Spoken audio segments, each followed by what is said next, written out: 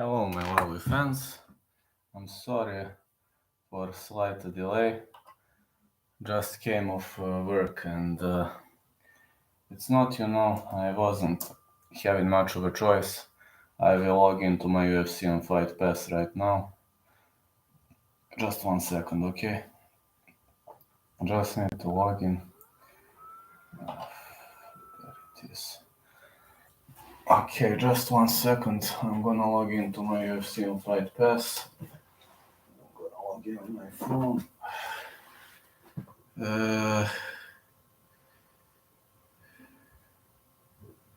Alright, no.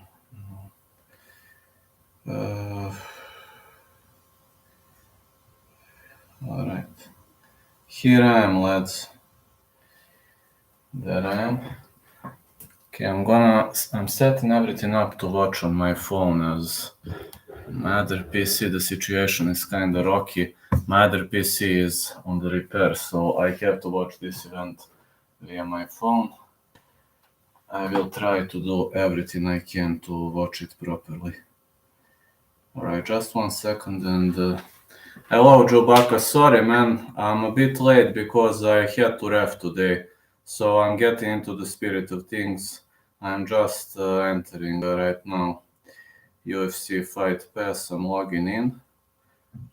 Just 1 second, okay? Well, nothing special.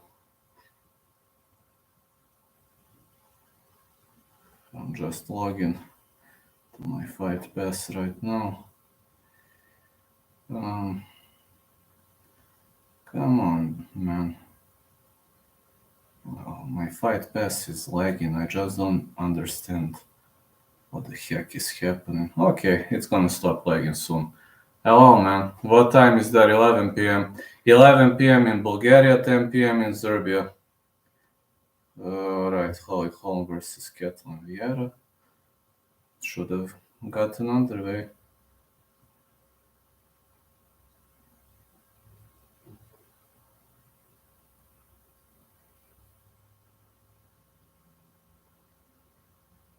I think it should get underway.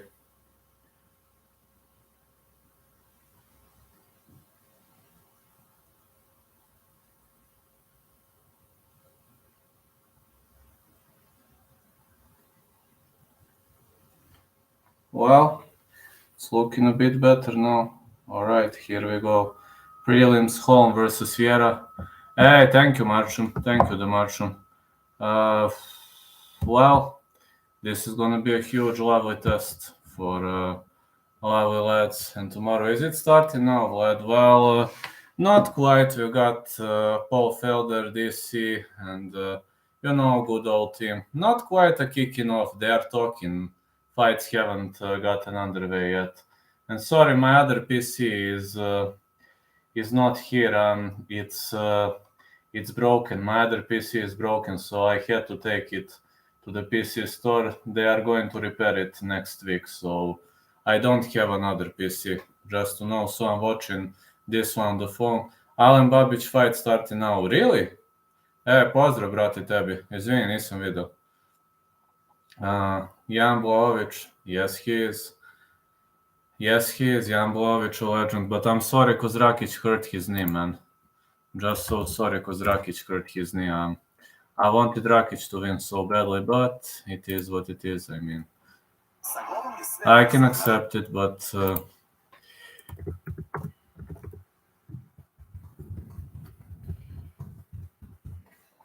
I can accept it, but it was not the greatest way to go, but it happened. It happened. Yeah, he deserves a rematch, absolutely. I better take the dog out now. Be back later, my friend. No props, man. Yes, absolutely, he deserves the rematch. He deserves the rematch 100%. I'm backing you up about that. What about Babić fight? What is happening with Alen Babić fight? He is going to fight the Polish guy right now. Sorry, because I was late. I was reffing today. It was a very, very hard day for me. And yeah, it was a really, really hard day for me. I was having so many obligations. And Alen Babić has been knocked down 15 seconds in. Already knocked down. Whoa. I said no distance. Heard about Usman's injury. I've heard some rumors. Is it official or? I've heard some rumors of his injury. Is it official or? If it's official, that's a very, very sad news. No, that's a very, very sad news if it's official. I've only heard rumors. But yeah, it is fucking sad, man. If it's true, he is now definitely not fighting in August. Well, it's officially confirmed. So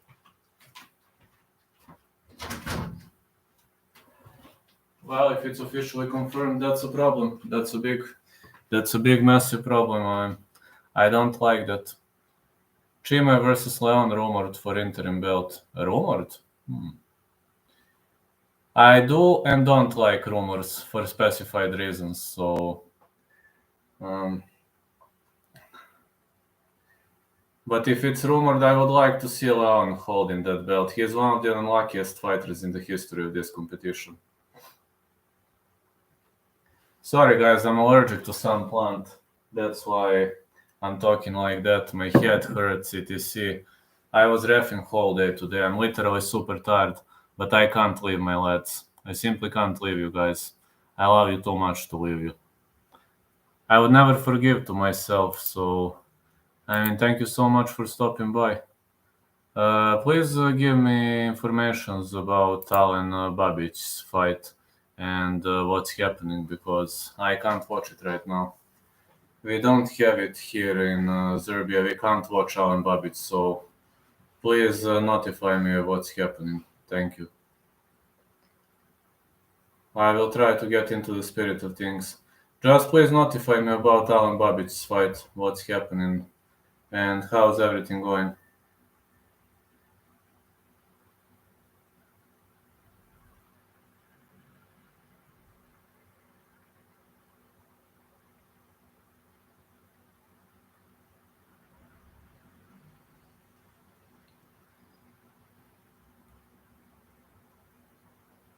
As of now, everything happened pretty much okay. This watch party looking awesome. Yeah, already looking awesome, this watch party. But I'm not a guy who surrenders.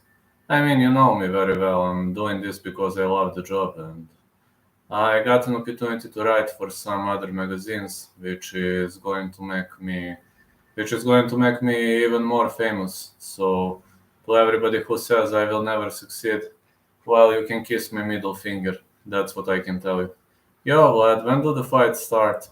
Well, I assume they're going to start in like 15, 20, 30 minutes. Right now, they're just discussing. Vlad is already famous. Yeah, but it's already gonna make me even more famous. So that's something we should definitely rely on. And sorry for the delay. I'm also having, I was having some kind of issues also, because I was reffing whole day, so my head is literally killing me. But I will endure the whole event, I never surrender, and you know that very well. And tomorrow I'm also reffing, but reffing in the afternoon, not reffing in the morning.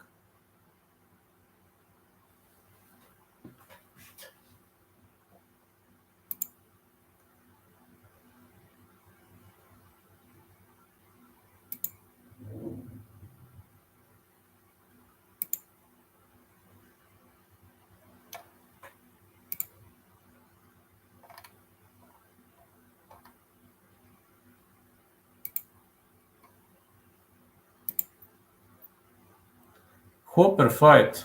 I think Colares gonna win.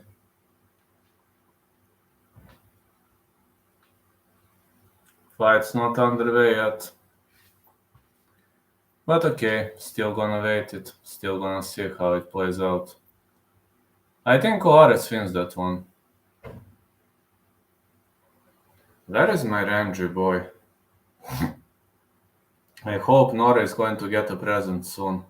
I really sent something to Nora from her favorite capper. So yeah, Vlad is her favorite capper. No, Dad, it's not you. It's Vlad. Yeah, I like the fact that Nora is doing a lovely, lovely job, and Big shout out to Range and Nora here, and sorry cause I'm looking a bit tired, but I was reffing literally whole day, but I can't skip the event. It makes no sense to me. Like skipping the UFC event, it makes no sense to me. It would have been the worst mistake of my life, now skipping the event.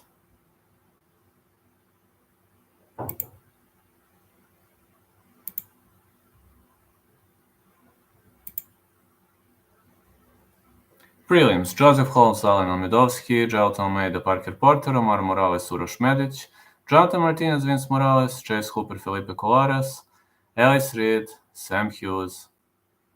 That's gonna be a great one.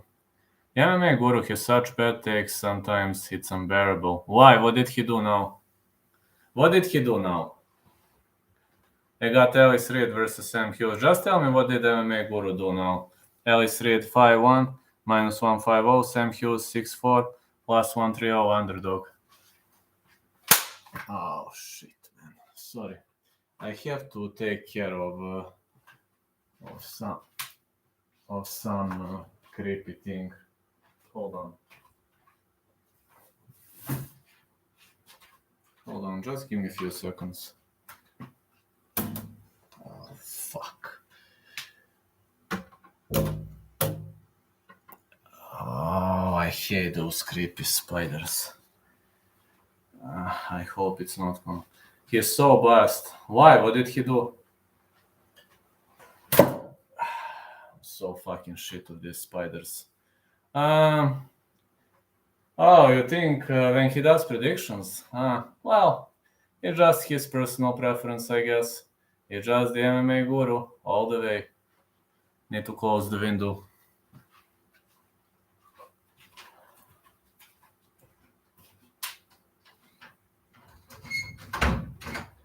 I need to take some very short meal before the beginning.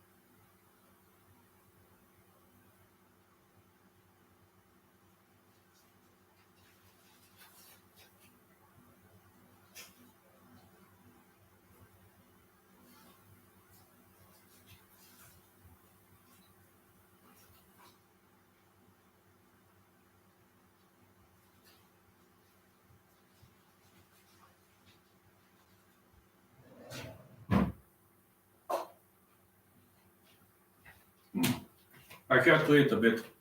Yeah. He brings up Khabib's pre-UFC fights, which no one takes into consideration and acts like it's damning evidence when nobody looks at everyone. It's pre-UFC fights and judges their legacy. Yet Oliveira having all these losses in the UFC. That's just guru. I'm not surprised by that. Such things doesn't surprise me when it comes to the MMA guru, you know. He's really a man, you know.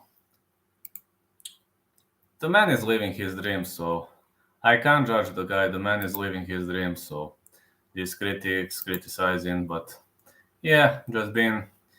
I don't like to be blessed. There's no consideration he lost to Alamas and Felder when Khabib fought killers the whole time in the UFC. It's true, but Oliveira exploded after those losses. I can't explain how, you know. That's still a riddle for me, you know. It's a riddle for me too nowadays, if you know what I mean.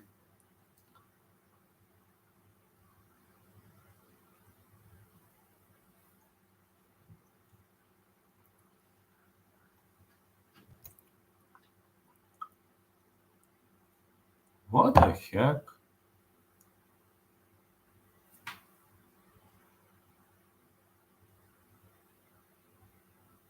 Hold on. Something happened here. Alright, Sam Hughes fighting out of Davenport. Got Sam Hughes. The heck happened? Oh man, my phone is lagging heavily. At the moment, he got there fighting a guy cornering, coming off with a draw. Jamie Warner, then Prime Tebow in his second fight. Both are excellent grapplers, two better wrestlers than Oliveira has seen, to be honest. Well, that's true. They are excellent grapplers.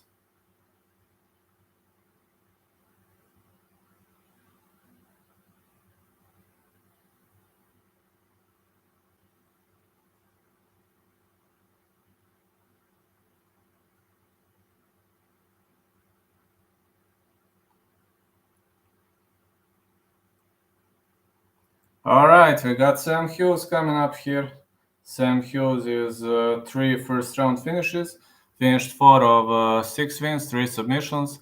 Last fight defeated Estelle Nunez by majority decision. So biased, I don't even know what to say. Makes sense, Robert. Makes sense. Makes sense. Everything you wrote makes sense. But no, Khabib, his legacy, etc., like comparing it to Oliveira. Even comparison of these two guys doesn't make sense to me, as both of them are like, both of them are like different types of fighters and prospects. I mean, Khabib fought killers. Oliveira was losing in the early stages of his career. Got Elise Reed now, 5-1. She was a guest of mine. When I wished her luck in the UFC, I was expecting her UFC dream is going to happen, but not that soon, It maybe came too soon for her, but you never know. I mean, my lads, you really, really never know, because sometimes people are biased for a reason. Sometimes I was a bit biased with Elise Reed, and when people told me Vlad she's gonna win, or I was like, okay, maybe I went a bit too far, but at the end of the day, it was just a random desire. I just wanted her to win so badly, and it ricocheted. Elise Reed, former CFFC strawweight champion, 2 wins by knockout, taekwondo black belt, great kicks, great striking, and she's a decent grappler. Hence, she didn't look good against Sierra Jubanks, but she's skinny right now and not hooping on a short notice. She's ready for the fight. Always a problem to move one division up, and this time, this is a strawweight combat. Elise Reed, 29 years of age, 29 for Hughes, 5'3" Reed, 5'5" Hughes, 63 inches of reach for Elise Reed, 64 inches of reach for Sam Hughes. So I really want to see how is this one going to go. Really wondering. We got Joe Martinez. He is officially announcing, and I'm pretty much looking forward to it. But I really think this is going to be a great way to go. This is really, really going to ricochet. Sam Hughes, 6'4", fighting out of Everett, Washington. She is plus 130 underdog. My pick for this fight is fight starts round 3. I expect a tough war, and I expect a tough matchup for both sides, but we'll see at the end of the day. We'll really see what's going to happen, what's going to get underway. Elise Reed, 5'1",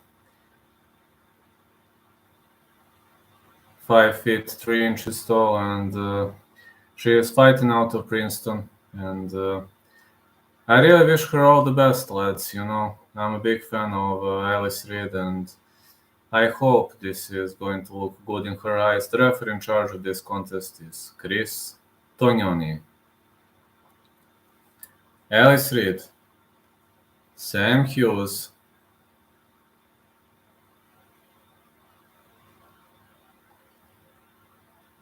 here we go. Alright, they touch gloves. They're running around the circles. Well, it seems Hughes is running around the circles. Elise Reed controlling the center of the cage. Let's see. She's got those taekwondo legs. She's trying to sidestep, misses with a low kick. Good job by Sam Page. Reed is chasing her. 1-2 for Sam Hughes. She's running around the circles.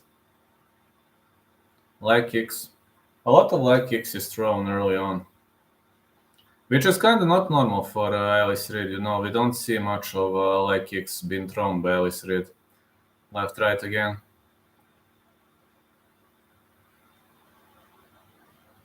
And again, Hughes is weathering the storm. Heavy strikes by Hughes. But it seems Hughes is pressing her against the fence. This is a bit of a surprise for me. That's not something I've seen coming. I really haven't seen that coming. More punches. More knees for Sam Page. More knees for Sam Hughes. Sam Hughes is really weathering the storm. Landing some big strikes early on.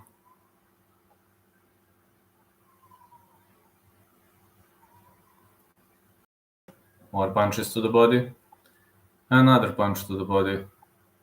Sam Hughes is in the Vieira position now. She's trying to chain wrestle, trying to advance to double leg, but we've seen a great defensive wrestling on the end of Elise Reed. The two are in the clinch right now. Big knees. Yeah, we're seeing some big knees here. On both sides, we're seeing big knees, and we really seeing both fighters whether they don't want to let go. If there's one thing I like about these two girls, it's the fact that they really don't want to let go. You know, they really don't want to let go. They are really throwing everything they have on each other. These two girls are really fucking awesome. Oh, it's a Brazilian kick attempt for Elise Reed and a push kick. It was a side kick attempt. She is trying to create the distance via side kick. 1-2 by Elise Reed. She is marching to the left. She is heavily, as much as I see, heavily right-handed, but she's throwing some heavy strikes here. Elise Reed with 1-2, 1-2 again. Uh-oh. It seems Sam Hughes caught the kick. Now it's her time to drag the fight to the ground, but no, she rather chooses to press the fight against the fence and the takedown offense. Excellent takedown by Sam Hughes. We're really seeing some great takedown offense by Sam Hughes. Great advancing and great control of the top position. Advancing into half guard, and it seems Elise Reed is trying to go for some kind of a modified Kimura. She's trying to advance into cage-seated position, but it's not going her way, that's for sure. It's definitely not going her way. Great striking.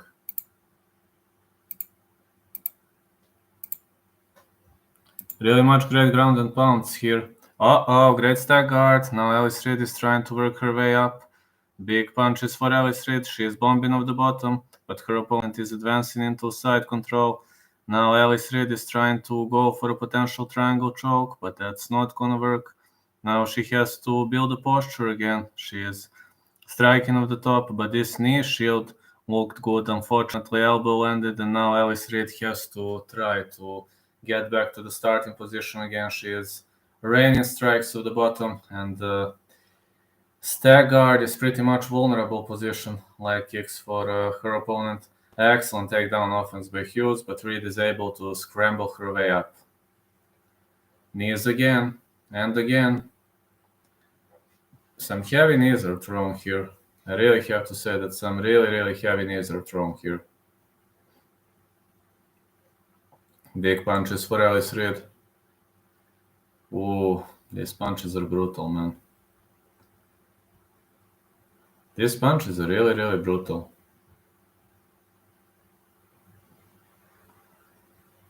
Big strikes.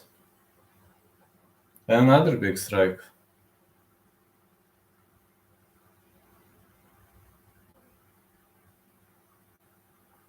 It seems Hughes is getting dragged to the ground. No, foot stomps on both sides. I think this round gonna go in the favor of Hughes.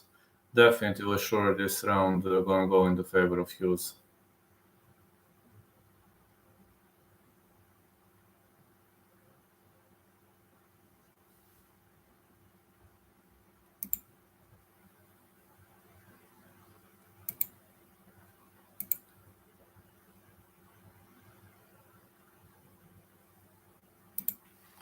I need to give you a pull.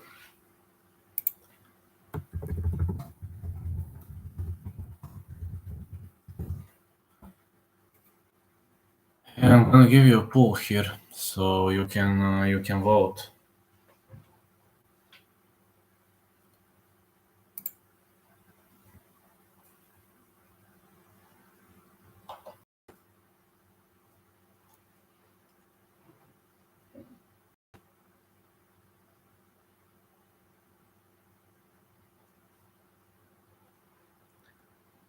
Well, got to say round 2 is getting underway.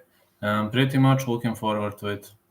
Really much looking forward to it. Really much unsure who won this one, but I am favoring Sam Hughes for this. Now let's head into round 2. Round 2 gonna get underway. 1-2 for Sam Hughes. 1-2 for Elise Reed. She's spamming with heavy strikes, but Sam Hughes clinches up. Now Sam is controlling her against the fence. Excellent Vieira and excellent takedown. Excellent outer rip. Now she advances into side control. She will try to maul her way through her opponent, and this is looking like a decent ground game on the end of Sam Hughes. Sam Hughes is really weathering the storm nicely. Now she's trying to trap Elise Reed's arm, but that's not going well. 2 out of 5. So in successful takedowns for Sam Hughes, and I think she is leading. She is up on the scorecards. I mean, she should be up on the scorecards as much as I can say. Big strikes for it. Of the bottom. Oh, Hughes is now advancing. Excellent knee by Hughes. Now Hughes is trying to advance into a potential Kimura attempt, but she is doing an excellent job of the side control. She could land some elbows, but obviously she doesn't see that. And Reed is now able to trap the arm. Now she could try to work her way up, but to build a posture, she would have to scramble up and let that arm go. Pretty much passive position. She can protect herself from eating further damage, but the problem is the fact that Elise Reed is having a hard time here because her opponent is pretty much trapped here. You know, her opponent can't do much, but her opponent is going to try to piece her up here with a barrage of elbows.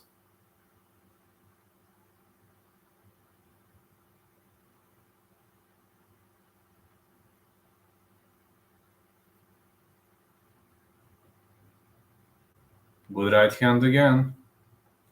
And again some lefts. Well, you can say, one could argue it's a boring fight, but the way I see it, Sam Hughes is dominantly winning round 2. Sam Hughes should be pretty much dominantly winning round 2. This shouldn't be this shouldn't be a hard way to go for Sam Hughes. Big right hands. More punches to the body for Sam Hughes. She's really weathering hard here. Really hard ways to weather the storm here. The way I see it, she's really doing everything she can to stay on top, and it seems Reed has no solution for these short strikes. These short punches obviously create a lot of problems to Elise Reed. That's how I see it coming. I really see a lot of problems in Elise Reed's game. Big right hand again and again. Some rights and lefts are thrown. Excellent knee shield on the end of Elise Reed, but she is only doing a good job defensively. Now she's trying to work her way through this Kimura, but you need a lot of power to isolate Kimura from this position, and it seems Sam Hughes is untrapping herself from this position, which is kind of good way to go here. Big elbows for it. Now big elbows from Hughes on the top, and it seems Hughes' offensive wrestling is pretty much decent. Now she's trying to work her way through stack guard, so landing some elbows and big punches. Heavy strikes, but I mean Elise Reed is really eating too many heavy strikes.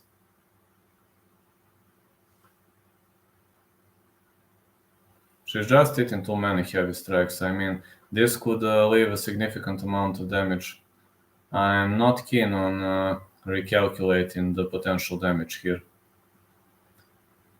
Elise Reed is having a hard time here dealing with these kind of strikes.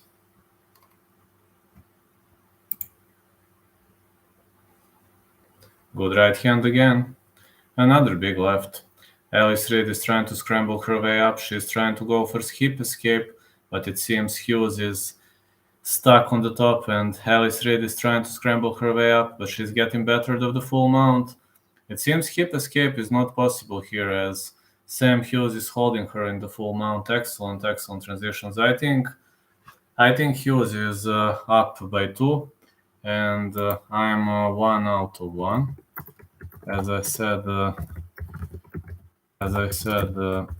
fight starts around 3.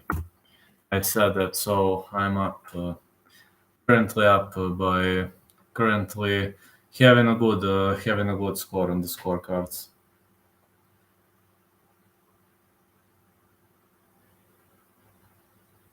Yeah, 1 out of 1. As I said, fight starts round 3.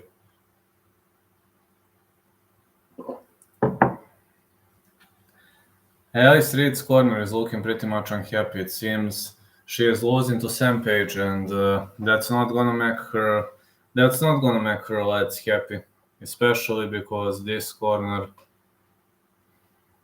is telling her some things I would also tell her, but she has to keep this fight standing by any means necessary, and it seems she is unable to do that.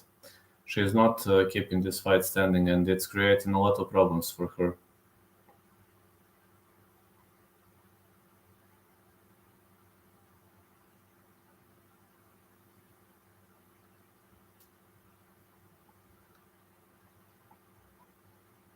Elise Reed is running around the circles. She has to keep this fight standing by any means necessary. That's not gonna be an easy mission. Big right hand for Hughes.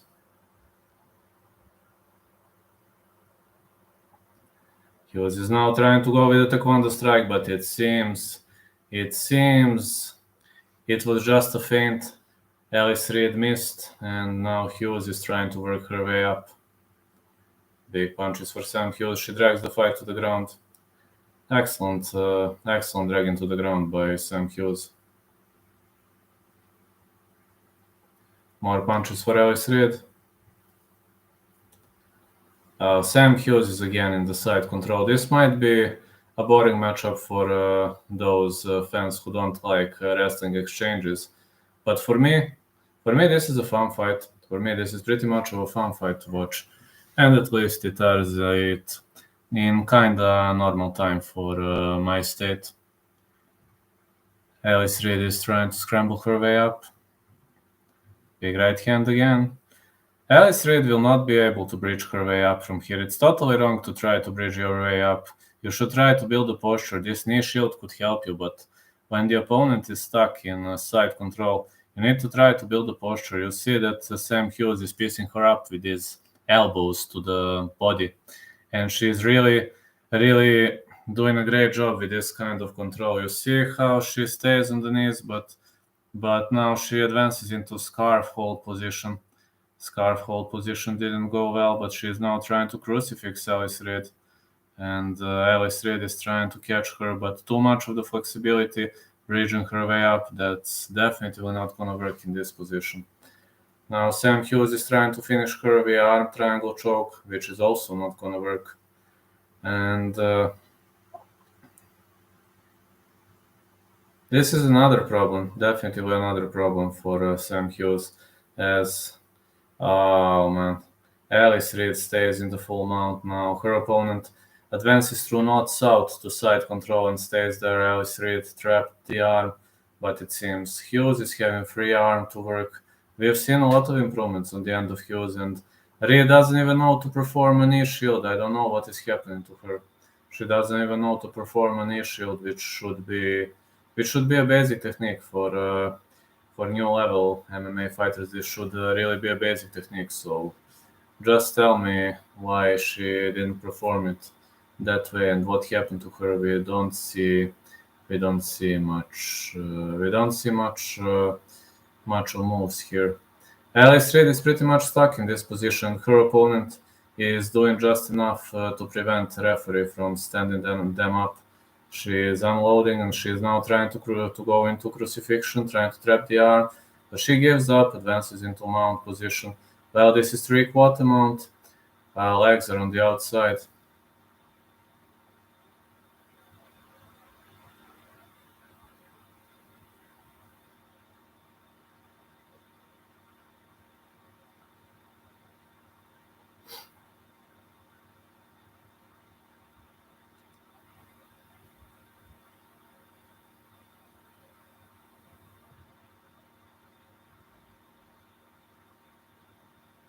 Big punches. More punches for Sam Hughes. Is she gonna be able to finish the fight? No! The referee waves it off. The referee waves it off. Sam Hughes, TKO, round 3. Great victory for Sam Hughes. My next pick is just to see who's fighting next. Okay, I'm 1 out of 1. My next pick, Colares to win. Back in 5 minutes. Okay, guys, back in 5 minutes. We'll be back swiftly. Great victory by Sam Hughes. Back in 5 minutes, lads.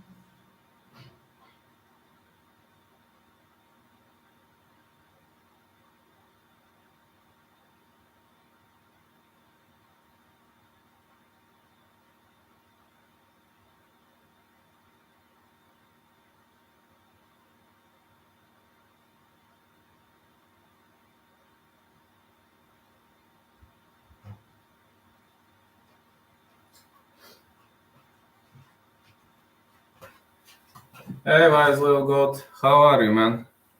Well, the next fight coming up, we got Chase Hooper versus Felipe Colares. This is our next fight. I bet on Holm to win. One parlay $5, Holm to win. Other parlay $5, Holm to win via decision. So if Holm loses, I'm gonna lose $10. If Holm wins, I'm gonna win. We'll just see whether I'm gonna be whether I'm gonna win some money or maybe I'm not gonna win some money. We will see. Yes, I bet on Holly Holm to win for $5, and I bet on Holly Holm to win via decision for $5 too. So let's bring this on. Felipe Colares versus Chase Hooper. Did you pick Sam Hughes? No, I picked fight starts round 3. I picked fight starts round 3. I didn't pick a side. I said fight starts round 3. Here I'm picking Colares to win. So 1 out of 1 for now. I got Laura Sanko here, and it's time for the entrance. Time for the huge entrance of one great opponent. It's time to introduce Felipe Colares. Look at Felipe Colares, lads. Look at this cowboy hat. I really love this cowboy hat. Fighting out of Amapa, Brazil. Felipe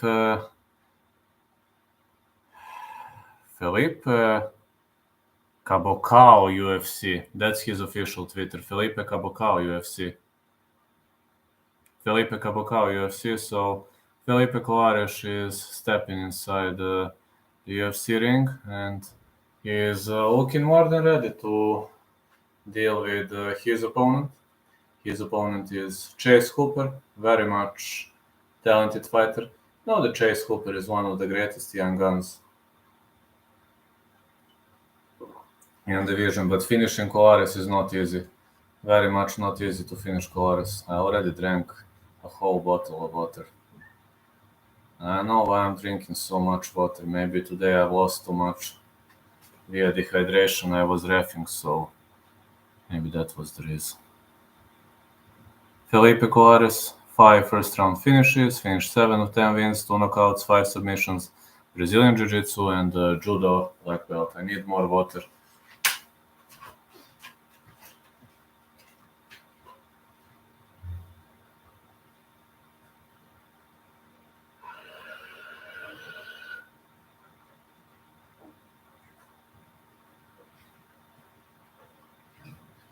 I really need more water, and I'm taking more water, so let's bring this on. Let's take a look. Hey now, how are you, man? Let's take a look at Chase Hooper. Chase Hooper ready to get underway. This fight, Colares to win. Method decision, I guess. I don't think Hooper gonna finish him. Don't see Hooper finishing Colares. I just think his submission defense is on point. But if you ask me, like, pick a side, Colares.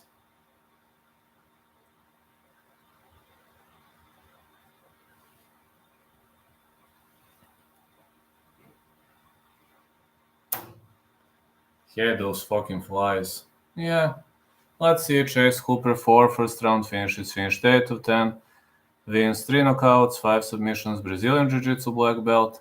There is one thing this guy knows, it's to scramble up, to get back on his feet, and to go for leg locks. Let's go, Chase Hooper.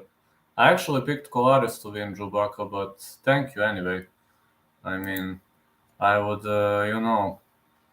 like to see an all-around war, like Hooper to win by submission plus 500, Colares to win by submission plus 500. It seems somebody trusts Colares a lot. No, really, just look at the odds. I got Colares, me too. Got to root for the young guy here. 22 years of age for Hooper, 6'1", 74 inches of reach. Felipe Colares, 28 years of age, 5'8", 69.5 inches of reach. I got Colares too, Robert. Yeah, young guy, only 22 years of age, and he is a dangerous leg lock boy, so never underestimate these guys' leg locks. They might surprise you when you don't expect. Colares is 10'3", he is 5'8", fighting out of Macapa, Brazil. Sorry, because I'm watching my phone, but I was having some unlucky circumstances as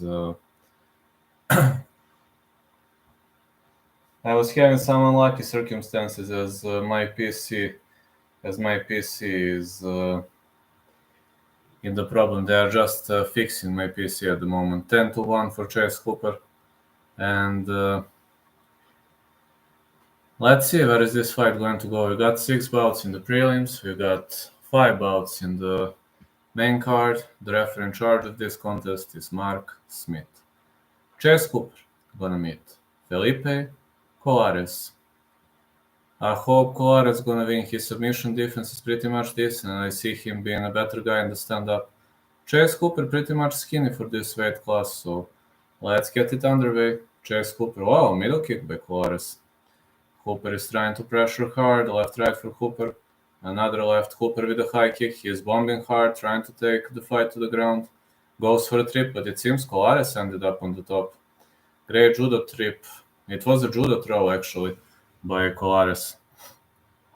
Fighters are in the clinch, but Hooper wants to drag the fight to the ground. Is he gonna be able to do that? That's a problem. I don't know, but it seems we're seeing a great cage control on the end of Chase Hooper, but his posture is critical, you see. He's not closing in his opponent pretty much well, and it seems his opponent is slipping away. No matter how hard Chase Hooper presses, his opponent can control the situation with this one underhook in. He can really control the situation. Big right hand and a big left right. High kick, a middle kick.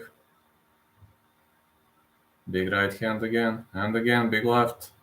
Oh, Hooper drags him to the ground. Hooper is trying to fish for the rear naked choke, but his opponent is bridging his way up. Hooper is trying to trip him, but you see that Colares is already bridging his way up. It's very much hard to catch him into this position, and he is now in the full guard. As well as you see, Hooper was trying to fish for that body triangle, but it ended via full guard dragging. Now Colares will definitely need. I'll see this stack guard. This stack guard was very much high, and Colares shouldn't be on his knees. That's a bad mistake against BJJ guys, because you are giving them too much space, and Hooper is trying to trap the leg. Hooper is trying to what?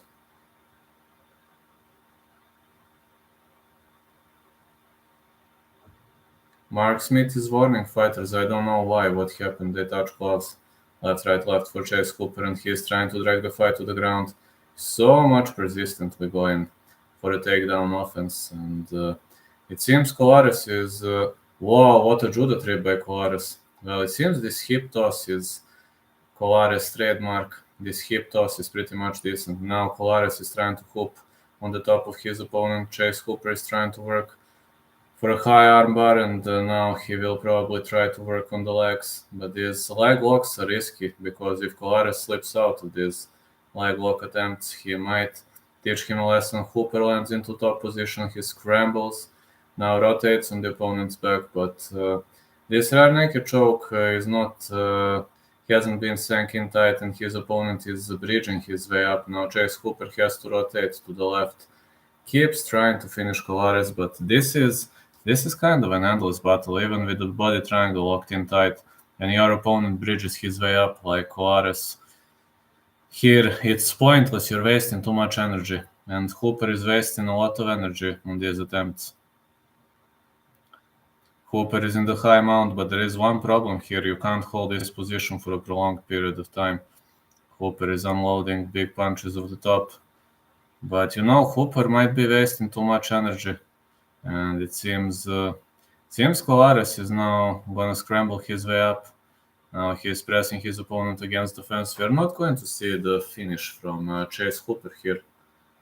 Colares could go for another judo trip, but Hooper wants to go on the ground. Spear elbow. Never seen Hooper throwing spear elbows. Now he advances into top position. He's hammering his way through Colares, but it seems Colares is pretty much having a hard time adjusting to this situation. Elbows. Well, Hooper is definitely piecing him up with those elbows, with those transition attempts. But from what I'm seeing, Colares is really showcasing his good skills. These elbows landing, but Colares not going to get finished, lads. He's not going to get finished that easily. It's not easy to finish him, and I'm starting to notice that even if Hooper wins this round, and he probably will, because he unloaded more elbows and more punches, this is not going to be a perfect round or a 10-8 round for Chase Hooper. Hooper is trying to choke him out, but that's not gonna work. You see how Colares skillfully defends this submission attempt. Well, he did this with his shoulders. Is he gonna tap? No. No way. He's slipping out of this position. Hooper will have to try to continue grounding and pounding, but Colares gets back on his feet. Hooper is spamming punches. I think Hooper wasted a lot of energy on this.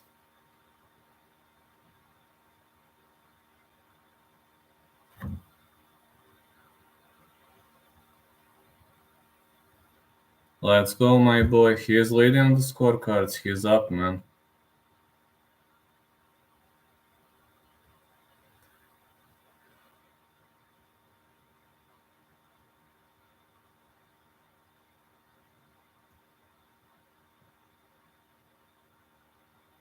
He is up on the scorecards. Chase is smashing this bum.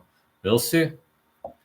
Chase is smashing him for now, but Colares is pretty much decent with cardio, so nothing's over. I mean, nothing's over yet, but Chase Hooper is doing a predominant job right now. He's really pissing up his opponent, so I got to give him credits, but they mustn't write his opponent off just yet. We mustn't write him off, so I really have to say that we might see some high-level changes here. Let's see what Colares going to do. Colares on the retreat, big left right Chase. Hooper is trying to drag this fight to the ground. Why isn't Colares countering? He could go for a judo trip here.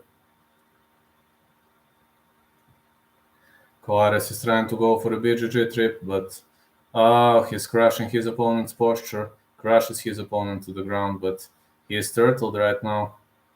Chase Hooper is trying to go into armbar. Let's see, but Colares slips out of it. This armbar attempt looked in tight, but Colares slapped out of it. Now Hooper is trying to use his leg as a block.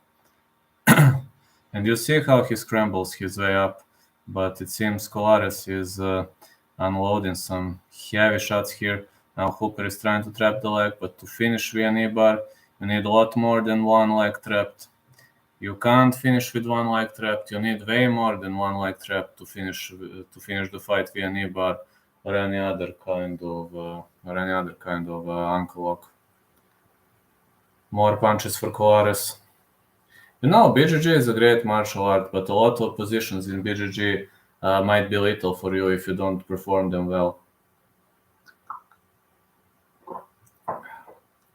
Hooper is on the top. Well, he is now pressing his opponent against the cage, but Colares is defending pretty much solidly. A lot of offensive wrestling by Chase Hooper. Some knees, some heavy knees are unloaded. Another takedown for Hooper, but his opponent works his way up. Now Colares is pressing him against the fence. Hooper intentionally pulled guard, but Colares is pretty much smart. He didn't fall into the spider's net, Well, good attempt by Colares, but the way I see it, that's not looking good for him. No, that's really not looking good for him. The way I see it, Colares is having a hard time. really much having a hard time dealing with his opponent. And it seems Hooper is on the bottom. He is working, but he is on the bottom right now. He is heavily trying to work his way up as Colares is unloading some heavy bombs here.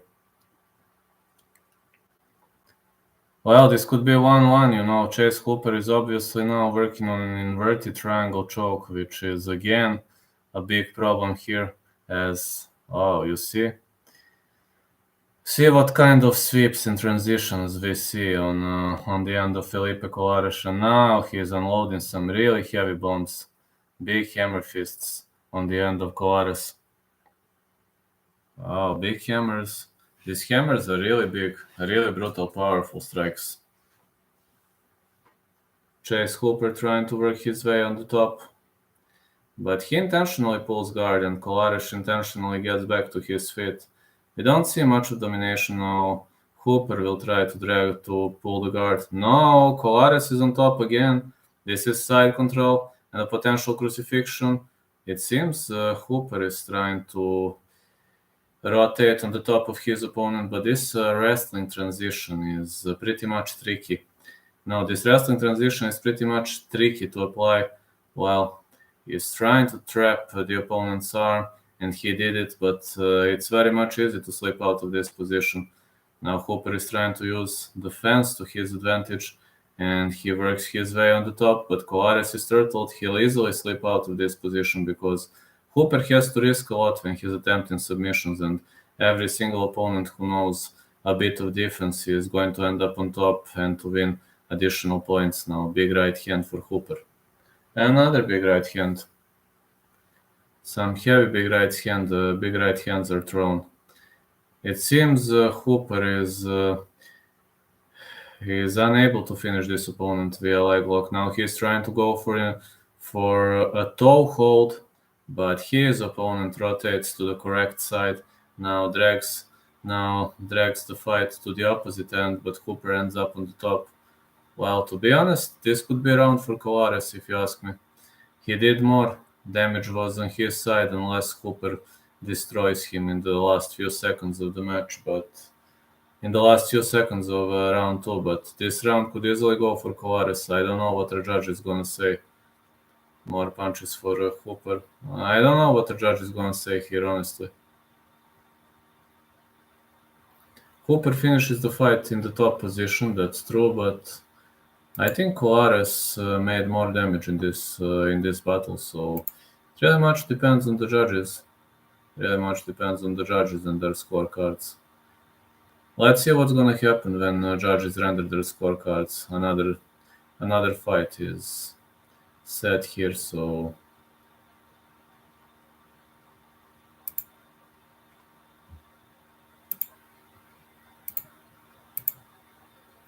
got another round coming up.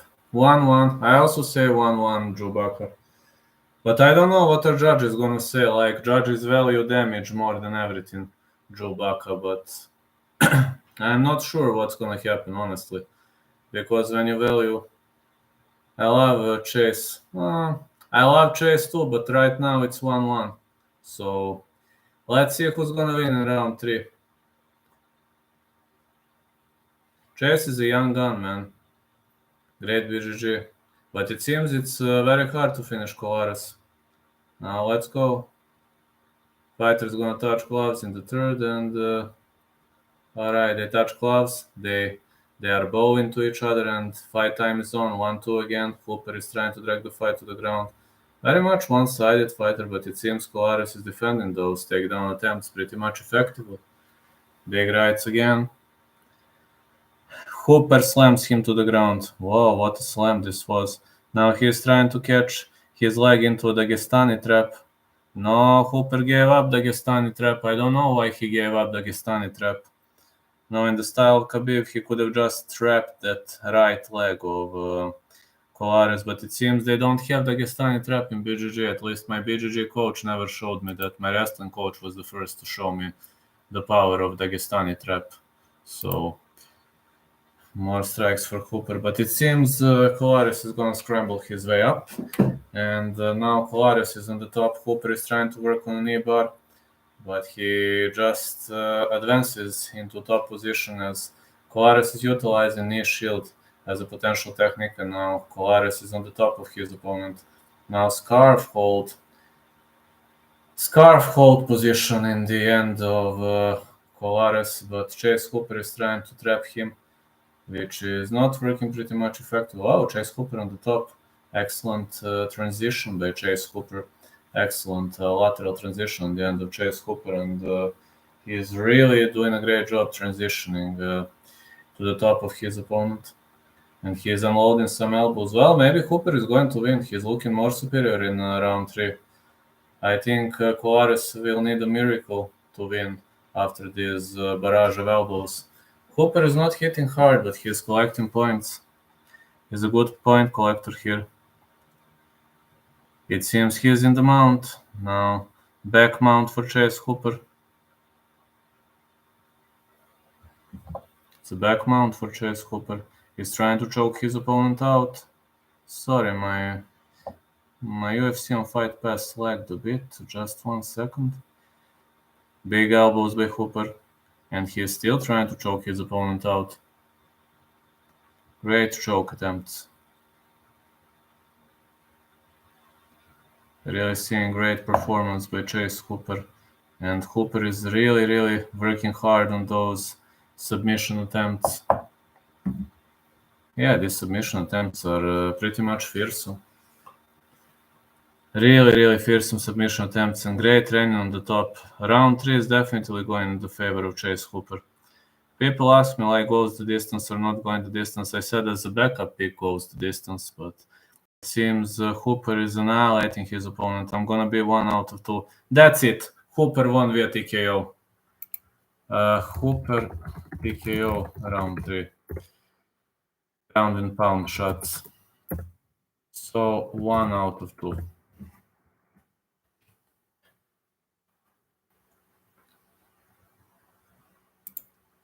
Morales Martinez. Next pick Martinez to win.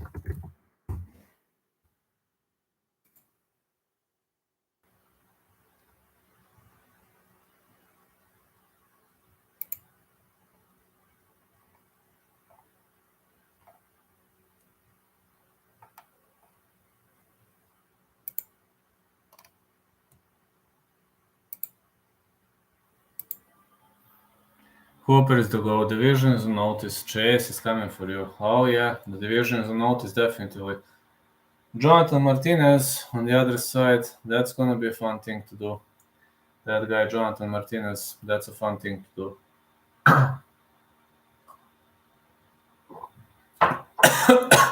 Yeah, I know. Felipe Colares just refuses to take mount. Yeah, that's true. Sorry. Great victory by Chase Hooper. Hey Kevin, how are you, man? How's everything doing, man?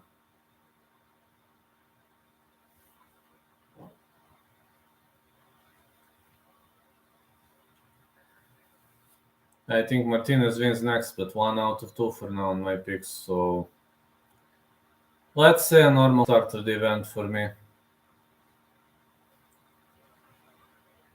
You are right, Robert. He made a lot of rookie mistakes back there, but it is what it is, right?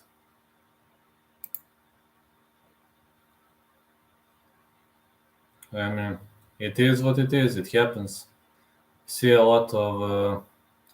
we didn't see much of the great game plan by Colares, but again, he didn't even try to stop takedowns, which was a big mistake against a guy like Chase Hooper. 0 lateral movements. A lot of mistakes was seen on his end, but it's easy to talk, you know. It's very easy to talk. It's hard to fight, so Jonathan Martinez wins Morales, so Martinez to win. Jonathan Martinez to win. I mean, it's easier to say than do. Easier said than done, if you know what I mean by that syntax. True, but if he took mount, yeah, he could have ended with a barrage. No, I didn't bet that. I bet Holly to win. That's my bet number one, and my bet number two is Holly to win via decision. Mount Hooper couldn't do shit with his legs. Yeah. I'm very much waiting for the main event of the evening to see whether I'm gonna be up or down on my bets. If Holly wins via decision, I'm gonna be up.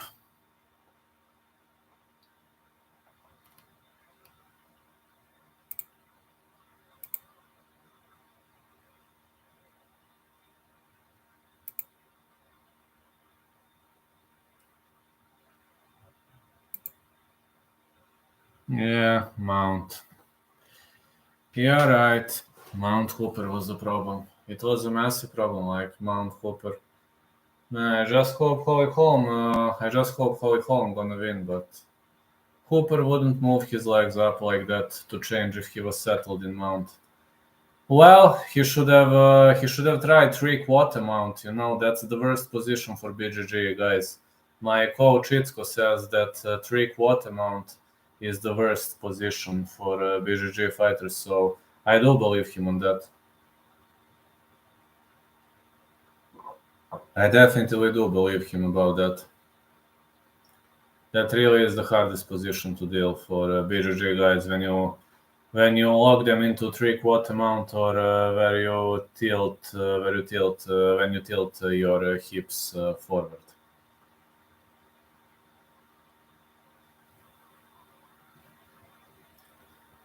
I mean, tilting your hips forward is always creating a lot of problems to those kind of guys. So, know what I mean about that.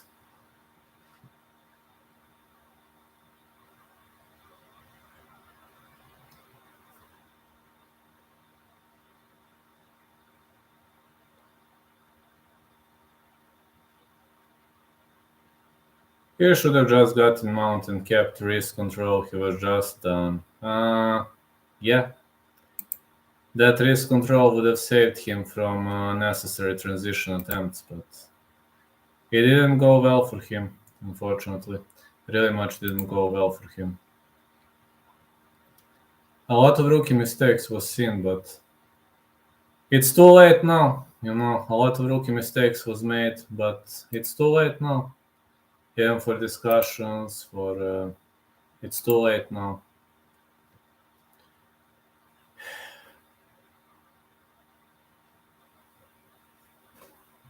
You are right about that, but he didn't do a great job, so it is how it is. Vince Morales, Vendetta, is going to meet Jonathan Martinez. Oh man, look at this. Look at this walkout. I really love seeing this walkout. Vince Morales fighting out of Caldwell. Vendetta 135. This is a big name coming up. Yeah, man, Vendetta 135 is a big name. Very much of a big name coming up. I like his nickname, Vendetta.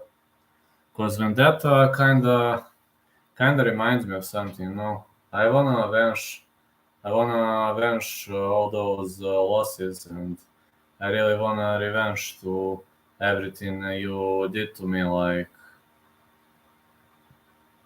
that's okay. It's okay to me. Bi si čovek Holm. Zašto da si be? Zašto da si be, Josh? Why should she fuck herself? You don't like her, do you? Vince Morales, back-to-back wins, 5 first-round finishes, finished 8 of 11 wins, 6 knockouts, 2 submissions. I love her, man. Yeah, she's in her 40s and she's still fighting like she's a kiddo. That's Holly Holm.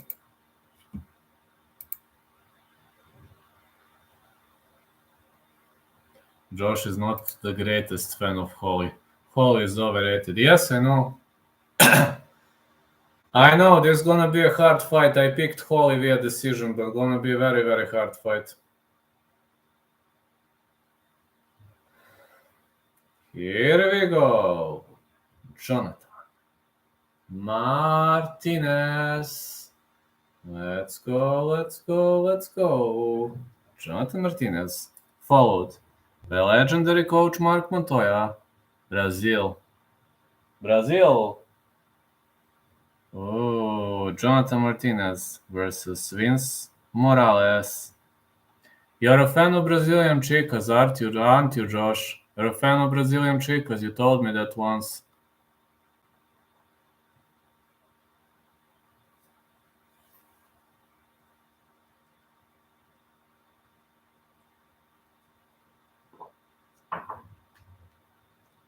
Yes, I am. Well, they are cute. Got to give you credit for that. They are cute.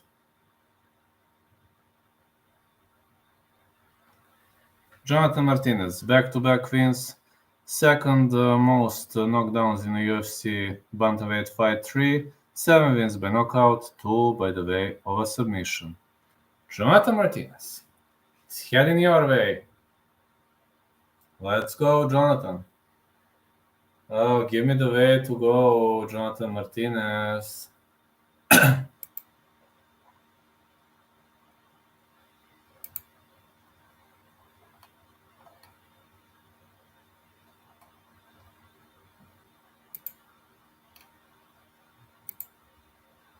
I love these things, man. I have Jonathan Martinez win this fight, and I hope this will come to fruition. Would you ever do pro wrestling? Nah, no. I don't think so. 28 years of age for Jonathan Martinez, 31 for Vince Morales. Unless they offer me a lot of money, of course. 5'8" Jonathan Martinez, 5'7" Vince Morales, 70 inches of reach for both lads. Gonna see. No, Josh, if they offer like 100K, that would resolve all my problems in Serbia for the next 5 years. So, would you ever fight MMA? Well, I can't get medical clearance right now because of my health issues. But if my health issues are resolved, then I can think about fighting, because I wouldn't get medical clearance with my diagnosis. Nobody would let me fight. But if I resolve my health issues, I will think about that. I would be interested, but only if I resolve it. Like, if I don't resolve it, makes no sense to discuss, because I'm gonna get rejected every single time I try to apply. It's a bit better, but it's not something you can, my hand is not shaking anymore, you see. It's better, but it's not something you can resolve overnight. It takes time to resolve it, so... no, I don't have arthritis. I have something way worse. I have some psychological issues, so if you have some heavy psychological issues, you're not gonna get medical clearance. Plus, I had liver issues in the past, but those liver issues are kind of behind. But if you have bad psychological state, nobody wanna give you, at least in my state, they don't wanna give you permission to fight. Big left, right. No, I don't have arthritis. Thanks God I don't have it. Good right hand again by Martinez. Martinez is marching forward. Big left hand again. Leg kick. No, it's not epilepsy. It's anxiety combined with PTSD that causes illusions and delusional behavior. So it's something that can be worked on, but takes time. Takes time for meds, takes time for life changes, etc. But illusions and hallucinations are, bad things. Yes, exactly. But like PTSD, like from war, combined with heavy anxiety. Good leg kick by Martinez. Yeah, like a war veteran, yes. Good right hand again, and the leg kick by Martinez. In my state, they don't want to let you fight if you have that. They don't want to give you medical clearance. Good left hand again. And another left hand. Pretty much a technical fight and a push kick. High kick again. This is looking like a decent fight for Martinez. He's trying to cut the angles. Thanks God that arthritis, man. They were thinking that I have arthritis in the early stages. When they were checking what's happened, they were thinking Vlad has arthritis, but thanks God I don't have it. That would be fucked up, man. Believe me. The worst thing you can have is arthritis. Good right hand again for Martinez. Martinez is marching forward, and another big left hand. PTSD is no joke. I know people with it from serving in Afghanistan. No, it's not a joke. You have delusions, you have hallucinations, you have illusions, impressions. They don't want to give you medical clearance to fight, but for effing, they barely gave me medical clearance. I was literally begging the doctor, and he said, okay, first thing would be erectile dysfunction. Thanks God I don't have that for now. Leg kick by Martinez. Thanks God I don't have that. For now. I'm just saying for now. But I don't drink. I live pretty much healthily. I don't drink, so... Good right hand again by Morales. Yeah, that's the worst thing one can have, man. That's the worst thing you can have. Big left hand by Martinez. So much technical fights. They're switching stances. Leg kick by Martinez. This reminds me of a Muay Thai fight, lads. Leaving overhand right by Morales. 1-2. Another big left hand. Heavy strikes. Do you know somebody with the erectile dysfunction? Really? But he has a son. How? I think John Morgan has a son and he has erectile dysfunction. Whoa. I didn't know that. Leg kick for Martinez. And a big left hand. More left hands. Morales is marching forward. Another leg kick by Martinez. Thanks God I don't have erectile dysfunction. Thanks God I don't have that. That would be like the worst thing. You are right. Big right hand for Martinez. Leg kick again. Another good right. Great strikes landing on both ends. So how are people in your surround with PTSD? How do they behave? Yeah, form buckler, yeah. How do they behave, really? I mean, are they aggressive? How are they looking like? Good right hand for Martinez again. Big jabs. More jabs left. Ooh, high kick lands for Martinez. This was a great level change. I really enjoyed this level change. More punches to the body. Leg kick with Martinez.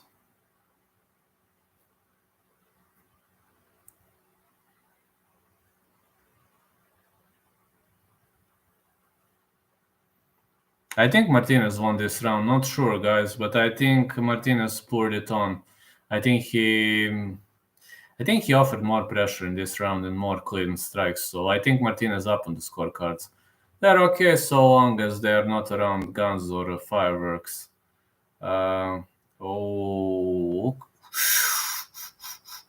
Look at this size here. Whoa, what an injury, man.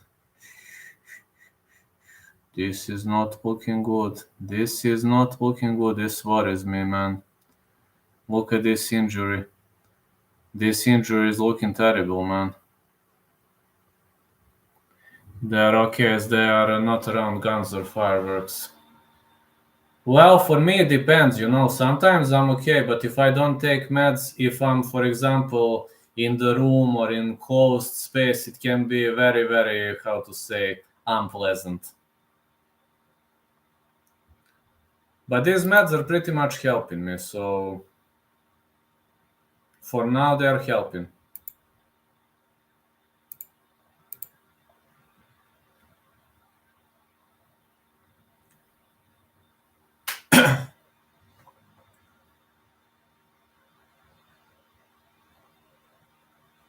Well, is true you plan to KO Mike Bourne like Michael Chandler did to Tony Ferguson? I would like that fight, man. But I would let Mike Bourne fight me for 4 minutes. Then I would attack in the last minute.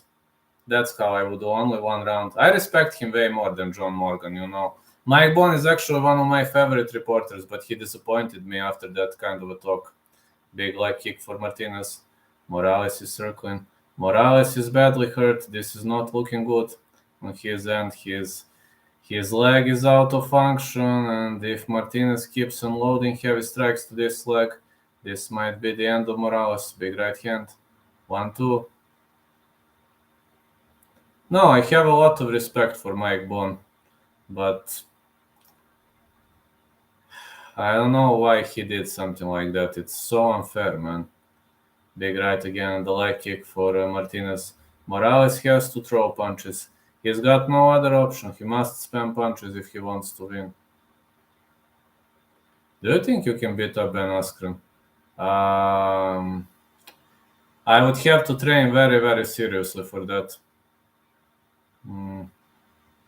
At the moment, no, but if I train like 2 years, but very seriously every single day, I would have chances. I would have good chance. My coach is a wrestler, so if there is one coach to know that, it's my coach, how to stop wrestlers. Good right hand again by Martinez. Another big right. But all those stories are pointless at the moment because I can't be medically cleared to fight, so I know I would really like to fight, but I can't get medical clearance with my current state, but I hope it's gonna be better in the future. Good right hand with Martinez, and yeah, you're right, PTSD is not a joke, especially combined with anxiety. But interestingly, despite I have those two conditions, I don't have erectile dysfunction. I don't have it, thanks God.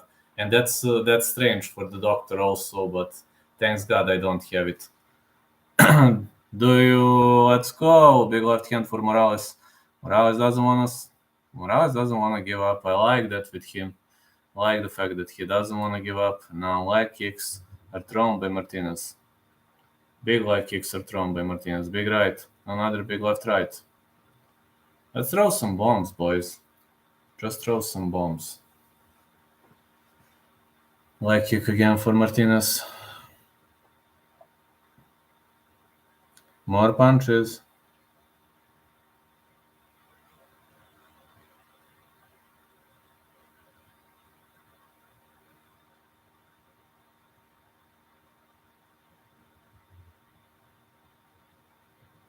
Big high kicks. Martinez is pulling it on with the pressure. Whoa, what a leg kick for Martinez.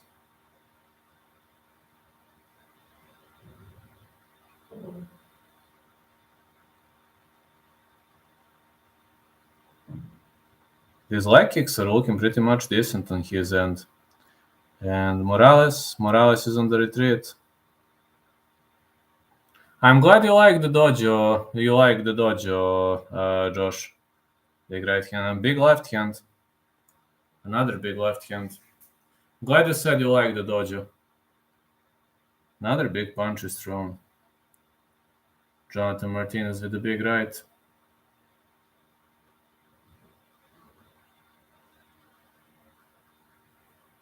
Another big right. Leg kick.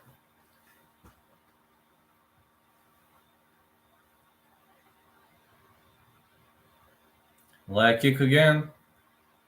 Seems Martinez is attacking the wounded leg. This leg of Morales is looking heavily wounded.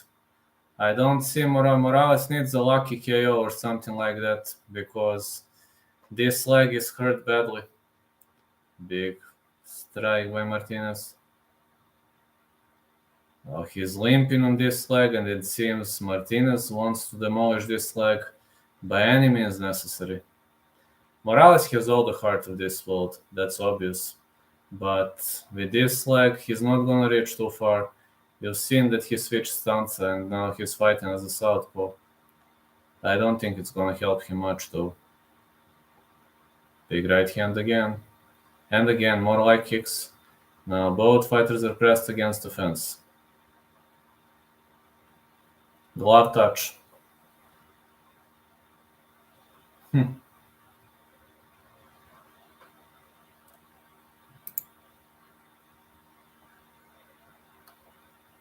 This glove touch looked pretty much epic. I really have to say this glove touch kinda kinda inspired me, kinda reminded me on some decent moments from my past when I used to make big decisions. This glove touch. It was a part of my past. I like touching gloves.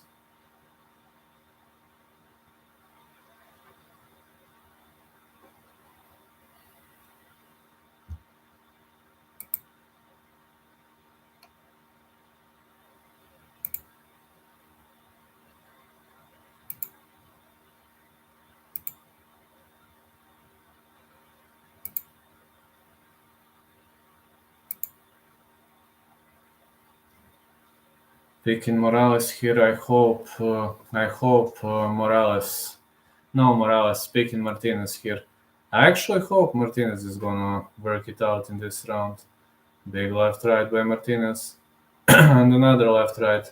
Punch into the body. Leg kick. And a middle kick for Martinez.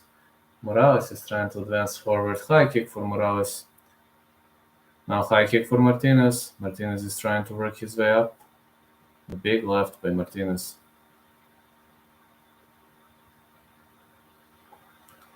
Martinez with the left. And another left for Martinez. More left hands. Now Martinez with a leg kick. And another leg kick. Big right hand by Martinez. Another leg kick. More leg kicks are thrown randomly.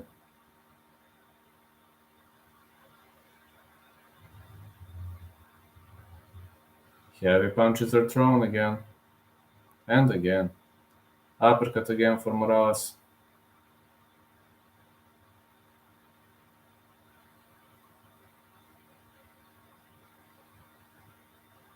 Another high kick. Oh, big right hand again. Well, to be honest, Martinez is really, really unloading well here.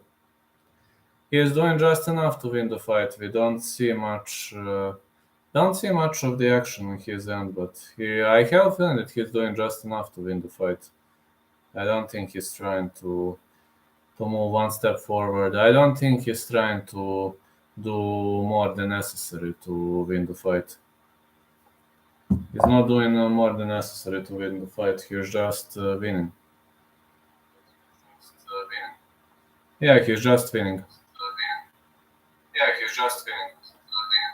So at the moment, I'm pretty much confident that Martinez is having a hard time here dealing with these heavy bombs on the end of Martinez. Martinez on the retreat again. Big left right for Morales and a middle kick for Martinez. More middle kicks. Big rights followed by big lefts. Oh, big left by Martinez. Martinez really unloaded well.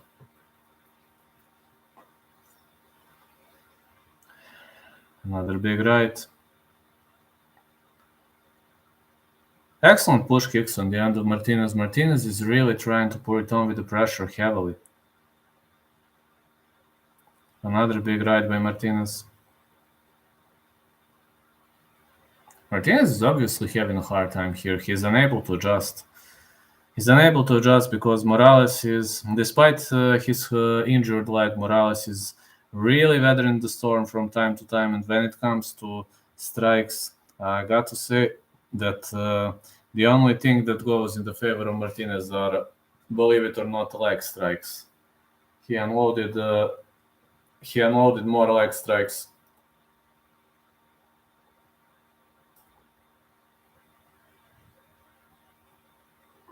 But stats is definitely up in the favor of Martinez. Martinez is definitely unloading more.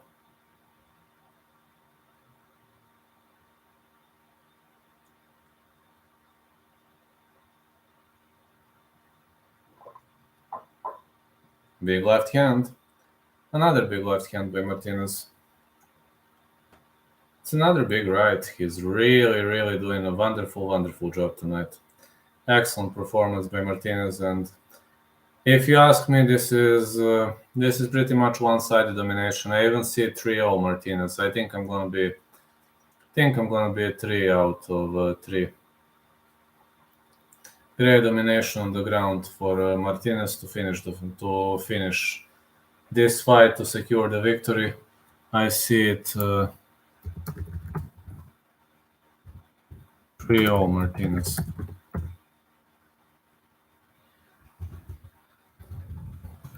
Hopefully 2 out of 3. Hopefully it's gonna be 2 out of 3.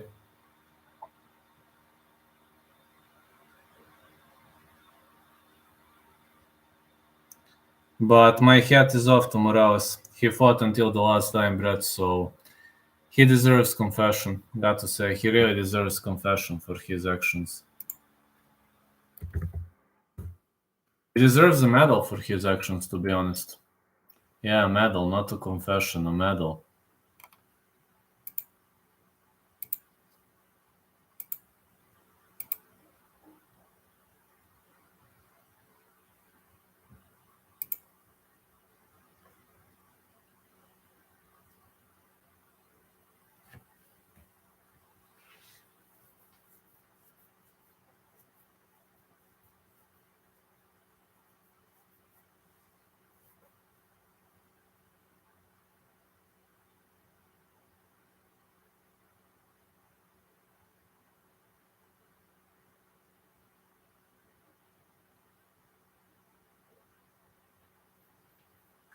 I think Martinez's hand is gonna be raised. I don't even have a dilemma here. I don't even have a dilemma of who's gonna win this one.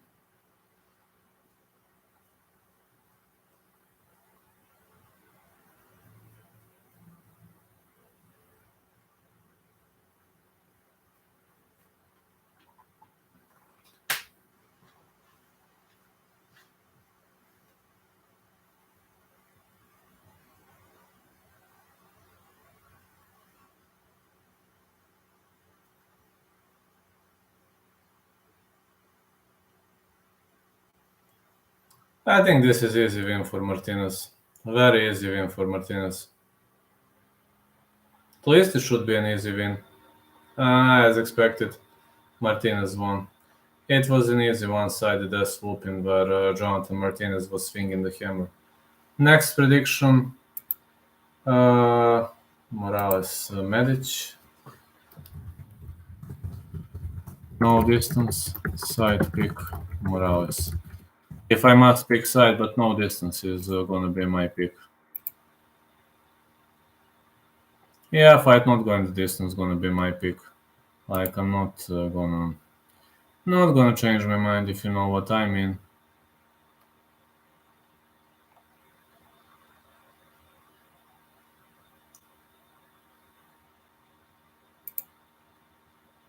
No, I'm not gonna change my mind.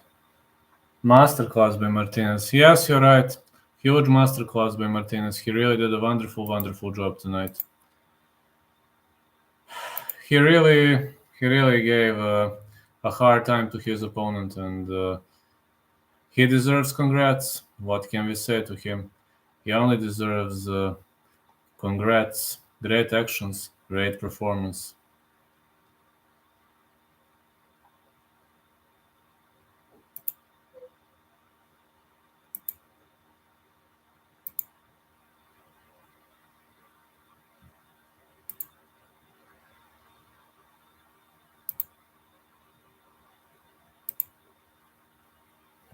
Excellent performance. So Omar Morales 11-2, three-time Venezuela national kickboxing champion. Allow me to Uros Medic, another heavy-handed fighter. I was criticized heavily because I didn't pick Uros Medic, but there you go. 7-1 for Uros Medic, 100% finish rate, and he lost via stoppage once, but he has 7 stoppages, so I don't think this fight goes the distance. Medic is a heavy-handed boy. He is heavy-handed fighter. I hope this fight gonna be outstanding. I got under 2.5. That's a decent pick. Decent prediction by you.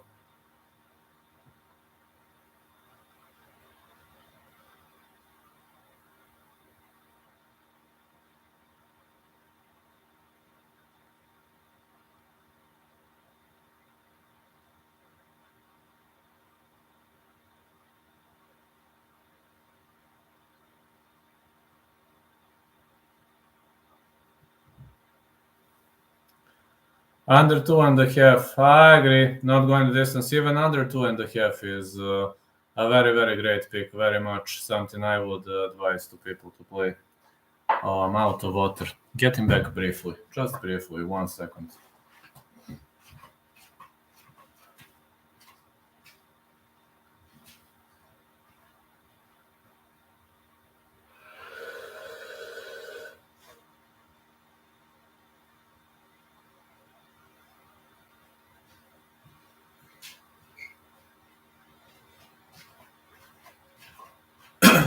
Yeah, I'm drinking a lot of water. I was reffing today and the circumstances were not quite good, so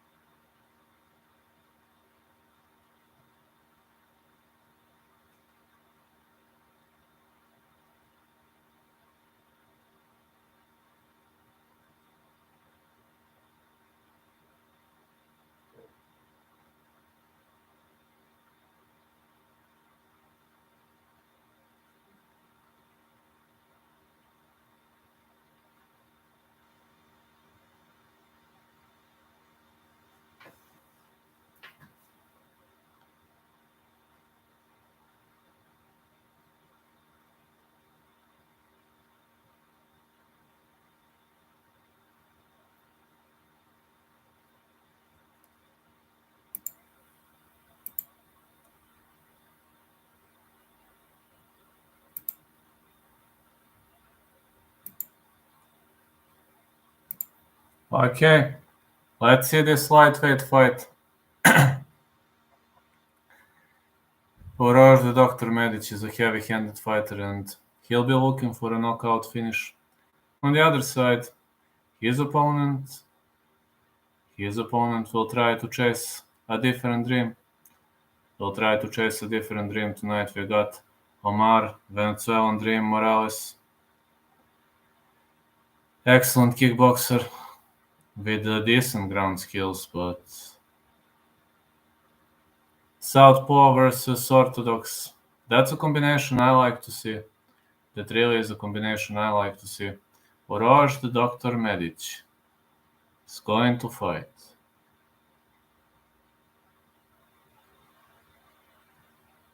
Omar Morales. Uros Medic is walking towards the ring, and as well as you can see, this is already looking excellent. He was born in Novi Sad, Serbia, one of 3 active Serbian fighters in the UFC. Urke Karateka. It's easy to find him on social media if you want to. You are a phone backer according to some. Yes, I know. But yeah, they are saying that because when I bet against Serbian fighters, they constantly attack me on social media. I blocked, I think, over 200 people on Instagram. And also on TikTok, on every single social media. You don't even know how annoying they are.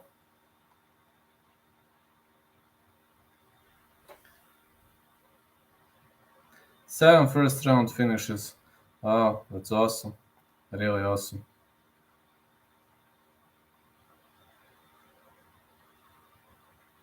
Yeah, that's looking awesome, Josh.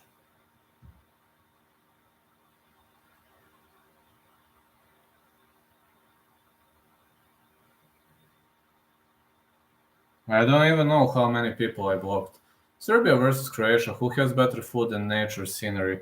Ooh, that's a hard question. Both states have excellent food. I would probably say Serbia because I grew up in Serbia, but Croatia has great food too. Nature scenery. That's really hard question. I don't know. You could be Dana White for 24 hours. What would you do? What would I do? Go to Las Vegas and enjoy life. Omar Morales. I've never visited Las Vegas, man. I would go to Las Vegas and enjoy life.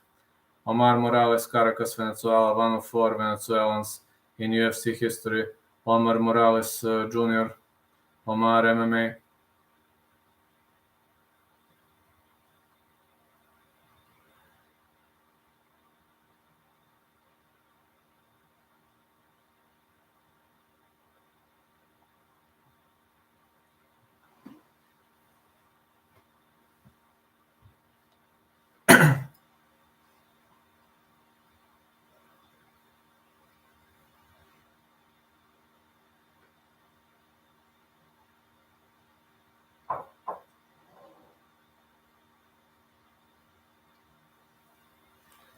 Did Itzko fight MMA?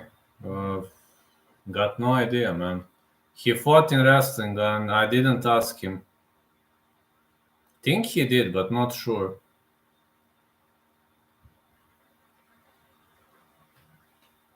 Never asked him that question, though. I know he competed in wrestling.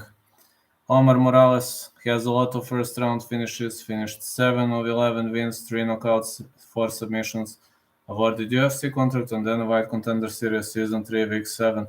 6 first-round finishes for Omar Morales. That's gonna be great. Yeah, right. About Itzko, I really think he did, but I never asked him that question. In wrestling, he was a state champ on many occasions.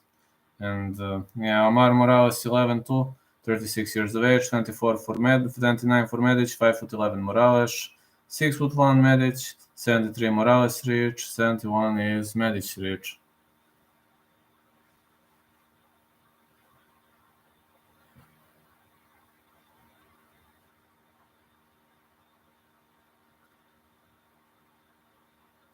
Oh, my apartment is small, man.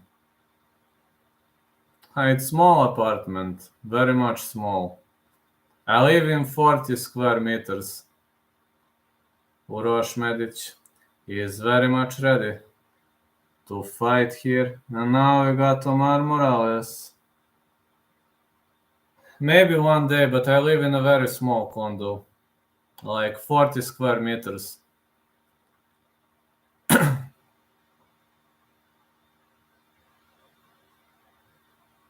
I might record a video on that one day. The referee in charge of this contest is Chris Tognoni. Maybe in the future I will record that. That's actually a good idea. Let's go, Uros. Yeah, I want Uros to win. That's why I picked the fight will not go the distance. Morales is tricky, man. Uros doesn't have good cardio, but he has a knockout power. Let's hope he knocks him out early on. They touch gloves. Alright, guys. Come on, Uros. Let's go. It was a kind of a modified tip kick by Uros Medic. He's not moving laterally. I don't like this at all. High kick by Medic. Oh, it's a tricky strike. He modified this into a Superman punch, which didn't land well. Let's go, Uros. Good right hand for Medic. Another left right to the body. But Morales can suffer a lot of damage. I mean, high kick by Morales. High kick by Medic.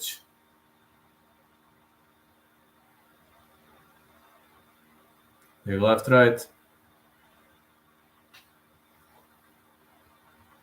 Push kick. A big left right for Morales. Uros Arajon. That could be a great way to go. Good jabs by Medic. Medic is backpedaling, middle kick.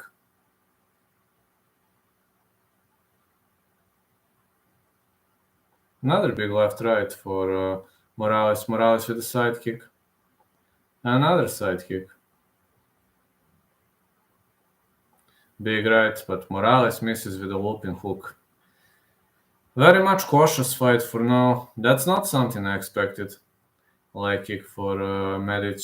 High kick missed for Morales.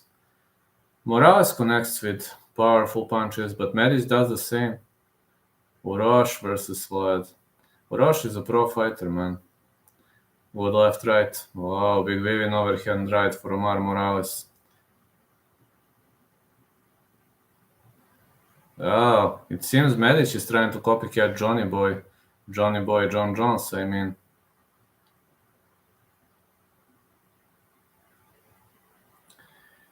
These tricky strikes. You are too. Thank you. Well, one day maybe I will be, if I ever resolve my health issues. Good right again for Medic. Big punches. Another big right hand for Morales.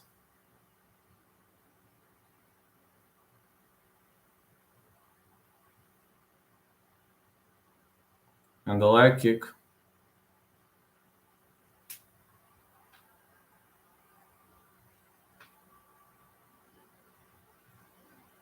High kick again for Morales.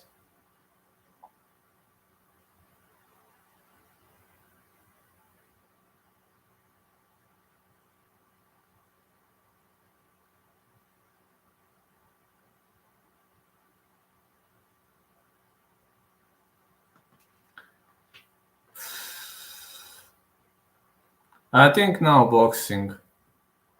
Good leg kick for Morales. Taekwondo modified rules, unfortunately. Old style Taekwondo was brutal. That was good sport. Good right hand again by Morales. Medic with the leg kick. Medic is chasing his opponent. Oh, great jab by Medic, but 1-2 for Morales. Seen a lot of technicality in this fight. Middle kick and the leg kick for Medic. A Brazilian kick attempt. He's not scoring many points. 1-2. Medic is backpedaling and now he's circling Omar Morales. A lot of circling here.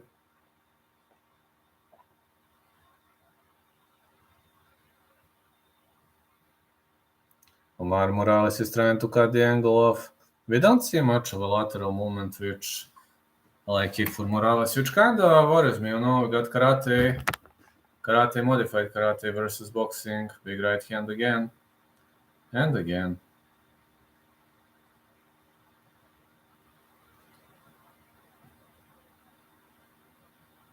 These strikes are heavy. But it seems Morales is tougher than I initially expected, and I don't like Medic's cardio. I don't like Medic's cardio at all. He's starting to slow down. I mean, he's not a super muscular guy, so it's surprising to me.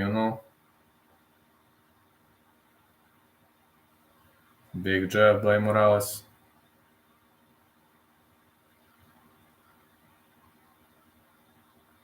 Another big left hand.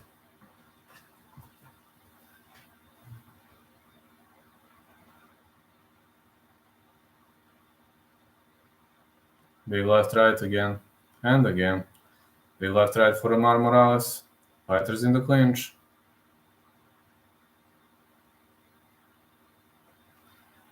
Uros Medic versus Giga Chikadze. Nah, I'm not keen on seeing that. Plus, they're not the same weight class, but I don't think it would have been very much fun fight to watch, if you know what I mean.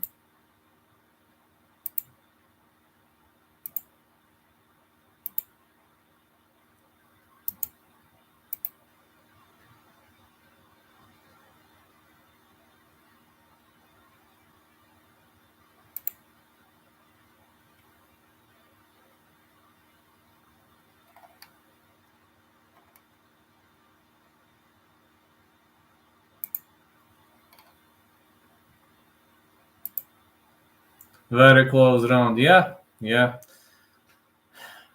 We don't see trading barbs here, and that's something that kind of worries me. No trading barbs. That worries me. We don't see trading barbs here. We see kind of close fight here. Very close round. Yeah, it's a very close round.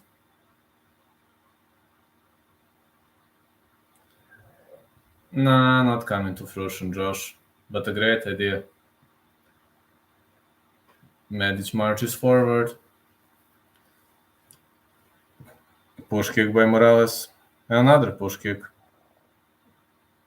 Wonder how is that going. Whoa! Big strike by Medic. Kind of reminded me a bit on Lyoto Machida. But he's risking too much with those kind of strikes. Leg kick. Morales is backpedaling now. He's on the retreat. Morales is not on the tips of his toes. Medic is also not on the tips of his toes. Leg kicks.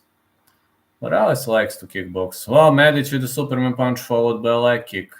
That's something we like to see on the end of Uros Medic. Big left right. Another big right. Honestly, from what I'm seeing, I think Morales is fighting very much defensively, which is a surprise for me. I haven't seen that coming. Big left hand. I don't know what is Medic trying to do. Is he trying to take part in the 3-round war for the first time in his whole career? Maybe he's really trying to do that. I don't know, honestly.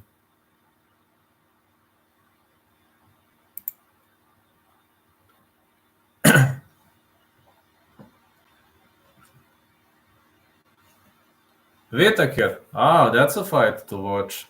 Just Medic should advance 2 classes above. Good right hand again by Medic. Morales with a big strike. I really wonder what is Morales doing here. What is he trying to do against Uros Medic? Do you know who, of course, the best Slovakian fighter ever? Man, honestly, for now, I see Medic doing great strikes.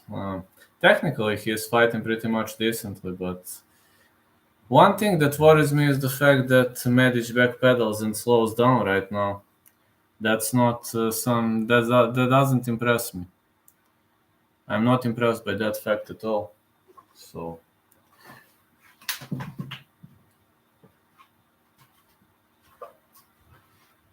where is my charger?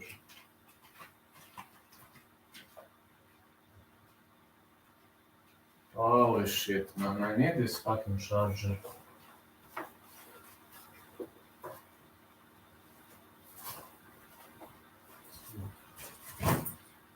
I don't know where it is.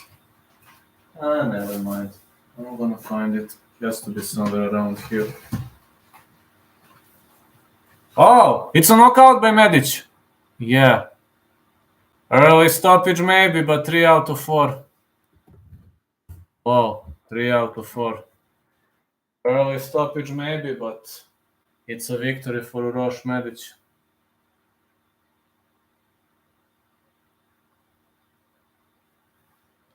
What a victory for Uros Medic. Whoa.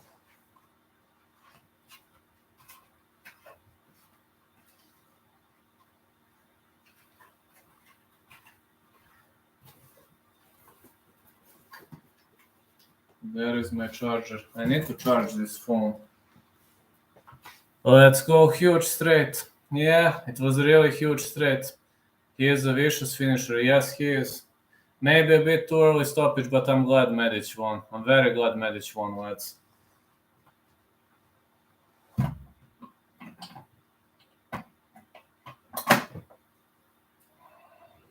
Lefties are tricky. Glad Medic won. 3 out of 4. Not bad.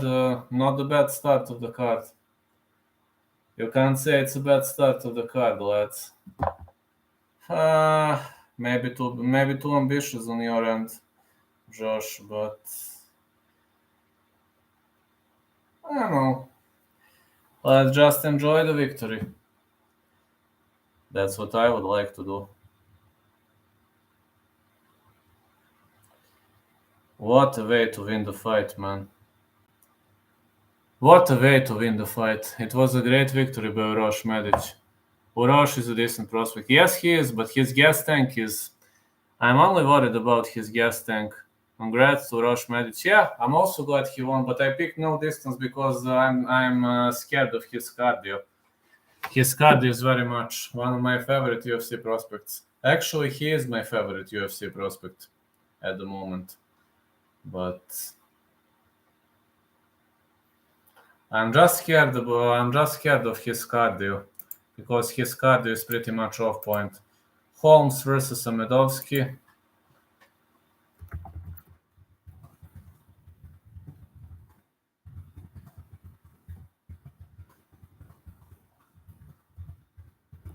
I'd say Holmes, but I'm not confident.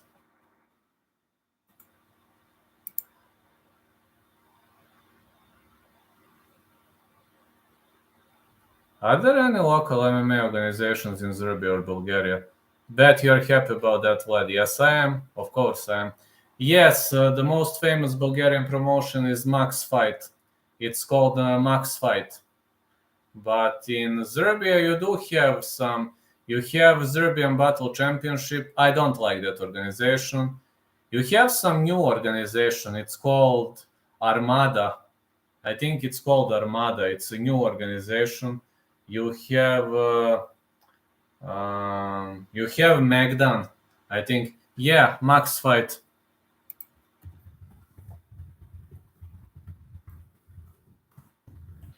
Octagon MMA is Czech Republic. It's Czech Republic, Octagon MMA. That's their promotion. Best Serbian promotion, not sure. Not sure which one. Some people say it's Serbian Battle Championship, but personally, I don't like watching it. I actually hate Serbian Battle Championship because they bring some low-level guys, at the end of their careers, and there's a lot of fixing fights, They're fixing many fights, and it's... The best promotion on Balkan Peninsula is, we call it Armageddon. That's the best promotion. Medic has power, man. Yes, he does. Good fighters have fought in Octagon. Yes, that's true. Giga is not looking too hot right now. No, he's not looking hot at all. Big right hand that landed clean. Followed by barrages of lefts and rights, and another powerful left. Morales went down, and the referee had no choice but to stop the fight, but maybe he should have given Morales more chances to recover. Maybe this was a bit of an early stoppage, but I'm glad Medic won. Of course, I'm glad. KSW, it's a Polish promotion. I think it's the most powerful promotion in Europe after Cage Warriors. Yeah, it was. Next pick, let's say Holmes, but I'm not confident. Not confident at all about next fight.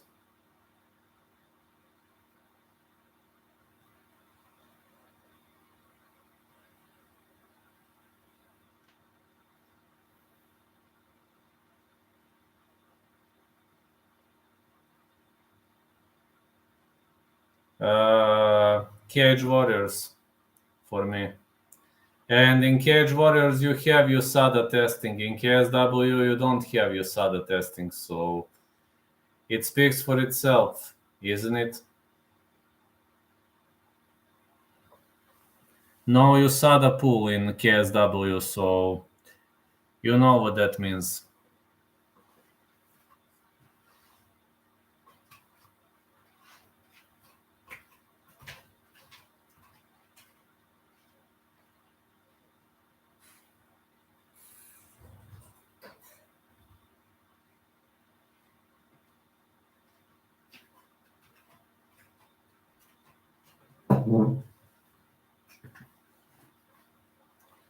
Combate Americas, great promotion. I like it.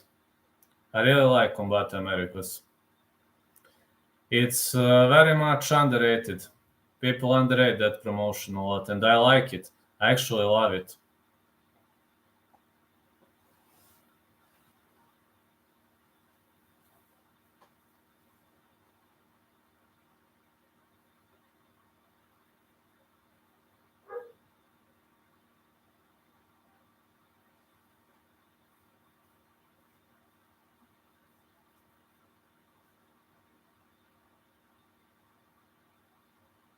I love it, Josh. No, really, I love Combate Americas. And one. I used to watch it prior to this war. Now they don't air it here, so I'm not watching it anymore. But they used to have some really high level guys in the past.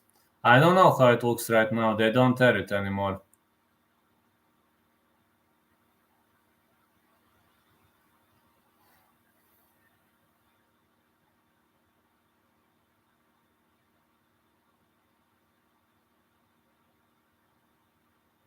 Used to be a great promotion prior to all those things. 154 significant strikes of Holm versus Irene Aldana. 71.7% striking accuracy versus Ronda Rousey. 62.5% strike defense. Hello, Ginger. How are you doing, man? Favorite MMA organization after the UFC? Have a big dilemma between Bellator and Cage Warriors, but let's say it's Cage Warriors. And number 3 is Armageddon. This is a local promotion. This is a local Serbian promotion. It's called Armageddon. I love it. I really much love it. A local, it's Croatian promotion actually, but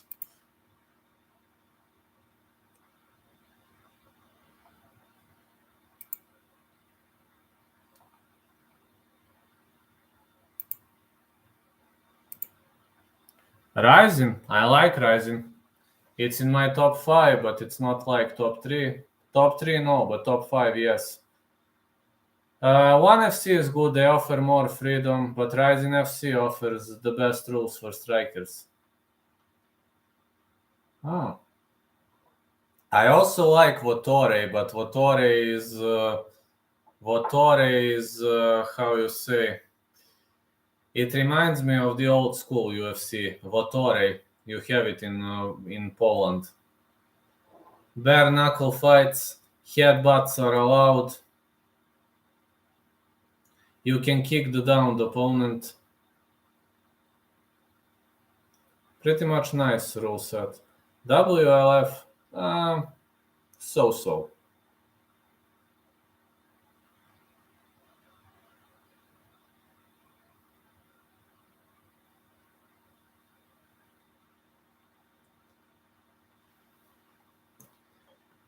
Jailton Almeida gonna meet Parker Porter. Oh, that's the next fight?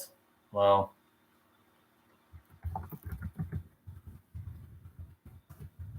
No, I don't. I've heard of that promotion.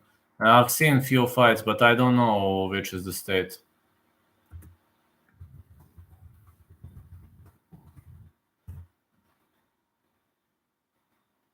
I don't know which is the state of origin.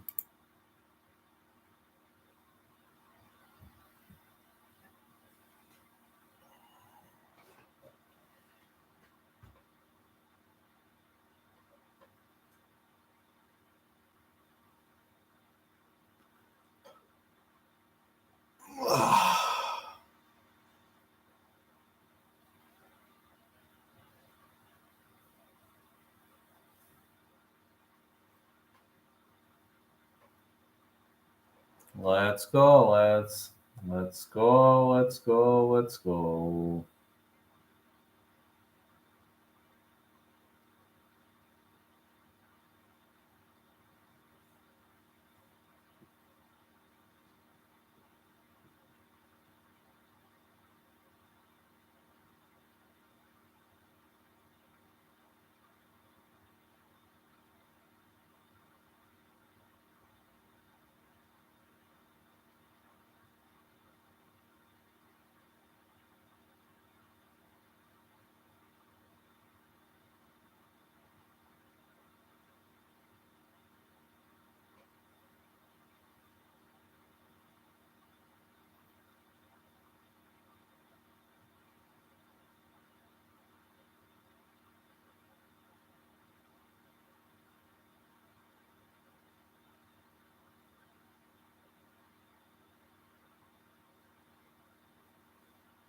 Oh, they are showing how Ketlen Vieira trained for this upcoming fight.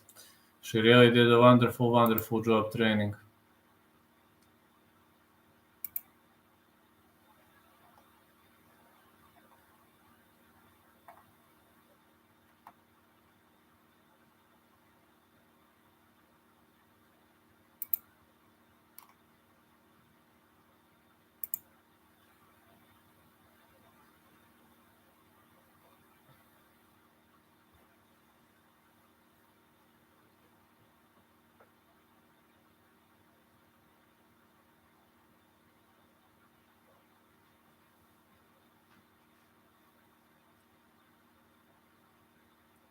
Jailton Almeida is going to fight Parker Porter.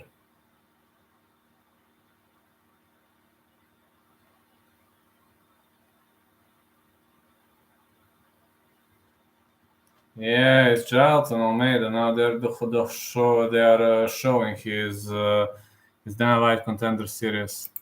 Oh, you can rewatch that on my Instagram.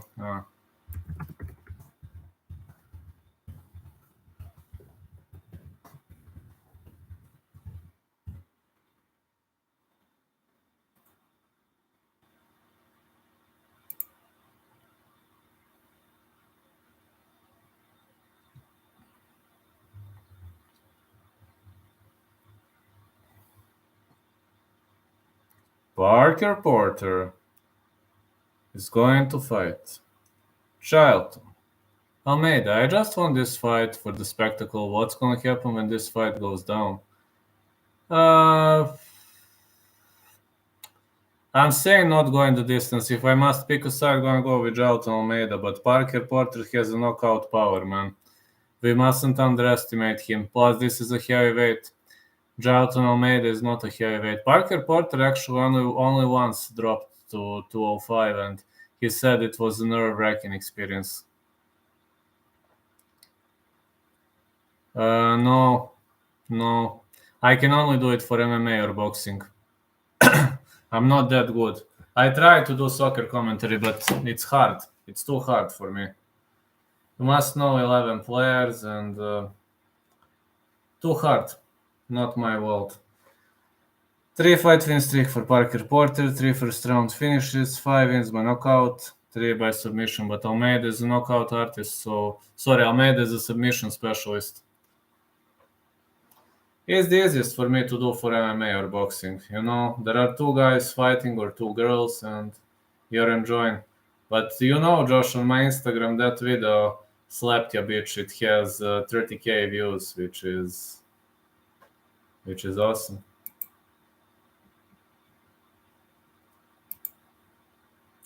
Slapped Ya Bitch. Slapped Ya Bitch.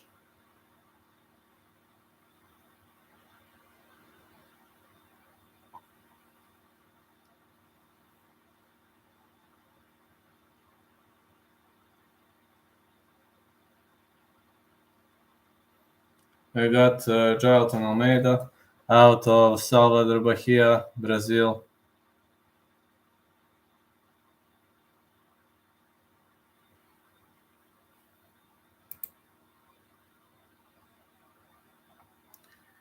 Well, I don't know what to think about this fight.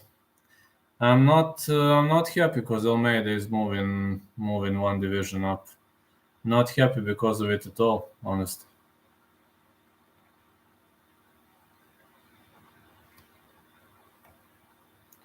But again,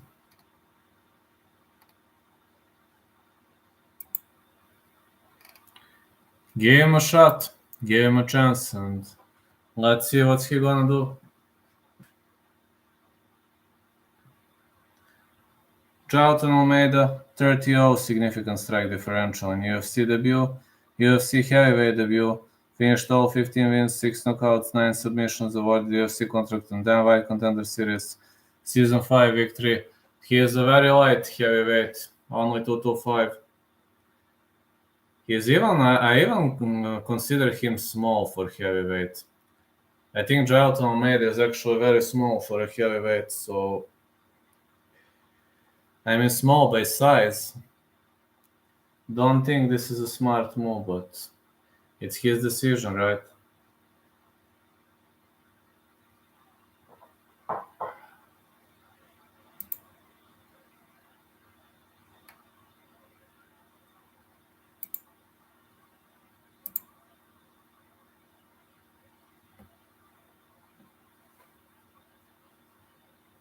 Have I ever considered doing commentary for another sport? I would, man. I gladly would, but there are some things you can't affect.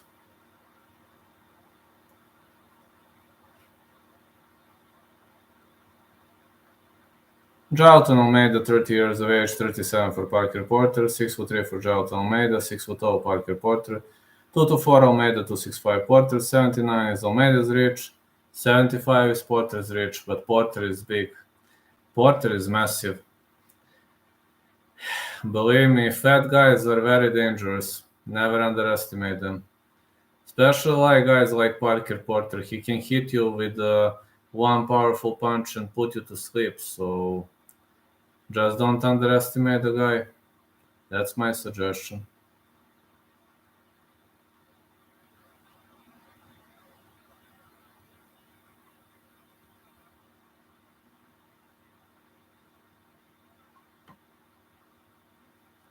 Ha! Not fat guys like John Morgan. I'm just saying fat guys like Parker Porter. Parker Porter knows to hit. And he hits hard, man. Believe me, the guy hits very, very hard. Jailton Almeida, 10-2. Looking decent. Yeah, Jailton Almeida looking pretty much decent. 10-2 is his score. Josh, what do you think of my Carl CJ Johnson in a video game? Did you like it? Carl CJ Johnson from GTA. I'm posting this on my channel. I hope you liked it. Jailton Almeida. Parker Porter.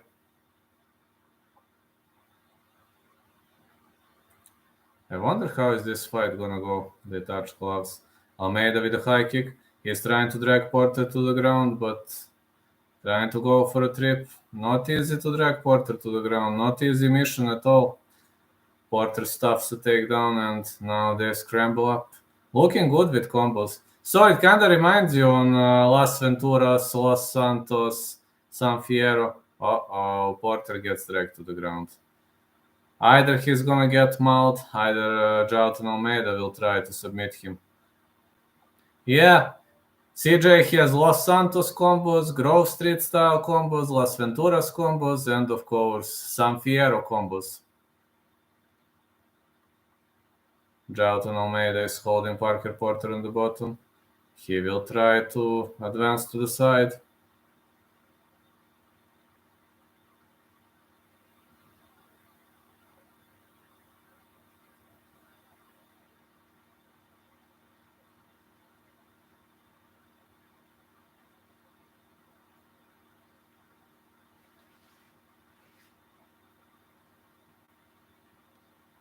Yes, Kang Lee, of course. Of course I do.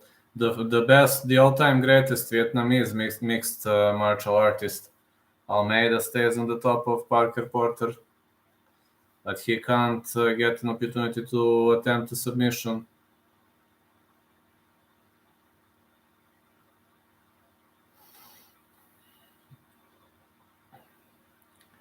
Punches for Almeida.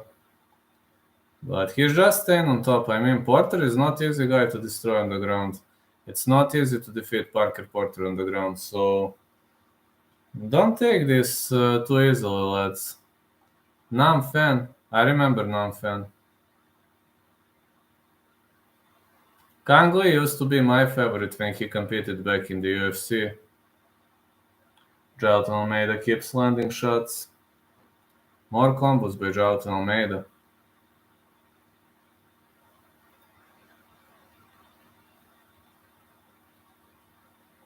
The big right. Almeida is really hammering hard. But Porter is not taking too much of a damage. I mean, there is a chance that the referee might stop the contest if Parker Porter doesn't fire back. But for now, we got a great control on the end of Almeida. Porter is hitting shot after shot, but he's not even rocked. Yeah, Almeida is smashing him hard. Maybe the referee is gonna call it if he doesn't fire back. Maybe the referee is gonna call it to protect him. A lot of hammer fists and brutal attacks of the top position for Jailton Almeida.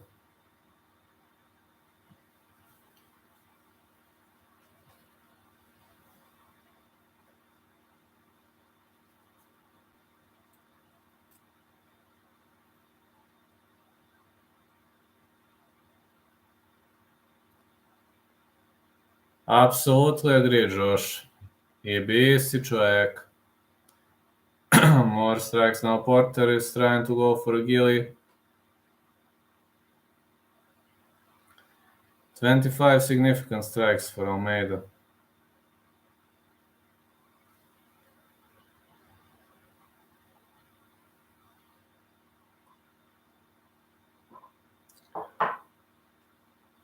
Really wondering how is that gonna go.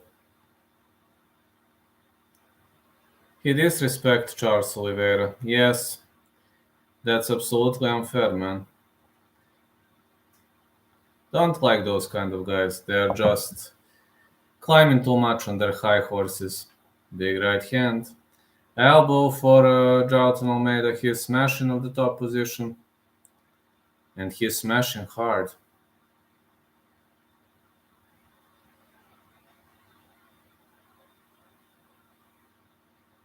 The champion has a name and his name is Charles Oliveira. Well, he does, but he missed the scale. That's a problem. Almeida is landing some heavy shots. Oh, Almeida with a choke. I think Porter gonna tap. Porter taps. Yes, Porter taps. That's it.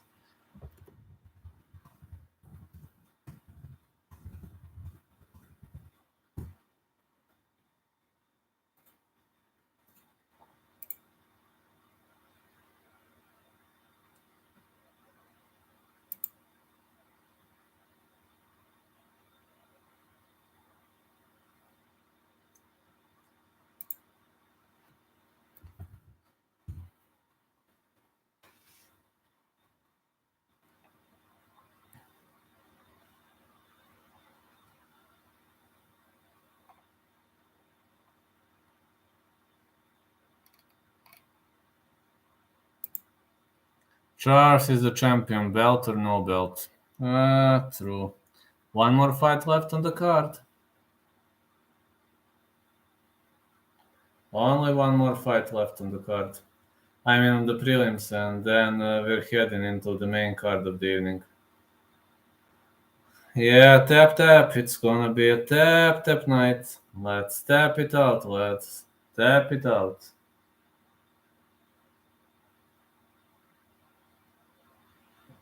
Heavyweight is so terrible. Oh yeah.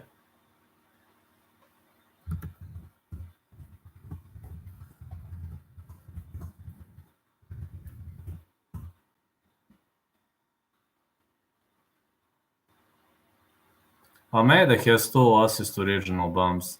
Well, maybe he improved his skills. You know, if he improved his skills, then he advanced a lot. No, then he advanced a lot if he improved his skills. So, know how that looks like, do you?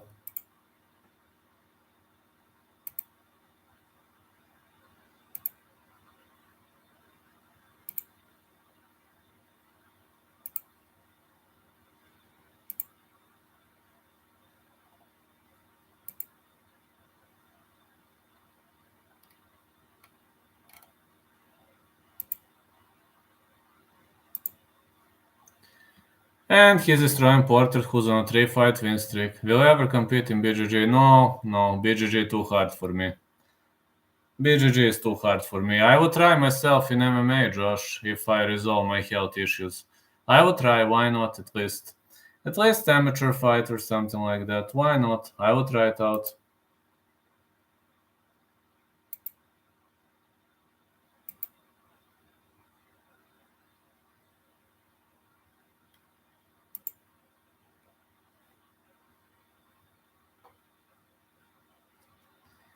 Jailton Almeida, winner by rare naked choke.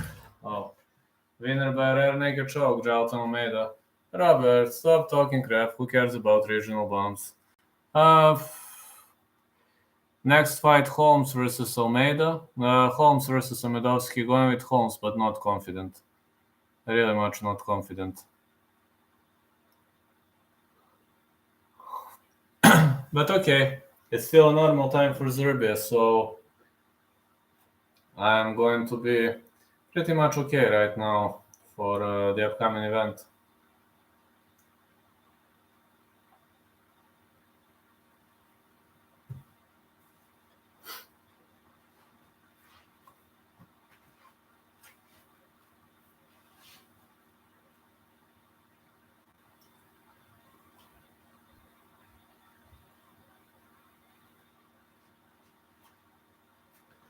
Lad, would you rather get punched by Mike Tyson or kicked by Edson Barboza?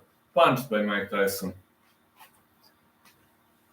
He is rated up supreme weight bully who's overrated. He's a bum, cheater, and gas is bad if he doesn't get early finish.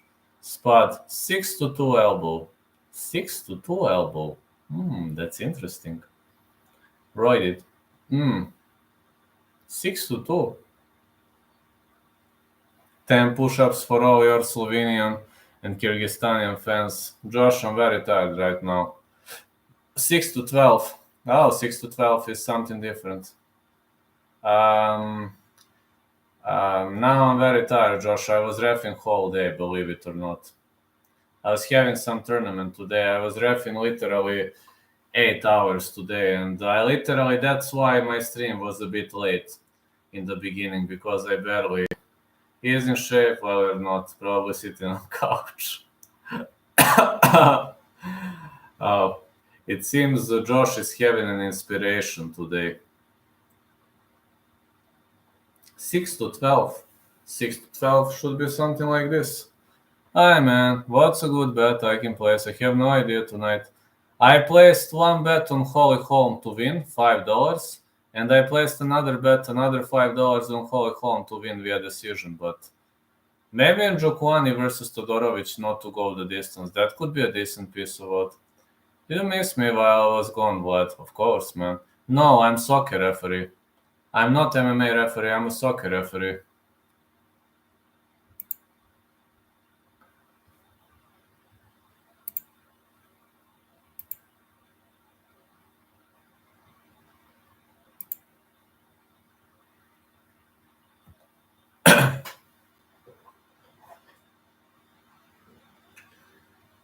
I was having some very heavy tournament, and tomorrow I need to ref again, and Monday I need to ref again, so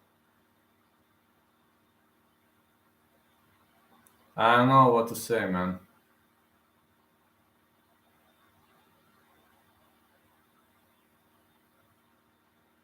Like, I'm glad because only next 2 weekends I will ref, then I have a break, and I can't wait for that break, literally. Literally can't wait for that break.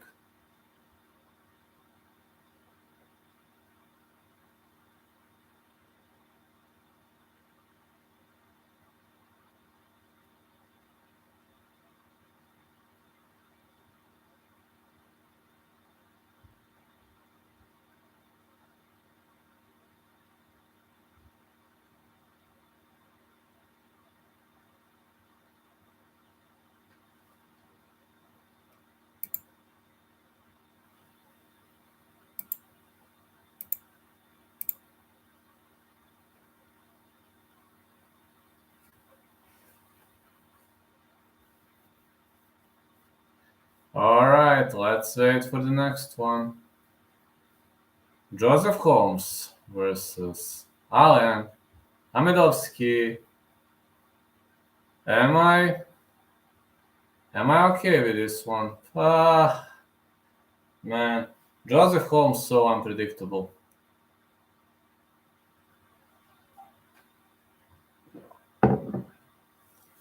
He is so unpredictable, and I honestly don't know what could I say about the upcoming battle. We could see some high-level performance, but we don't have to see it. It's so much back and forth, lads.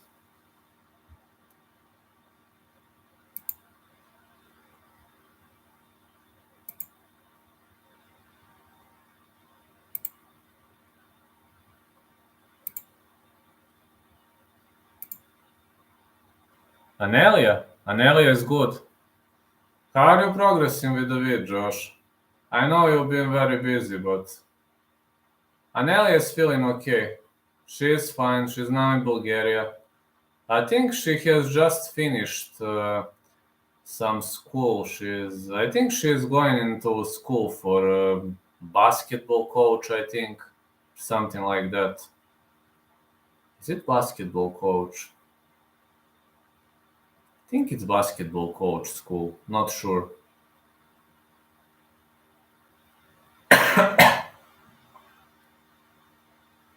I think so, Josh. Not sure though. But she is my greatest fan, you know. We hear each other on a regular basis, like we text each other very much often. We text each other.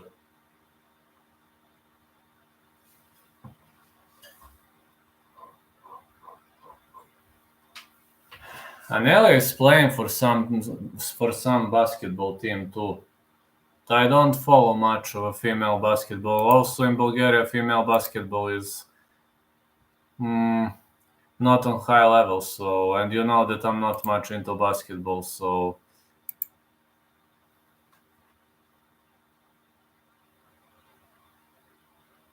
isn't Anela tall? No, she's five. Actually, she's 5'6". Anela is 5'6".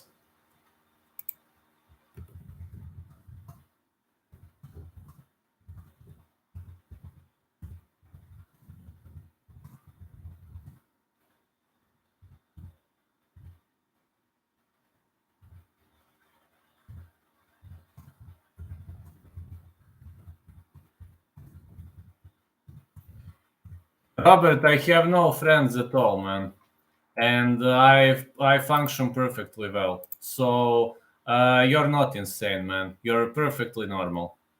Believe me, my psychiatrist told me that when I was saying, you know, I have no friends, etc., and he told me, well, you're not insane. You just function that way. So believe me, maybe it's time to start loving yourself because you hardly have any friends. Maybe that's the way you function, man. Anybody can hit bags.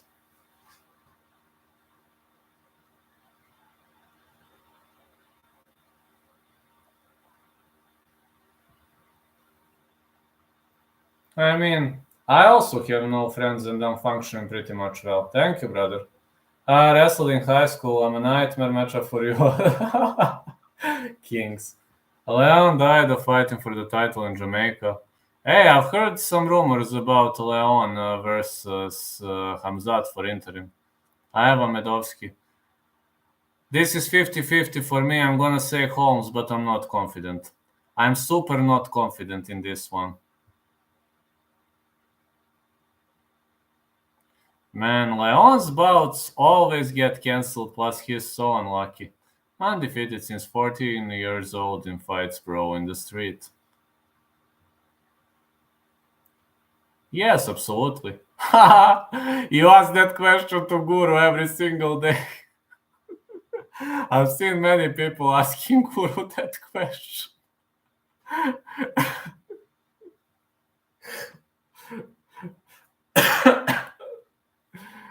When people start asking Guru that question, it's 3 fights, but still. You fought in the street? That's okay. So people ask Guru that question, right? Very often.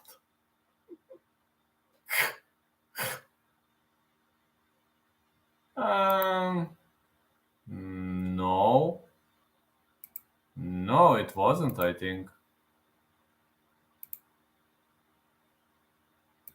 Think it wasn't, though. No, it wasn't. No. No. I think not.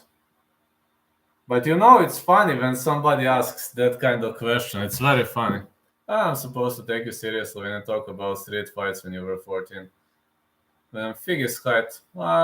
Yeah, I think so. Alen Amedovski should be the first guy to enter the ring.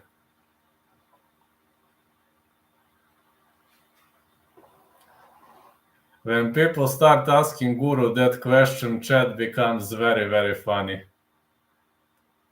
Joseph Holmes versus Alen Amedovski. Ever since 16, I've basically been the same guy. Well, man, if you're, how to say, if you're that type of a guy, that's okay. It's okay, man.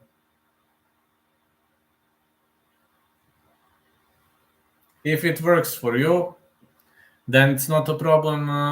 Then you're not a problem, man. You're perfectly normal then. Train with D1 wrestlers. Oof. I train with MMA fighters, but it's like, how to say? I just train with them, but that's it. I'm learning with them. Got Joseph Holmes versus Alen Amedovski. Alen Amedovski taking off his clothes, and it's time for Alen Amedovski to get inside the ring.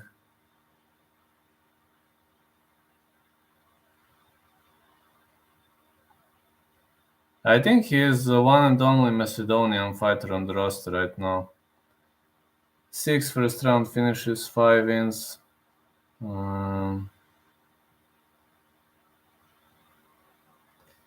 Finished all 8 wins by the way of a knockout.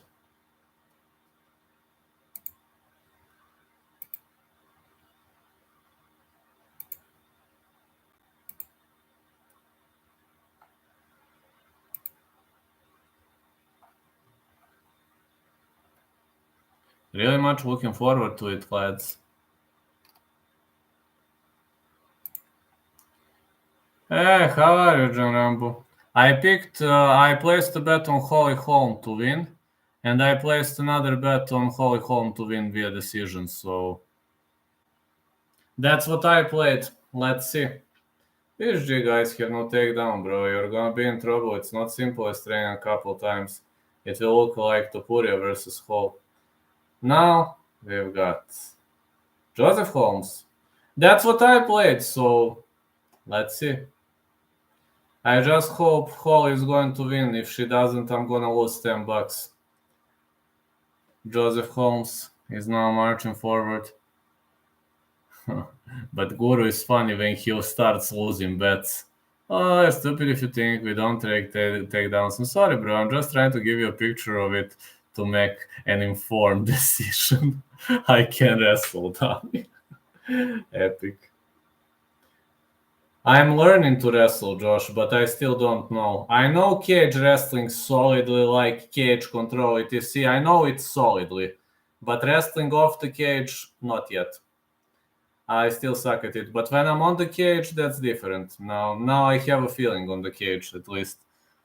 4 first round finishes for Joseph Holmes, finished all 7 wins, 2 knockouts, 5 submissions, defeated Barnes by submission on Dana White, Contender Series, Season 5, Week 8. Joseph, Joy, Holmes. Remember my parlay? Jonathan Martinez over 2.5 and to win, Holy Holm, Jailton Almeida and Michel Pereira. Yes, I remember.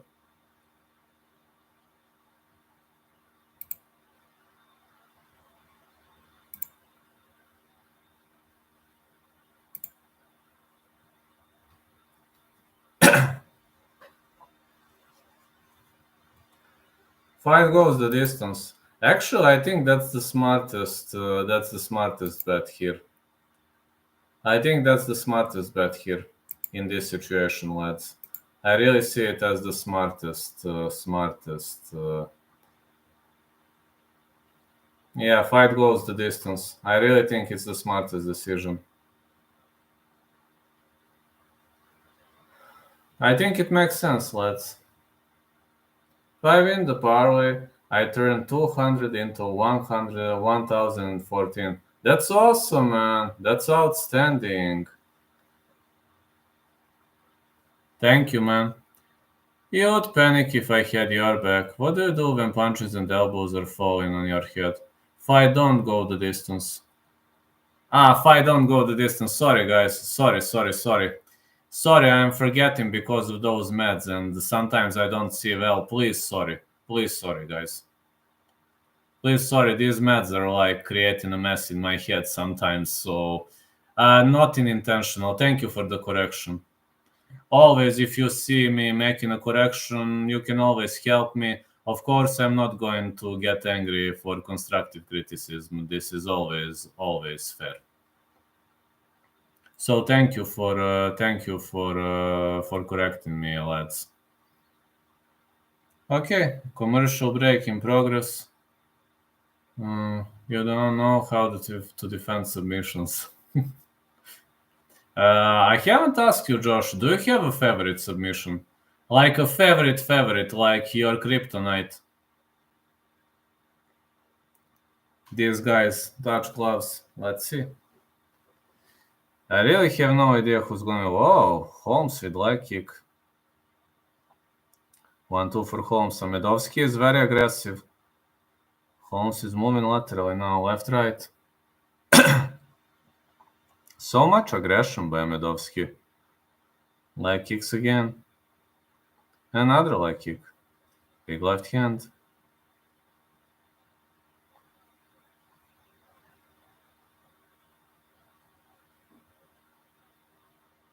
Amedovski is so aggressive. That surprises me. I haven't got used to... Whoa! Holmes drops him! Holmes drops him. Amedovski is in trouble, but he's scrambling up. Getting back on the feet. Holmes was unable to finish. Now Holmes drops him again, and he is unloading bombs off the top. Holmes could go for a submission. Uh-oh. This looks pretty much deep. Amedovski taps. Rare naked choke, but it could have even been a neck crank.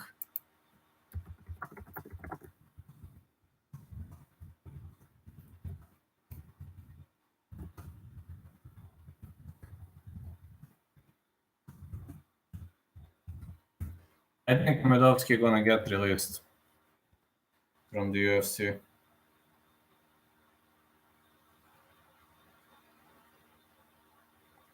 Pretty much confident that Amedovski is gonna get his ticket out of the UFC.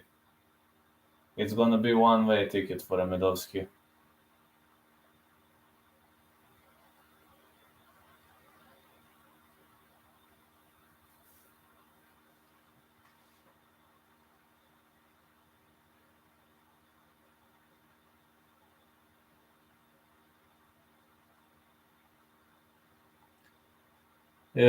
To use or to see other people do? To use. To use. Do you have some favorite submission to use? My favorite to use is, believe it or not, omoplata. Because I'm very much defensive-minded guy. I know people say omoplata is hard, but actually it's not that hard.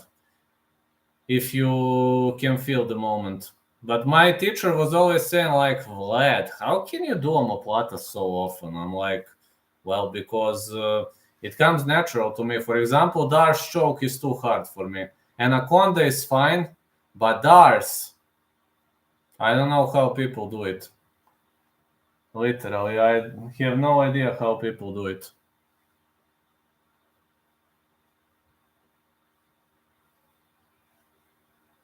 I also like bicep slicer, but it's hard for execution. Remember Amedovski was taking so long for the vein. Maybe that was a sign he was going to lose in round 1. I know, man, I know, and he looked terrible at the vein as well, as you know, lads. He didn't look terrible, he looked super terrible at the vein. It was not him. This isn't a fight in the cage where you can push me against the fence like a batch. Let's circle out easily, smash your head in whatever it is. You even can't defend punches.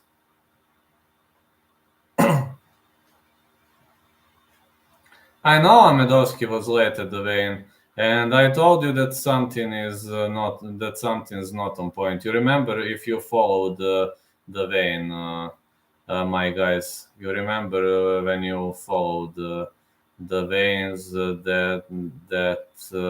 remember what I said, right?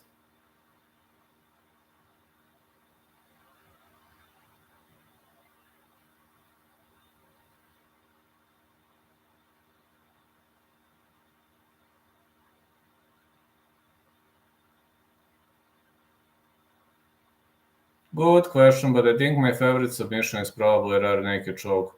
Yeah, I mean, you can do rear naked choke from many positions, and I think it's the easiest for appliance.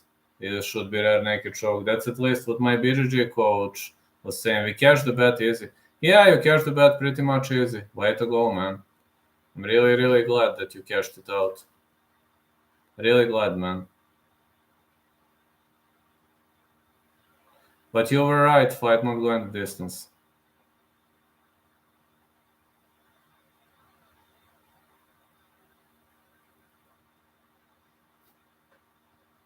Yeah, Josh, we really missed you while you were absent. Because when you and PDs were in the chat alongside Dom Jones, that was the funniest chat ever. But you and PDs were the funniest argument. The argument of the year was Josh Arajon versus PDs last year.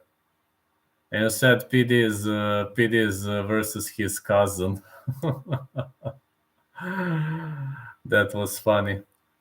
Do you remember when you said PDs versus his cousin?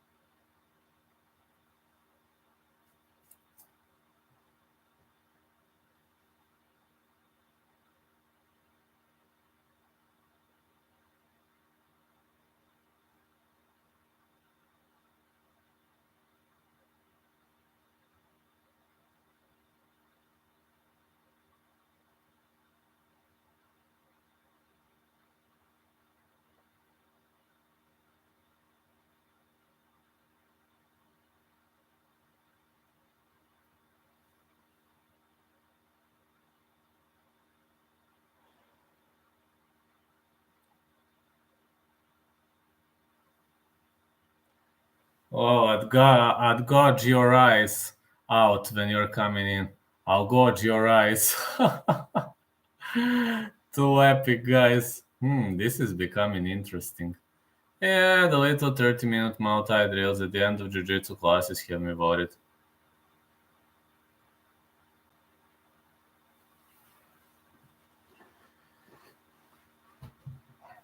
But you've seen what Vlad does, kicking trees. My superior in soccer federation, just to know, when she saw me kicking trees, she was like, Vlad, how is it possible that your shin bone doesn't hurt? And I said, because I do it like twice a week for ages, for years. Yeah, bite your ear off. Biting and eye gouging is allowed in a street fight. But yeah, she really asked Vlad, how is it possible that your leg doesn't hurt? But it was a good question. Really was a good question. Good, fun question.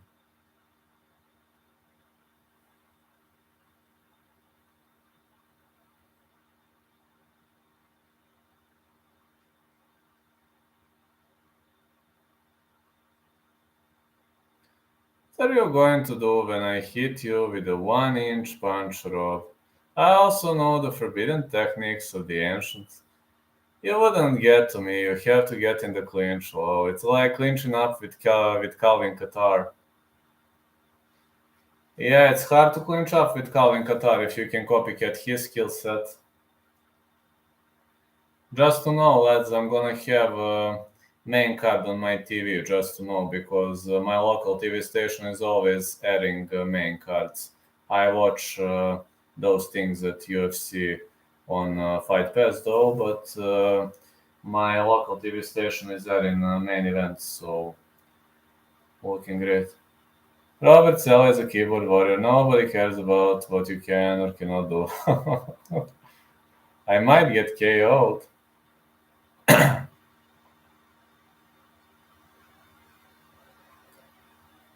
Josh is an epic guy.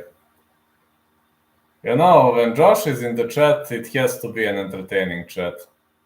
It's always entertaining. But Josh is, probably busy a lot these days. But when Josh starts arguing with somebody, it's always entertaining.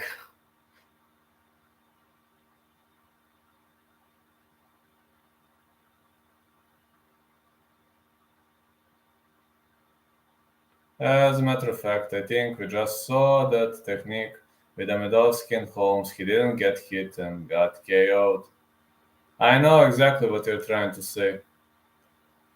And it could have been an inspiration, It really could have been an inspiration. Amedovski was too slow. Thank you, Spud.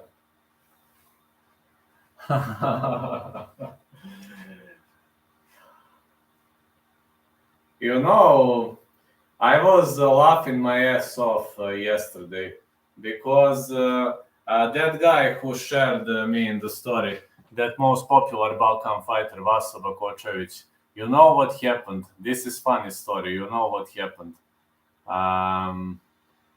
One of the guys, he is, I believe, a waiter or something like that, very skinny waiter. He challenged him to fight on social media, and he says, "Come on, Vaso, let's fight. I'm gonna piss you up, etc." And Vaso put him in his story and wrote, "Come on, kid, just serve me a cocktail." And I was laughing my ass off.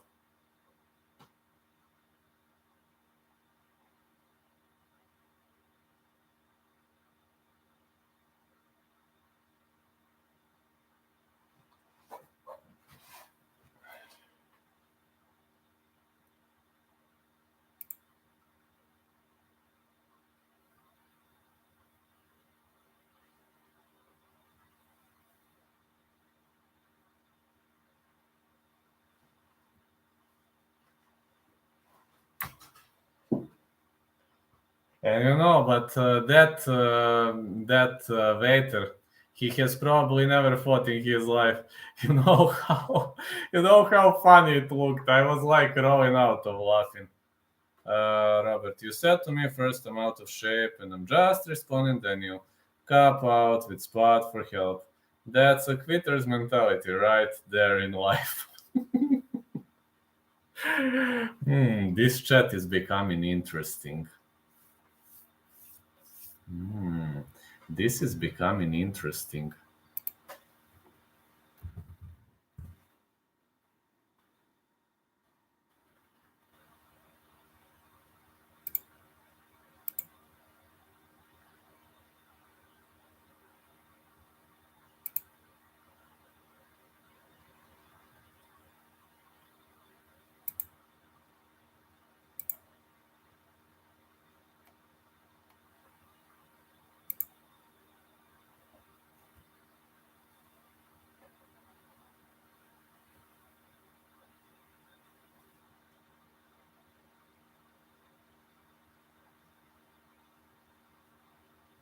That's really, really entertaining. Rob, anyone who knows how to fight doesn't talk about street fights from when they were 14.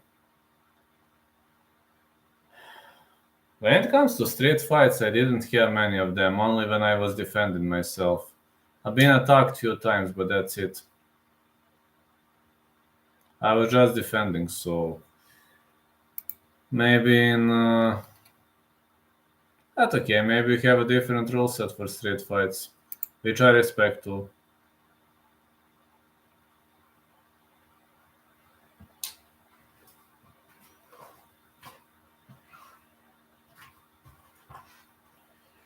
I'm here, lads, just to know.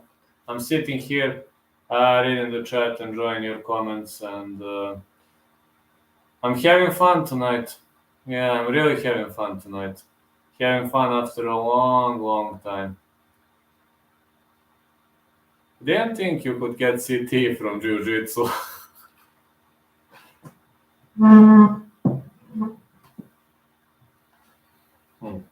This chat is really on fire tonight. This is really getting interesting.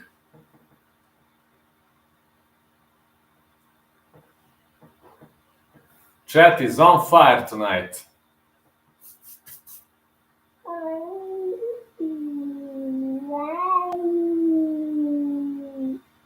That's awesome. Chat is really much on fire tonight.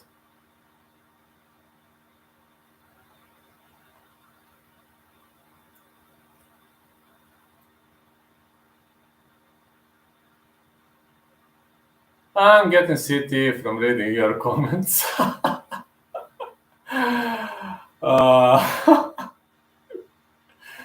Well, Josh, at least you are the guy who can always make me laugh, even in a normal Instagram chat. Epic, just epic. But this is epic argument. I didn't know you could get CT from Jiu-Jitsu.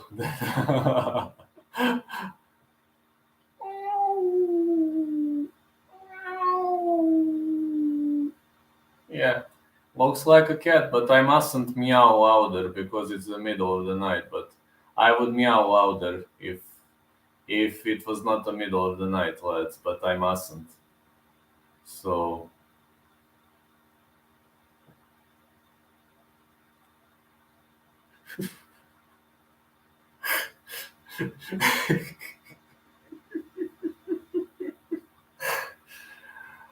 oh, Josh.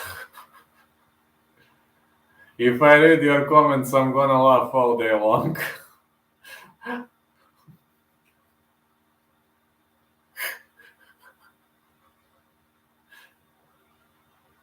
I'm the keyboard warrior. You two guys are epic, really. You really are epic, lads. Such an epic war we have between Robert Sell and Josh Arachon. This is an epic war. Let's go. And Vlad is enjoying. This chat is really much interesting. This chat is on fire tonight. Just say stupid bullshit all day. You're the real keyboard warrior. Kings.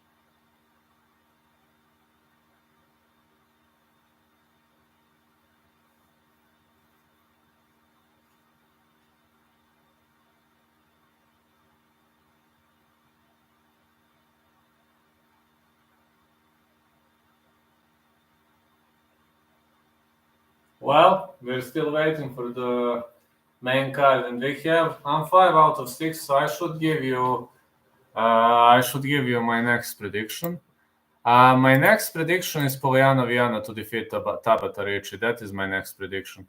5 out of 6 for now. Yeah, Polyana Viana to win next. Robert still wears diapers. Oh, Josh. I think this chat would be boring without you, really.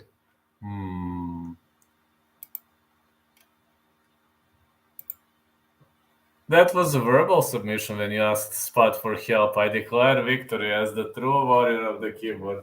You are the one who said that you didn't know you could get CT from Jiu-Jitsu. So damn, dude.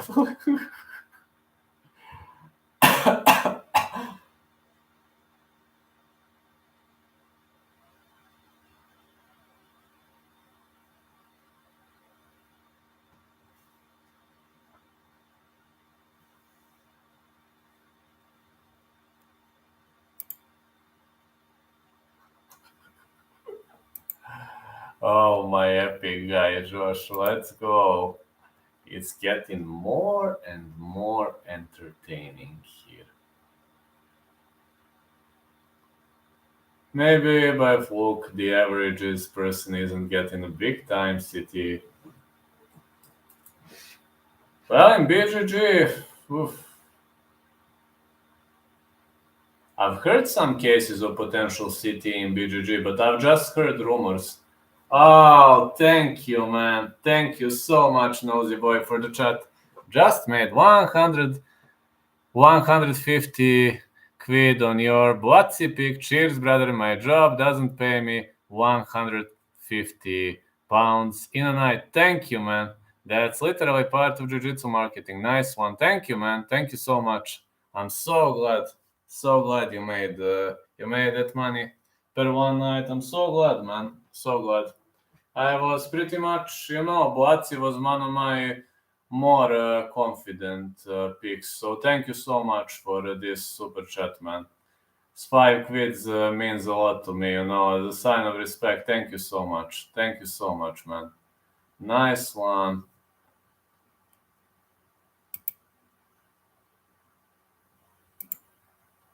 So glad, man. So glad. Thank you.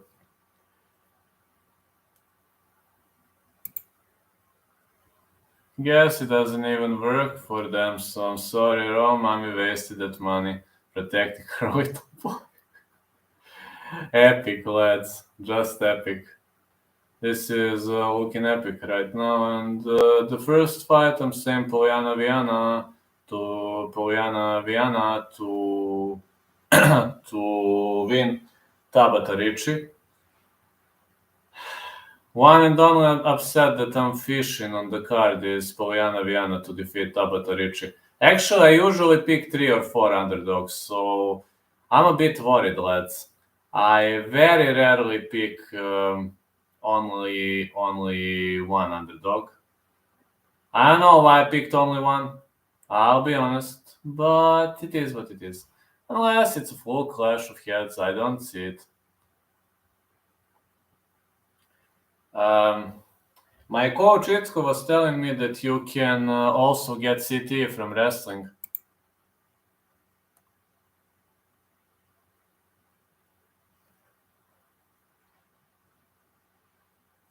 But it's possible when your opponent is trying to slip out of some position, he can hit you accidentally with a knee or some head clash. Or from wrestling, my coach says you can also get CT. So technically, it's possible. Yeah, it's possible. Like it's looking awesome. Looking awesome. Just the main card gonna get underway, and my lovely lads are arriving to the chat. Feel Dunbar talking to Europe. Stop, go away. Oh.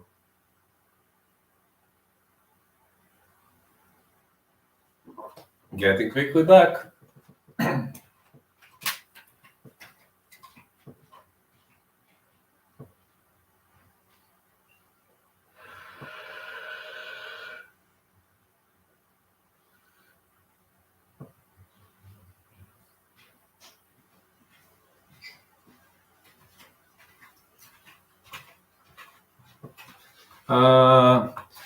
Bro, that Buatsi fight was fire. Not gonna be greedy. Gonna leave UFC bets out tonight. I'm happy with that win. No probs, man. Bill Dunbar talking to Europe. Stop, go away. You bought 764 reporting for duty. How are you, UK vid? Another verbal submission. I'm done here. The men are here to make while these insolent punks put off in the chat. How are you, UK vid? How's everything doing? How are you, lads?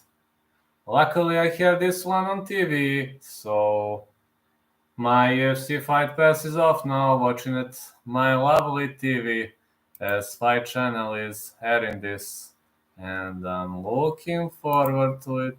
I'm looking forward to it, my champs. Let's go, let's go, let's go. Make money. The only verbally submitting is you submitting puke on this chat. Good, thanks, man. You seem to be happy today. Yeah, I'm a bit more happier. My medical tests are improving, so yeah, I'm feeling way better today. Oh, we couldn't stop. I feel happier and I'm laughing a lot because Robert and Josh are currently in the war. So you can enjoy this chat definitely. When Josh Arahon is in the chat, it's always entertaining. I mean, everybody knows that here. Everybody knows that in this chat, so happy guys. Just happy guys.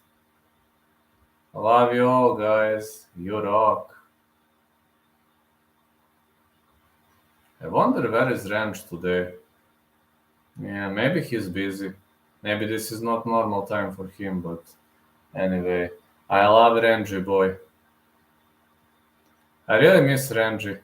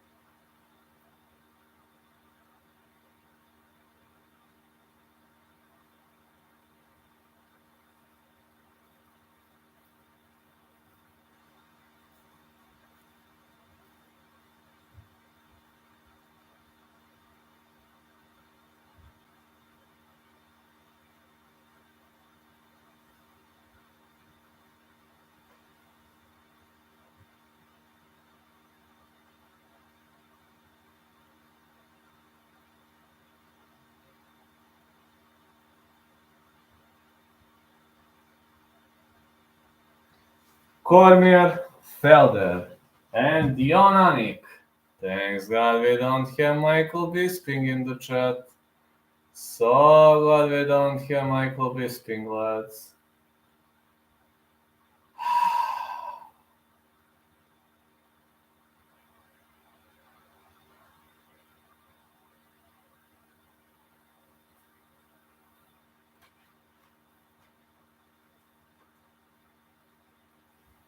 Cormier, Felder, Eryk. That guy DC is too biased. Just being too biased.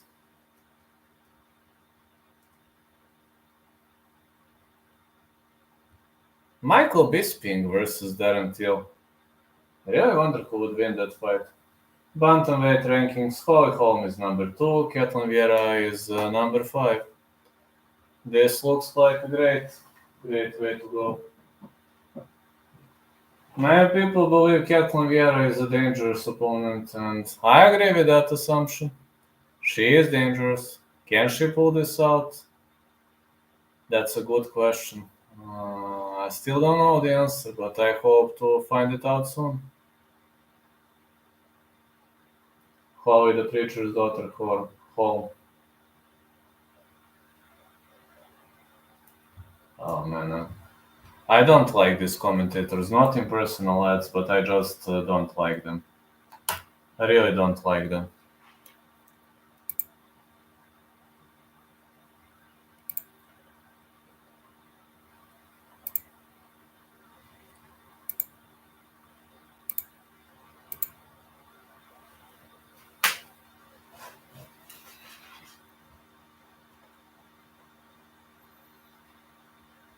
Polyana Viana versus Tabatha Ricci. I'm gonna say Polyana Viana to win. Do you think you could beat up Vieira?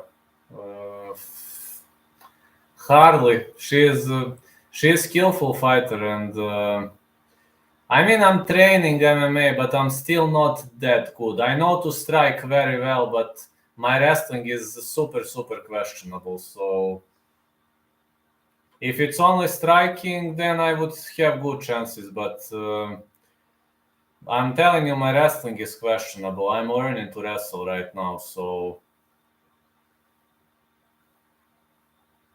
I'm good in striking, very good in striking. I'm improving myself every single day, learning new moves, trying to progress, but my greatest problem is wrestling, and I'm learning cage transitions, sweeps, wrestles, like defensive, offensive wrestling, takedown, offense, defense. These are the greatest problems of my MMA game. Eryk Anders versus Jun Park. Oh.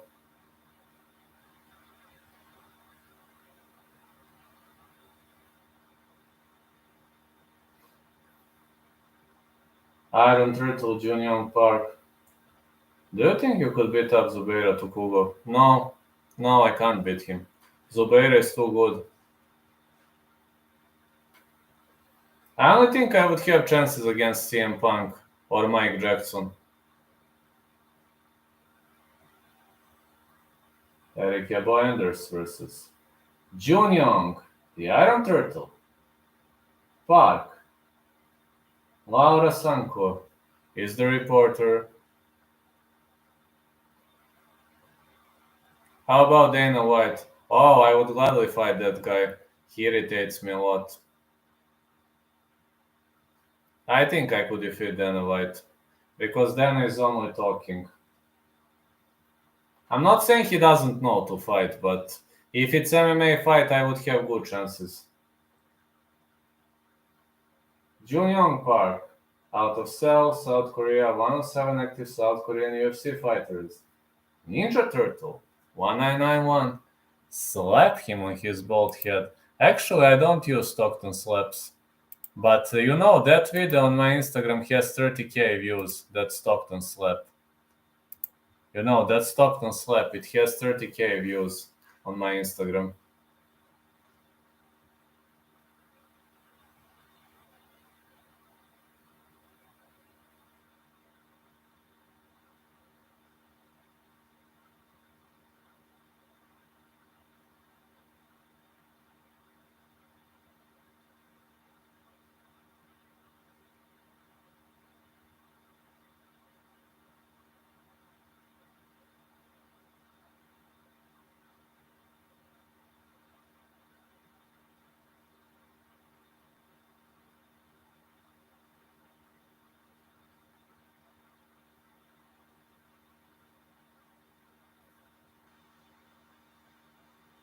Young Park, third largest opposition percentage among active UFC middleweights, 28.1%, fifth highest strike rate among active UFC middleweights, 4.69 per minute, 4 wins by knockout, 3 wins by the way of a submission.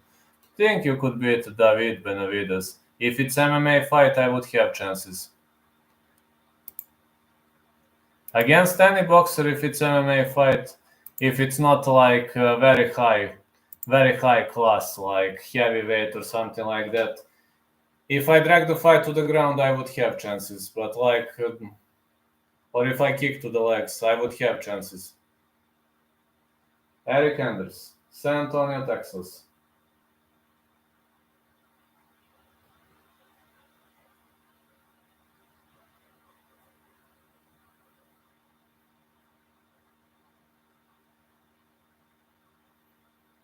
Eryk Anders versus Young Park. My next pick is Anders to win. Young Park to win. 5 out of 6 tonight. Looking good, looking decent tonight. I can just say that I'm looking decent. Eryk Anders versus Young Park. Am I looking forward? What about Cedric Doumbé? No way, that guy is too strong. That guy is too strong.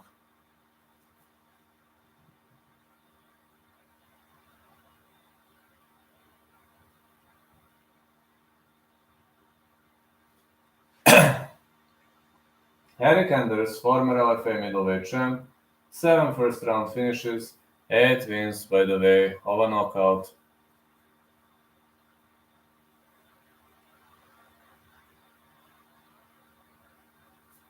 Props to watch. Anders to win by KO TKO plus 500.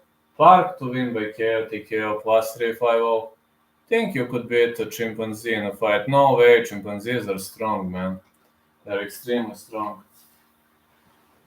Chimpanzees are actually very strong. Where the hell is this thing?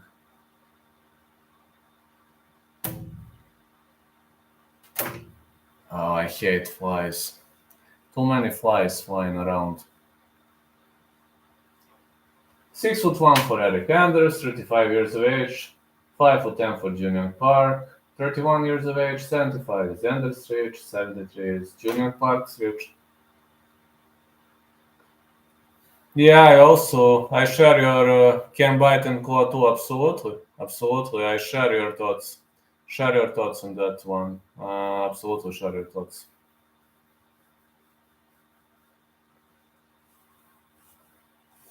Seoul, South Korea, minus 205.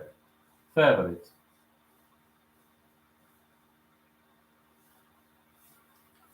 Iron Turtle to win. 5 out of 6. Very, very good card. Very good looking card for now, but let's see. I mean, on my end, very good looking card.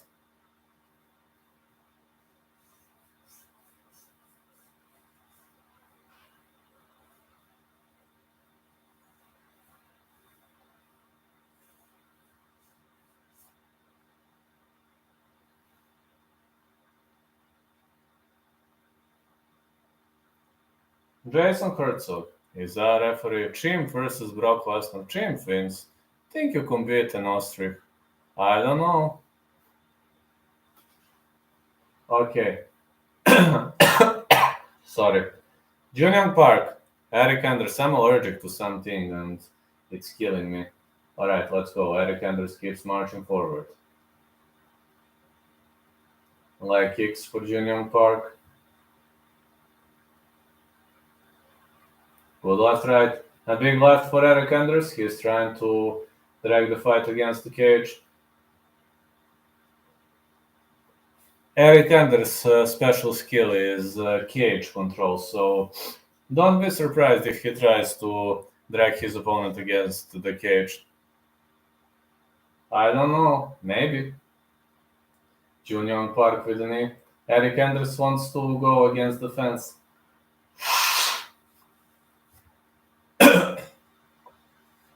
Eryk Anders is a cage control specialist, just to know, so don't be surprised by that. And it seems Young Park wants to wrap that guillotine tight, but it's not gonna work tonight.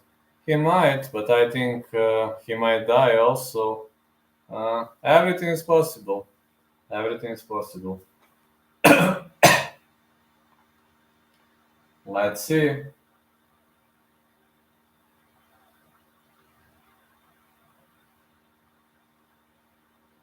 Big knees.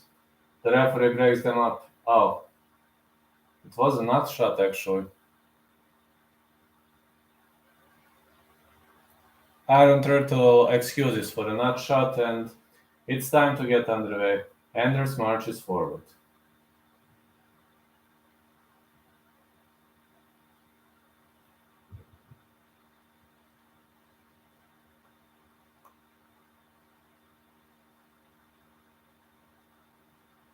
Big left for Anders. Another big left. 1-2. Anders with another big left. He wants to drag the fight against the fence. Knee from Iron Turtle, but Anders is controlling that knee. Maybe Brock is 300 pounds of pure muscle and has training versus wild animal. Fighters in the clinch again. Eryk wants to stay inside the clinch, but Iron Turtle is trying to go for a sweep and some knees landing. Turtle is on the fence again. Iron Turtle with a reversal again. One underhook in, Eryk Anders is bombing to the body. But with one underhook in, he goes for the Vieira. But Vieira is tricky, Vieira is very risky now. Anders with a reversal, and now he has the Vieira. Some legs. Legs are gonna burn here. Fighters on the break. Anders is bombing with 1-2, and he keeps entering the clinch, trying to drag the fight to the ground, but it seems Iron Turtle is defending well with both underhooks in and both Vieiras. He's got a lot of chances to finish his opponent. 1-2 again. Another 1-2. Leg kicks.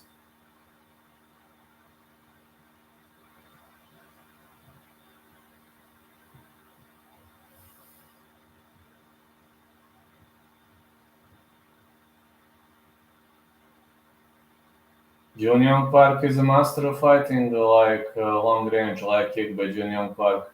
Anders will try to spoil his game plan as much as possible, but Jun Park doesn't apply much of lateral moves. Oh, he heard me now. Great check hook. Seems that dummy Robert No Brain Cells is gone. I don't know. I don't know where is Robert. Middle kick for Jun Park. Another big left hand. Uppercuts. More uppercuts and high kick by Eryk Anders. It seems that Jun Park is backpedaling now. Anders keeps trying to attempt this single leg takedown attempt, but he didn't attempt the Dagestani version of a single leg, and it seems Jun Park caught him into a modified guillotine choke, which can't be finished unless you overextend his cervical vertebrae, and that's not gonna work this time.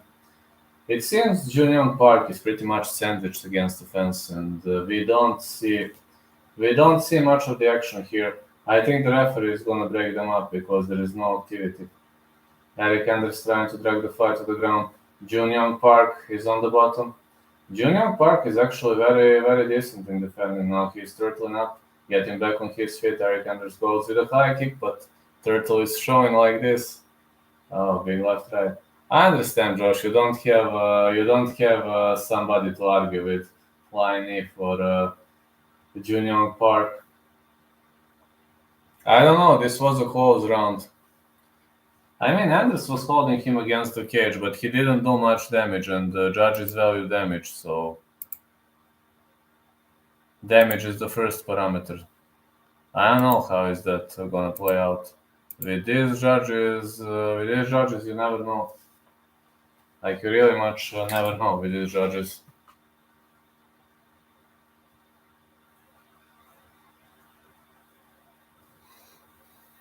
I don't like to argue, but some people are just silly. I've seen UNPDs, for example, Park round 1. Yeah, should have been Park. Judges value damage above holding.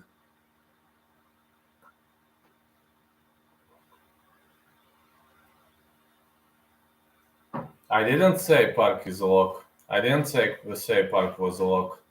I just picked Park to win, but if he wins, probably gonna be decision in a close fight. I was thinking about betting on Park, but I gave up.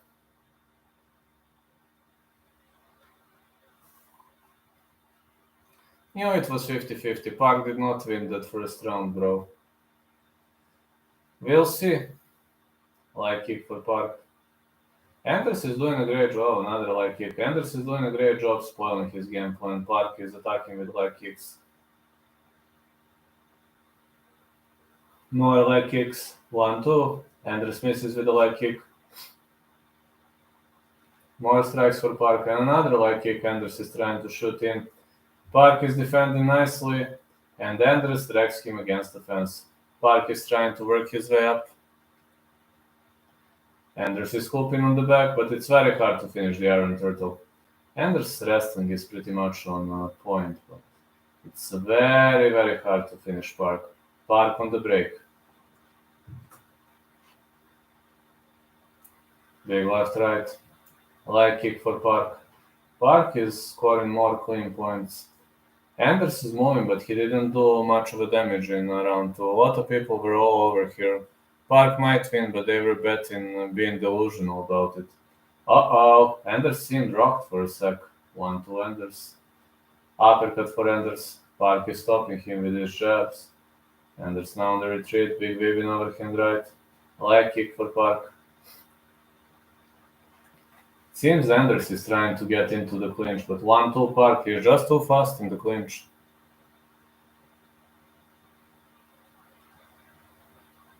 Big right hand for Anders. It seems the turtle is turtled. Middle kick, left right again.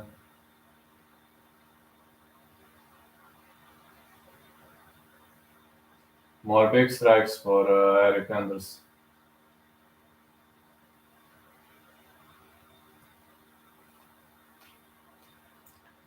Park is off the cage right now, and Park is controlling the center of the ring. A lot of feinting by Eryk Anders. He is constantly feinting. Oh, right, left for Park. Park is hitting shot after shot, but he's still staying on his feet.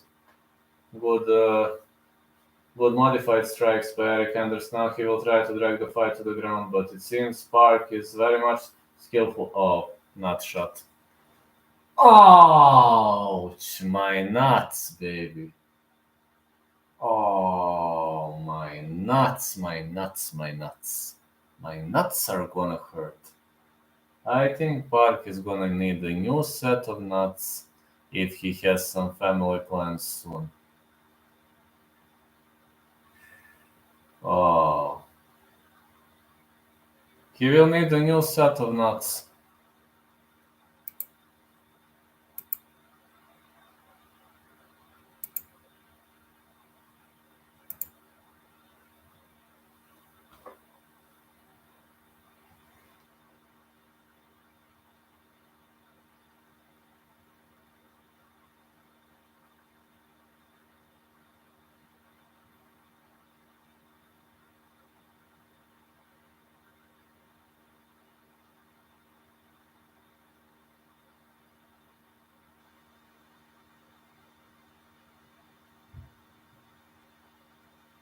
This is the official timeout right now.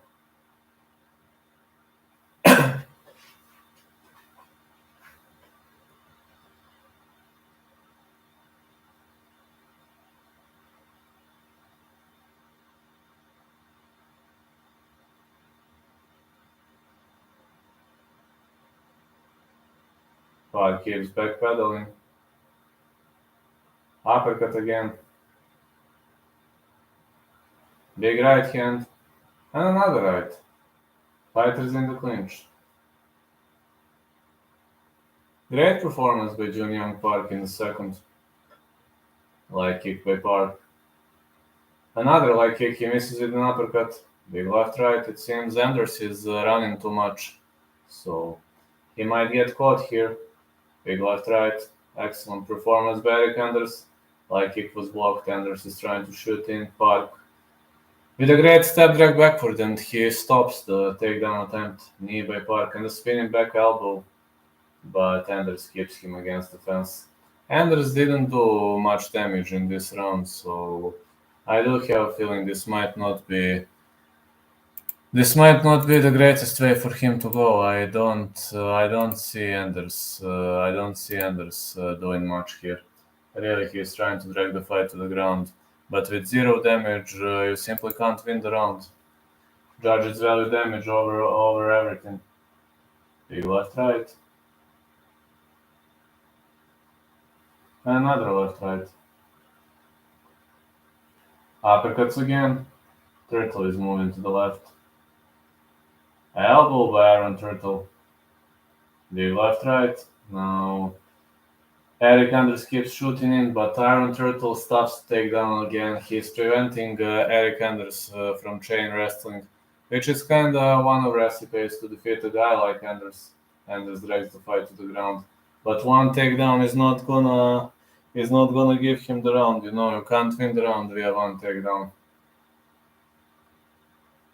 Anders is trying to BJJ his way through Iron Turtle, but Iron Turtle stays on the top, so and his defensive wrestling is pretty much decent. Turtle could land some knees. Some knees could land. Anders is rolling. Is Turtle gonna go through stack guard? No. I think this is a clean round for Iron Turtle. It could be 1-1, but could be 2-0 Iron Turtle. I think Turtle is winning for now. Eryk Anders is gonna need a miracle. And I don't see that miracle coming. At least I don't see it coming anytime soon.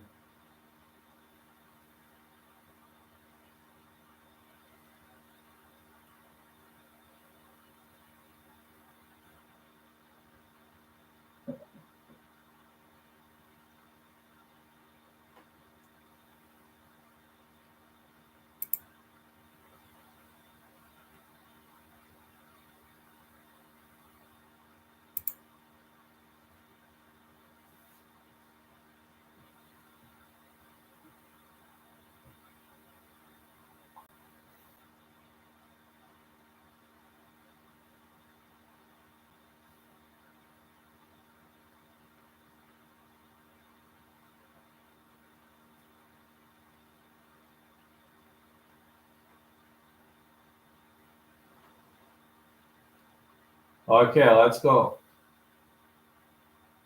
Turtle marches forward. He wants to go for a stoppage in round 3. On to Anders. But Turtle's cardio is pretty much on point. Left, right, big left hook by Turtle. And Turtle starts to take down again. Big left, right. Eryk Anders is trying to rock and roll here. Good right. Eryk Anders keeps gets takedown stuffed all the way, and now he's backpedaling. It seems Iron Turtle is taking the initiative over. He's stuffing all the takedown attempts. Now he is pressing Eryk Anders against the fence in the attempt, but that's not gonna work. Anders is backpedaling. He keeps trying to go for a single leg, but Turtle is just too strong. He's defending too well. His defenses are just too much for his opponent. Big left, uppercut by Eryk Anders. Uppercut and now movement to the left. Great movement by his opponent. Eryk Anders is now trying to circle his way out, but Turtle is gonna win for sure. If nothing changes, Turtle wins very much easily. Knees. And more knees. Iron Turtle is pushing the pace right now. He is the dominant guy in the cage. Anders keeps trying to drag the fight to the ground, but those single legs are not working. Even though he has Visor now, this Visor is very, very risky as well as you see. Junior Park exits to his right. It means Anders has no power in his legs to stop his movement and transitions. Good right hand again. Eryk Anders with 1-2, but he keeps missing. Those takedown attempts are not going to make a significant amount of damage. Great level change by Anders, but no lateral movements, only backpedaling. Backpedaling is not the wisest idea when you're having a guy like Iron Turtle on the opposite side of the ring. A lot of clean strikes landed for Iron Turtle, and he's looking very, very much decent tonight.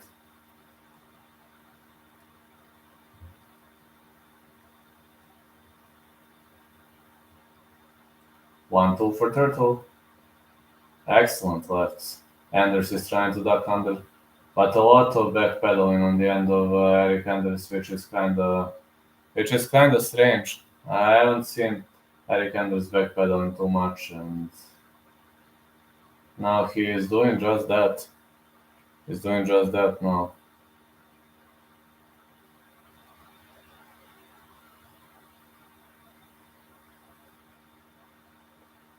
More punches. Elbows by Aaron Turtle. Left, right for Anders.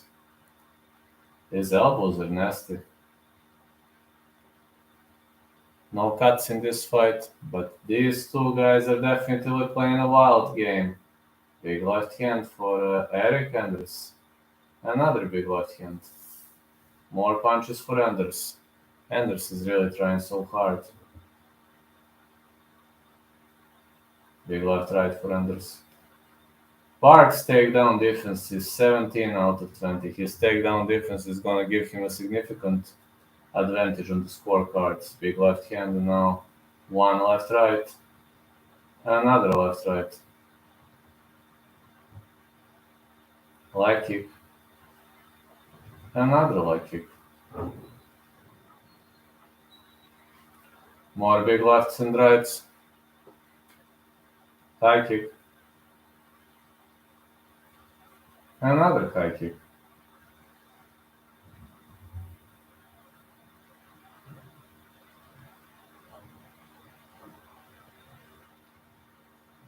Anders keeps trying to drag the fight to the ground, but easy escape for Iron Turtle and another easy escape. This is just too easy. I think Iron Turtle is winning. I'm scoring this 2-1 for Iron Turtle. Good left right. Leg kick for Anders. Anders is moving laterally. High kick again.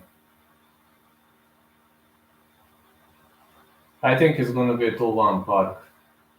A lot of strikes are traded in this round, but 2-1 Park sounds very much more probable to me.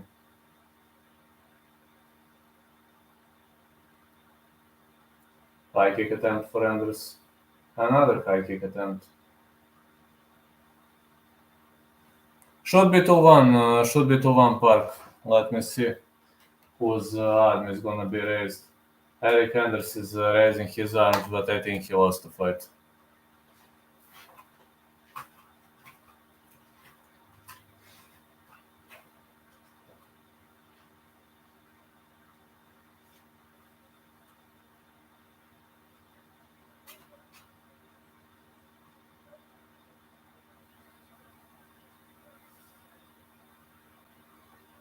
Let's see how judges gonna score this fight.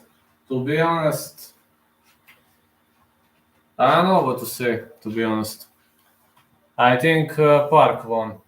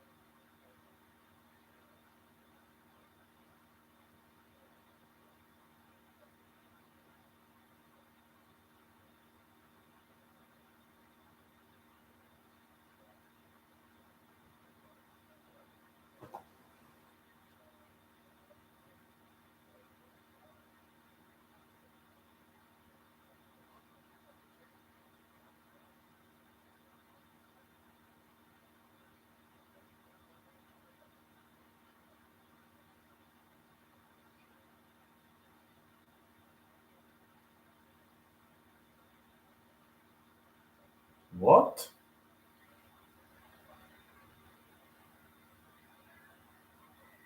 Split decision, Iron Turtle.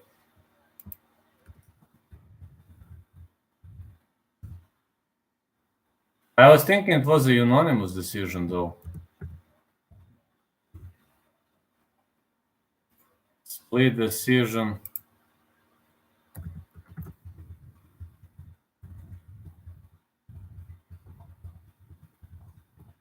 Next pick, Polyana to win. Why was this a split decision?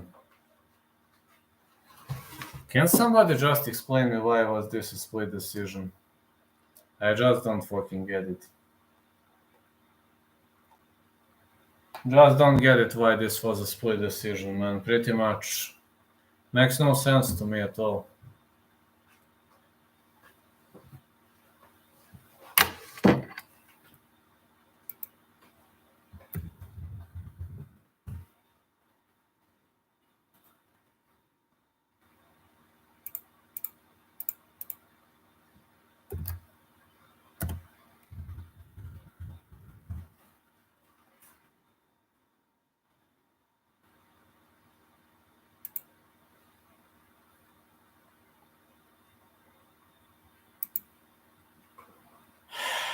This doesn't make sense to me at all. Park didn't win that. I scored 2-1 for Park. But I wasn't expecting split decision. Split decision was a massive shock to me. I was thinking gonna be unanimous decision, but okay. Judges value damage more, so...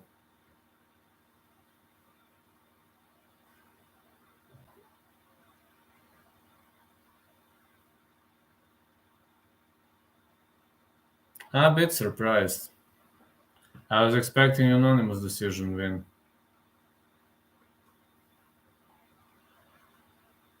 Judges value damage above cage control, so... I mean, I don't know. Like, I picked Young Park to win 6 out of 7. Next pick Viana to win. Seems I'm having very much decent night tonight.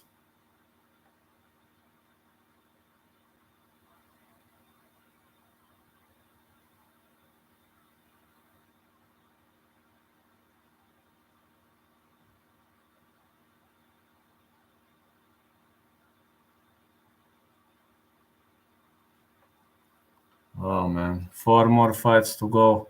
I was working whole day. I was literally working like a dog, reffing for 8 hours. That's why I'm a bit busy right now. But I will try to stay up for 4 more fights because I never miss the UFC, as well as you know, my lovely fans.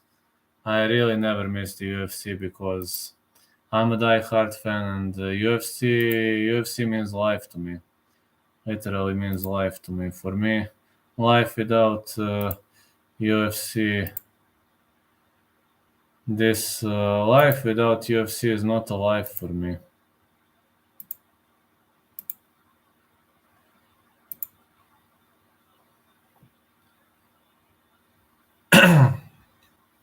No life without UFC for me. Just have to tell you that.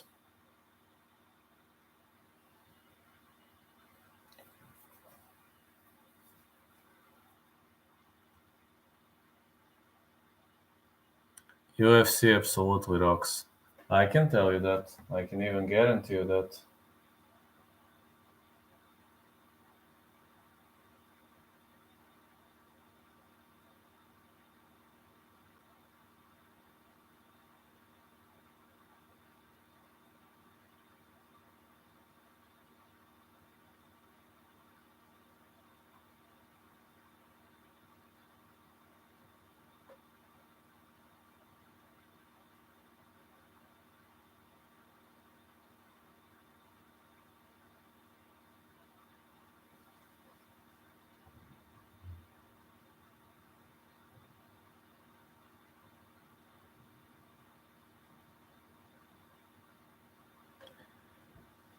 All right.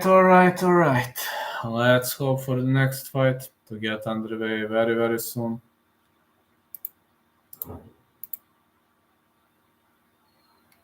Viana versus Ricci.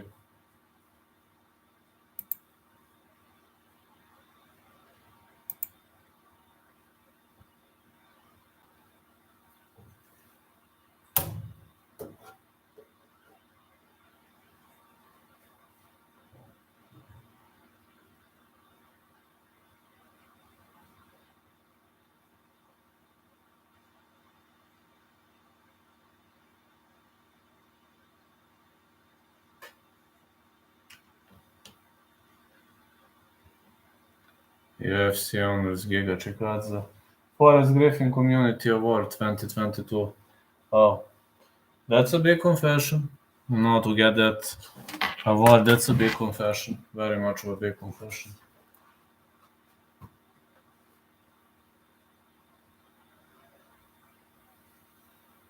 International Fight Week sweepstakes. Win a VIP experience to Las Vegas with exclusive access all week. Scan the QR code. Oh man, this technology is progressing so hard. I'm really wondering what could be the next.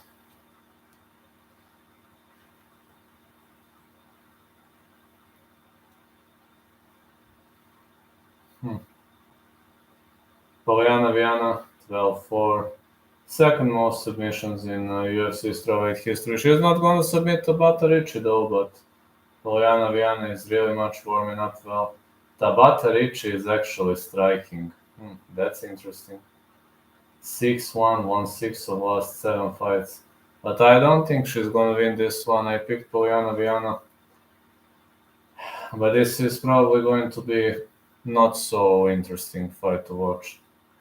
Tabatha Ricci is not the greatest striker, but she is good on the ground. On the other side, Polyana Viana is better on the ground, but she knows to strike too. She's not like a zero striker. She doesn't have zero striking skills, if you know what I mean by that. I got the under 1.5, and if I don't go the distance in Chidi versus Duško, that's the next bet. I agree with you with fight not going the distance. Fight doesn't go the distance. I do agree with you about that.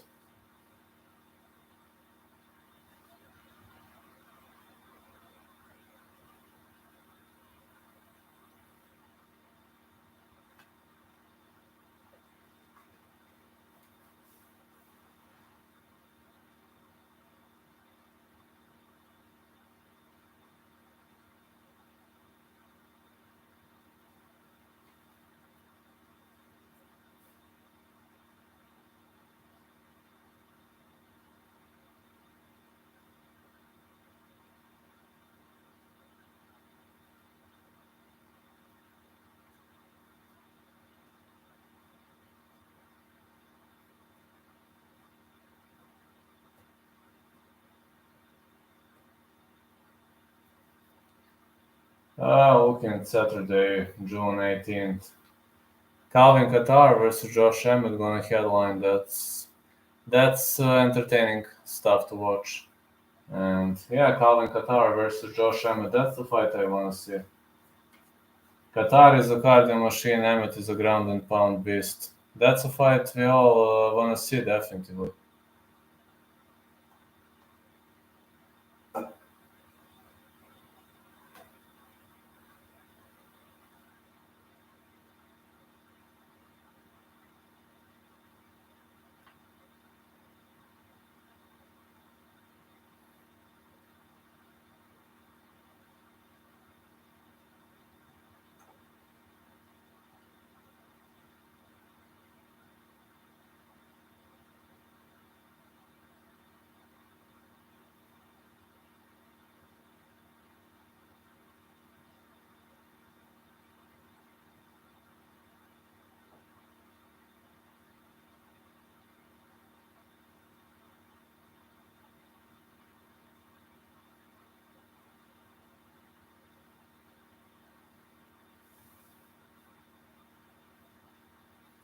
Viana's submission skills are awesome, but Tabatha Ricci's submission skills are awesome too. Polyana, Femme de Fuero, Viana versus Tabatha, Baby Shark, Ricci.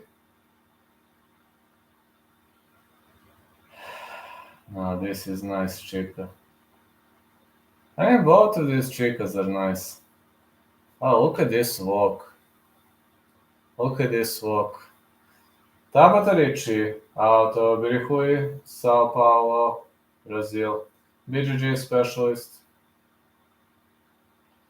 They like to call her Baby Shark because she is 5'1".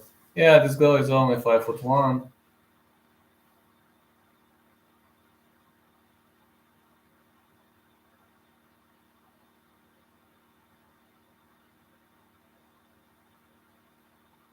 Let's go.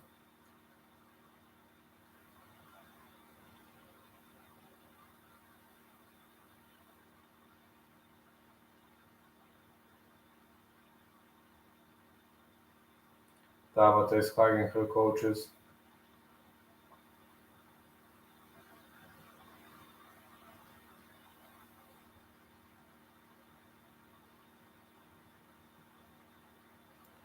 The girl's getting inspected and she's looking ready for war.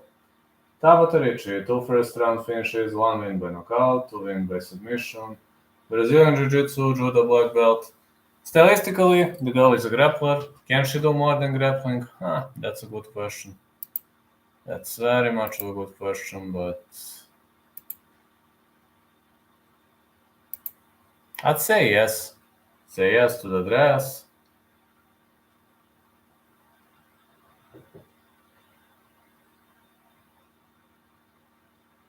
Yes, say yes to the dress.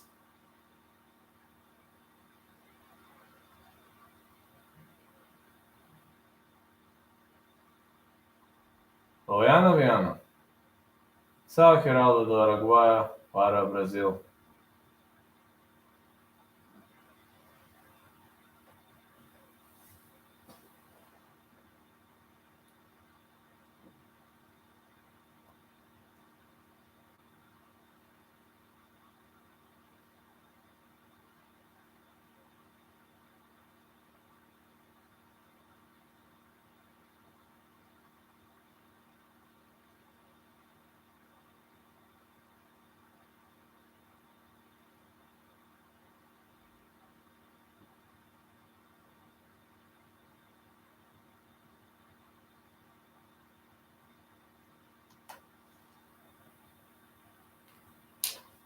Polyana, Viana. Back-to-back wins, second shortest average fight time in UFC strawweight history. 7:48, finished all, 12 wins, 4 knockouts, 8 submissions. I think Polyana Viana has decent chances to win Tabatha Ricci. She's better on the feet, but can she get submitted? Oh yeah.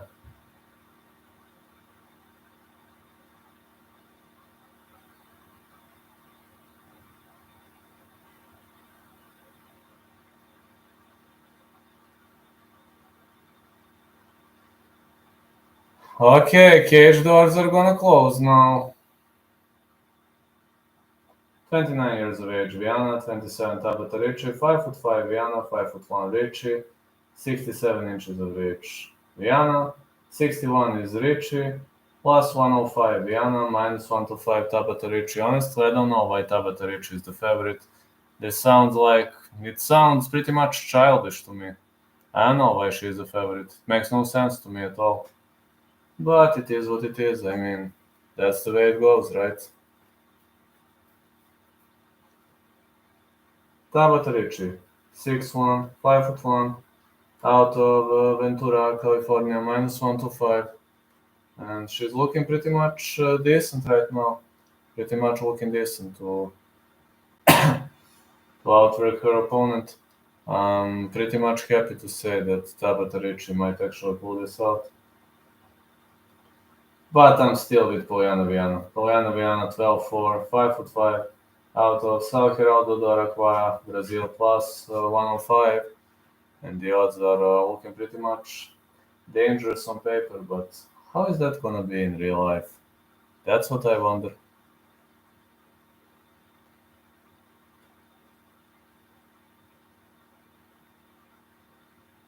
The referee in charge of this contest is Chris Tognoni.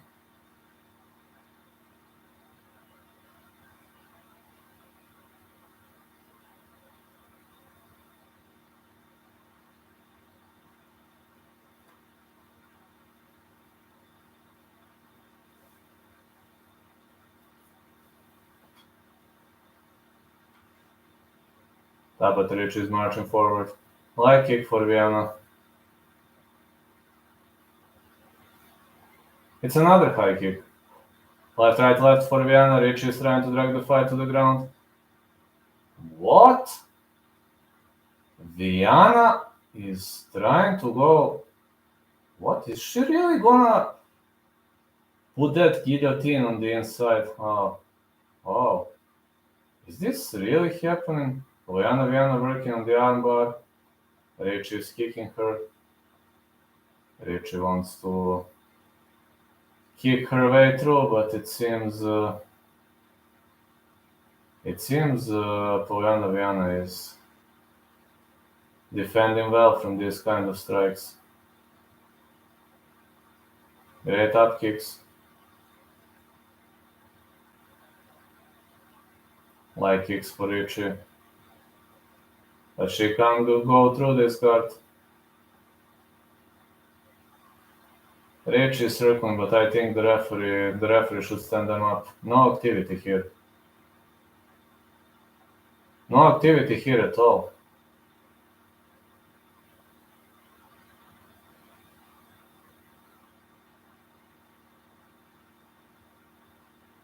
Ricci is saying get up.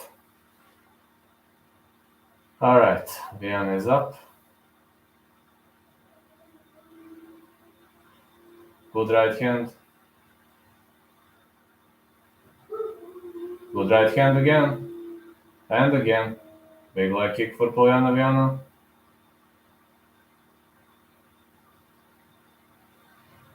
Viana with 1-2.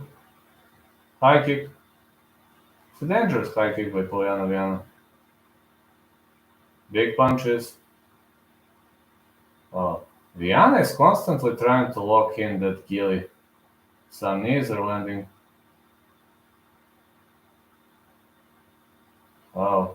Viana pulls guard.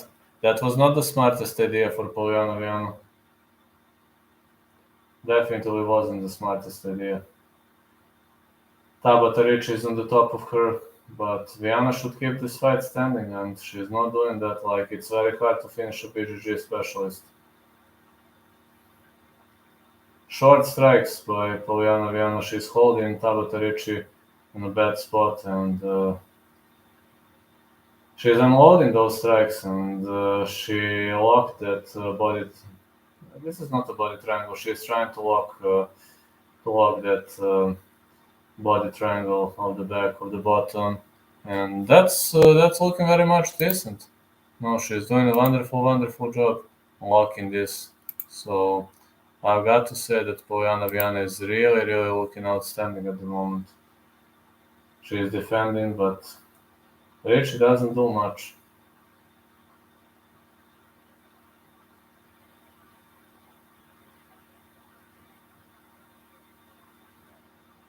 Yeah, Ricci is really not doing much. We've got some weird situation here where Polyana Viana is kind of defending at the bottom, but she's landing more strikes. This is not gonna be an easy round for scoring. I mean, Tabatha Ricci was having the advantage early on, but then now we don't see much of the advantage on Tabatha Ricci's end.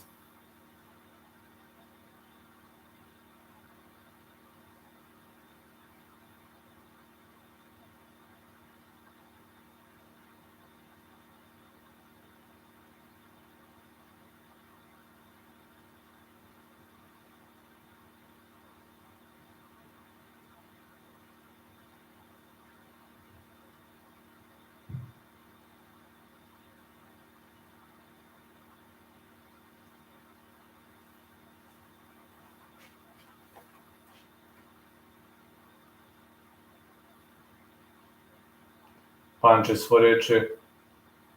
Well, I think Ricci should win this round, but gonna be close. Gonna be really close. Viana is trying to work her way up. Ricci didn't land much here. Great knee shield by Viana. And again, leg kicks. This didn't do any damage, and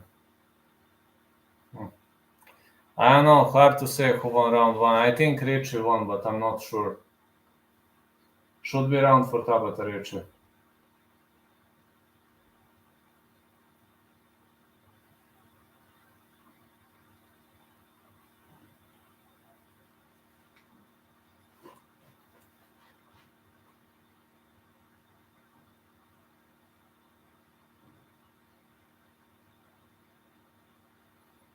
Viana versus Tabatha Ricci. That's gonna be an entertaining 2 more rounds.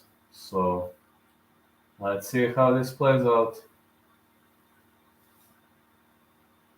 Polyana is having all those tattoos.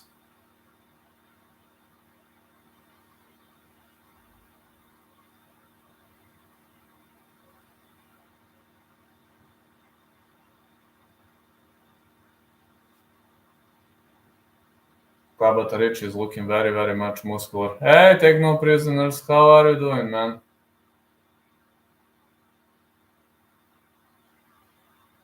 Let's see. Glove touch. Round 2 gets underway. Push kick.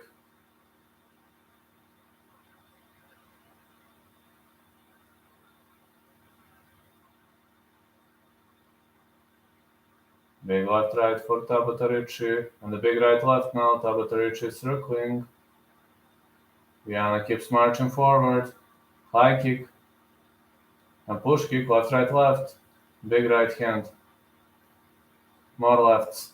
Think Ponzi Pereira fight to go the distance. Probably yes. My pick for that fight is fight starts round 3. So probably yes. If I must pick a side, I'm gonna lean Pereira. But questionable. I would rather stay away from side pick in that fight. Good right hand by Viana.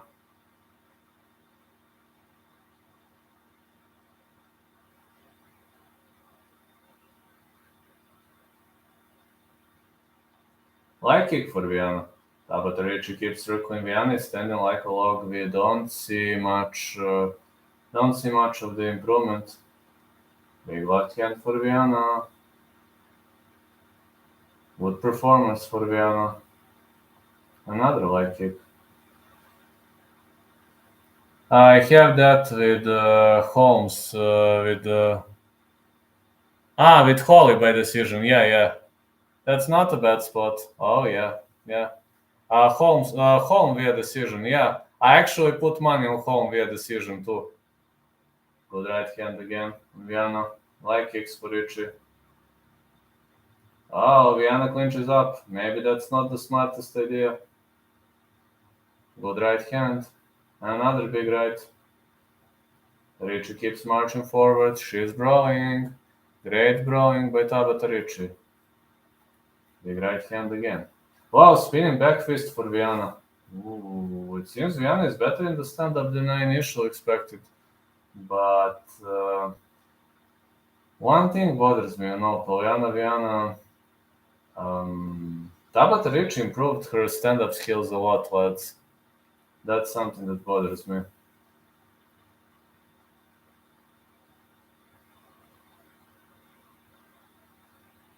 I mean, Ricci hasn't been that good in the stand-up game. Morales ruined some parlays, thought he was a better striker. My pick for that fight was not going the distance for Medic versus Morales, so... Yeah, Morales is excellent striker, but not better than Medic, obviously. Oh, Tabatha Ricci drags her to the ground. More punches and elbows. But it seems Viana is working her way back on the feet. She's trying to go into cage-seated position. Ricci is on the top. More punches. Viana is defending well. Oh, she's pushing. She's hitting that leg. Another leg kick. Viana keeps hitting. Keeps attacking, and she's trying to transition through guard. This tag guard is not a good spot. Seems Polyana Viana stays on the bottom. Viana still stays on the bottom, but maybe she likes Tabatha on the top. This Tabatha is holding her hips low, but she is a jitser. When you're holding your hips low, it prevents your opponent from some unnecessary techniques, but Viana is trying to scramble her way off the fence. She's trying to work her way a closed guard, and now she's gonna slip through it. Viana seems to enjoy defending those kicks. She's intercepting this very well. These are all points.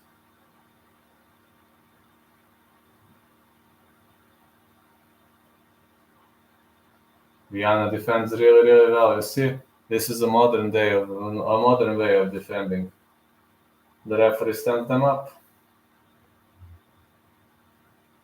I'm really curious who's going to get the advantage in these rounds. Now, Polyana, Viana fighting Southpaw, Tabatha, Ricci fighting Orthodox. That's interesting. Oh, I think Ricci won this round. With this takedown, I think she secured this round.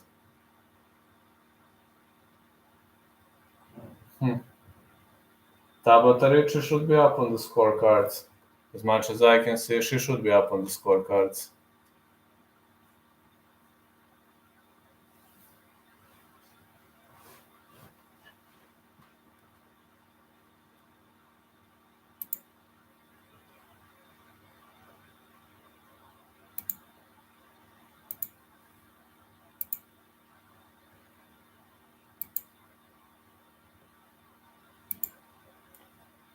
We will see, lads. We will see.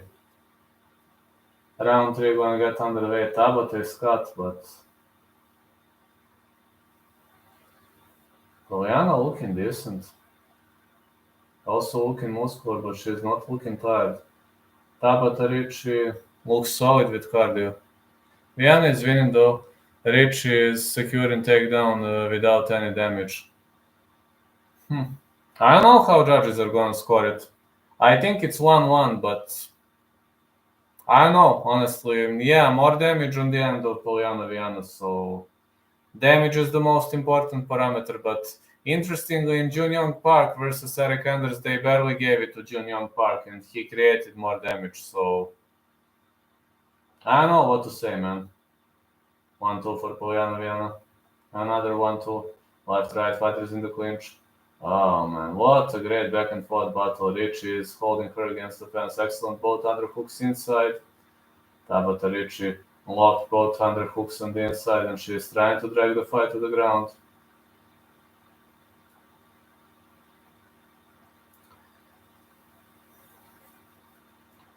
Leg kicks, more leg kicks.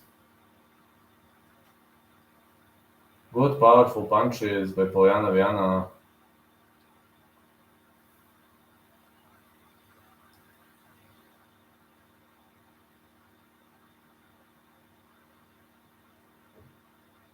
More leg kicks again. And again.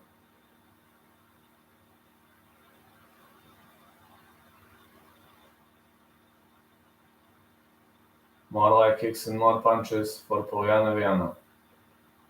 And another good right kick.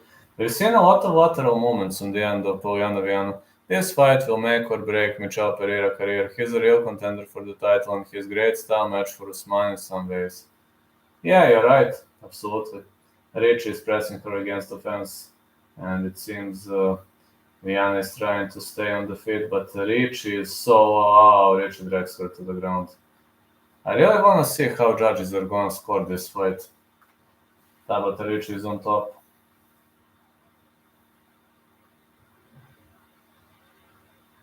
Excellent knee shield for Polyana Viana. Viana is trying to pass the guard, and she was unable to defend. Ricci passes the guard. Hammer fists. Oh, Viana is again defending really well. How is she saying, come on? I don't feel it, come on. Like, kick is checked. Interestingly, in this position, Viana is creating more damage if he wins. Well, I think Pereira gonna win, but I will stay away from side pick. This is a tough fight. Leg kicks.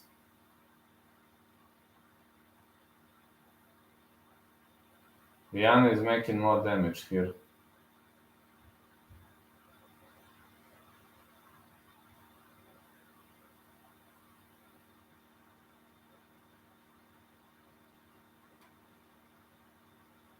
The referee puts them back to standing.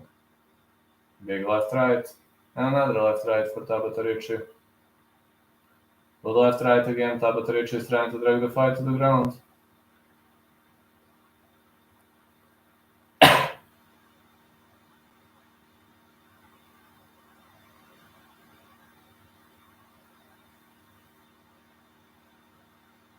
Viana is trying to lock in that guillotine choke now. She's defending Viana's shield, but Ponzi is a dog though. If Pereira conserves his energy and won't guess out. Yes, I know Ponzi is the underdog, but honestly, that fight is so risky. Ponzi has a knockout power, while Michel Pereira is super unpredictable.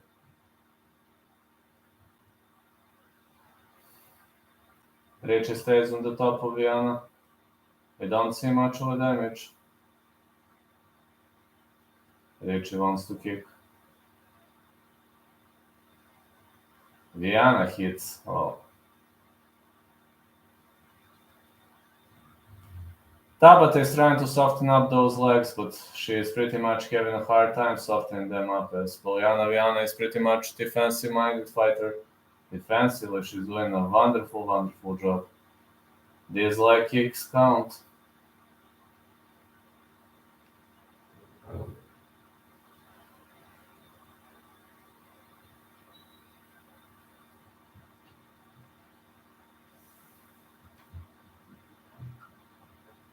More leg kicks.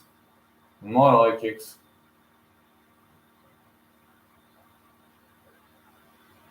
We've seen a lot of leg kicks by Polyana Viana.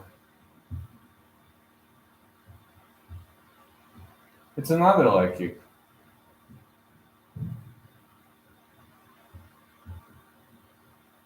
Good right hand.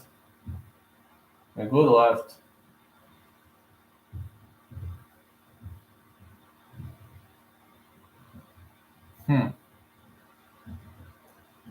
I think Ricci won, but I'm not sure. If I was the ref, I would have given 2-1 to Tabatha Ricci, but luckily I'm soccer referee, not MMA referee, so there is no need to listen to my mistakes. Let's see what our judges, are going to say. I just hope. I mean, the fight went the distance, and we can't see much of the expectations here. Really wonder who's gonna win this one.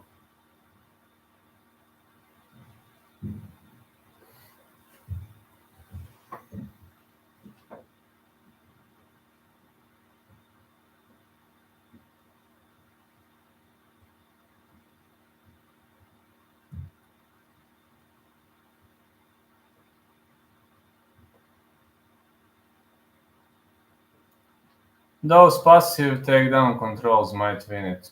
I would say 2-1 Ricci, but again, with these judges, you never know.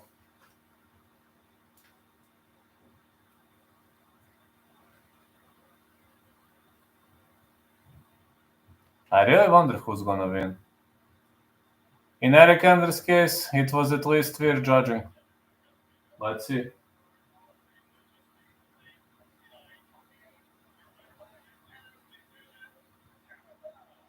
Tabatha Ricci won. Ricci won. Yeah.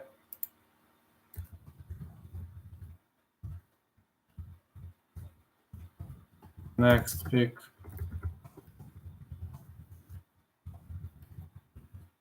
Next pick, Chidi versus Duško, no distance. That's next pick.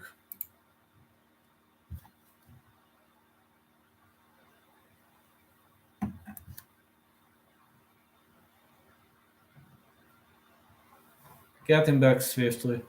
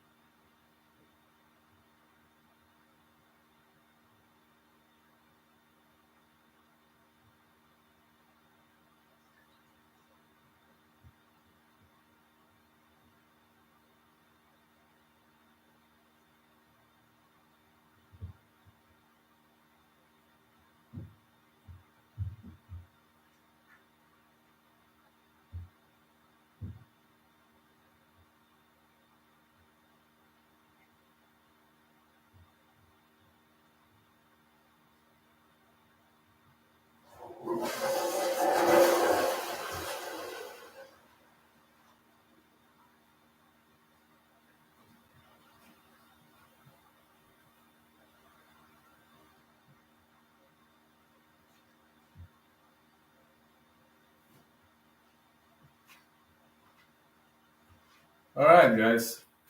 Let's see now how's it gonna go. Chidi and Njokuani warming up. Duško Todorović is warming up too. This commentator is gonna be very, very annoying, so I will have to ignore them. I just muted them. They don't know much about the sport and they are making some fatal errors, plus they're making tons of mistakes. Cowboy, how is the heat in your city? Very hot, man. Today was a very hot day. It was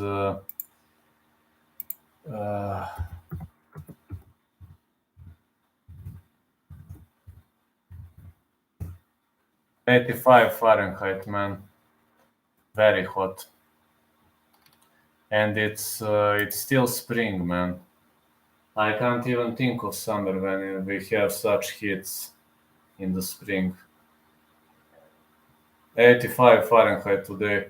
You know, until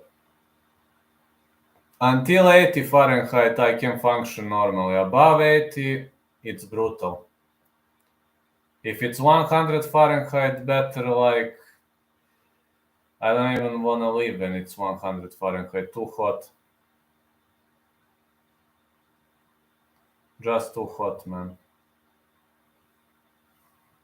I hate heat. I prefer winter over summer. Let's get this money. Yeah. 19 NIC. Whoa. 90 degrees. Oh. Too hot, man.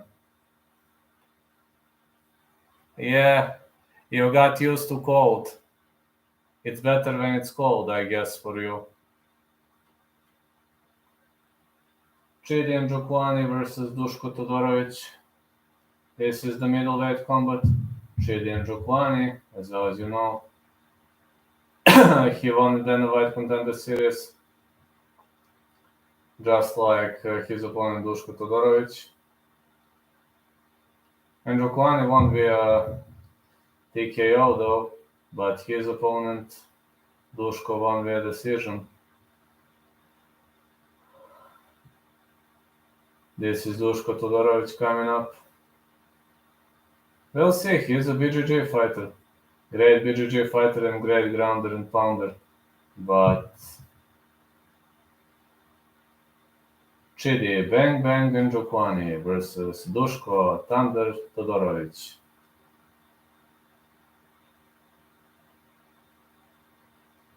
Duško Thunder Todorović is walking towards the ring. Fighting out of Belgrade, Serbia. Yeah, I also hate when it's too hot, man. 85 Fahrenheit is just too much. I just hope this is not gonna last for long. Actually, Duško Todorović was born in Kotor, Montenegro. Is Todorović UFC? Not hard to find him on social media. But interestingly,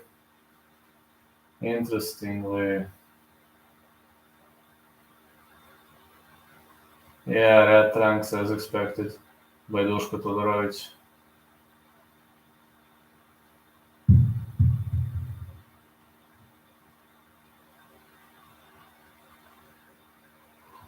Let's go Serbia. Oh yeah, let's go.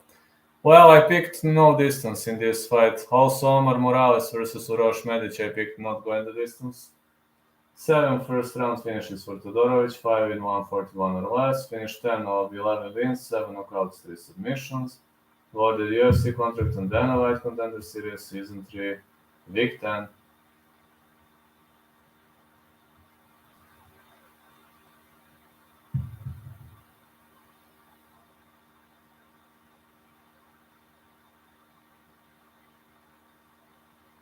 Duško ground and pound TKO.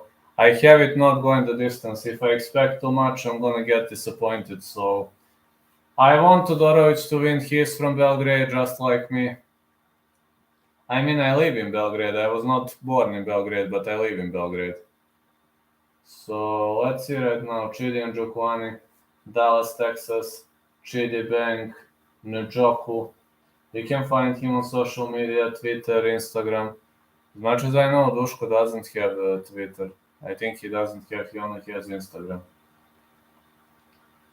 I don't think this match is going to last for long. Chidi Bang Bang and Njokuani versus Duško Todorović.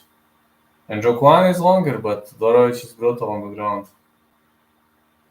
And Njokuani is excellent in the stand-up. Wonder how much is this fight gonna last.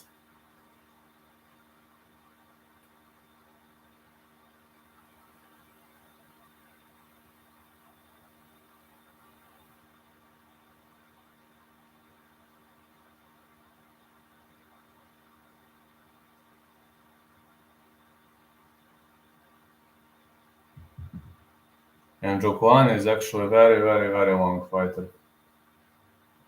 This might be a bit tricky, but let's get this underway. Chidi and Njokuani, 3-fight win streak, third fastest finish in UFC middleweight history. All 16 awarded UFC contract and Dana White Contender Series Season 5 victory.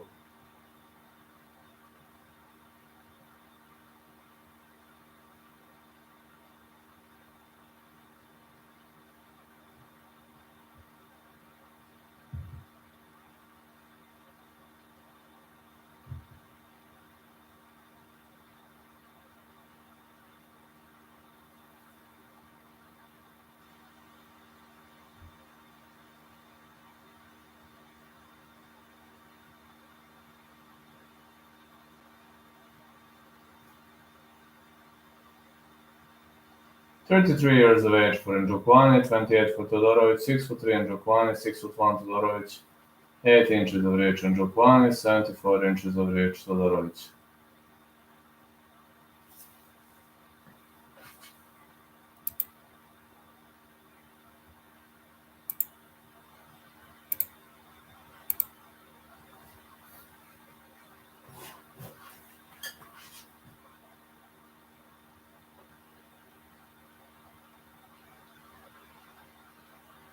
Is it raining? Unfortunately, no. No rain. 11-2 for Duško Todorović. His opponent, Chidi Bang Bang Njokuani, 21-7, 1-0 contest, 6'3", fighting out of Garland, Texas. Heavy favorite. Honestly, I don't know why he is such a big favorite. I mean, he is better in the stand-up, but Duško is better on the ground, so...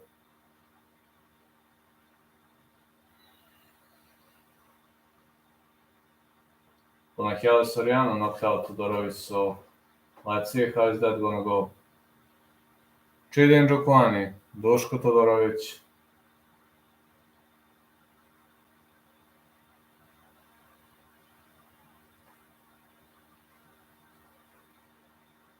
They touch class. Let's go. Njokuani has to be cautious. Oh, Todorović with the high kick. He's a Taekwondo black belt and BJJ black belt. But Njokuani has to be cautious because Todorović is brutally good on the ground. But Njokuani hits like a Mack truck. Todorović should be cautious. Like kicks for Njokuani. Oh, big left right. Todorović is trying to shoot in. He's trying to build a posture so hard, trying to drag the fight to the ground. Great sprawl by Chidi and Njokuani. Well, if Njokuani was smart, he should... he's trying to go for the anaconda. Why is he trying to go for the anaconda? Is he fishing for the arch choke? Todorović is a BJJ black belt, that's insanity.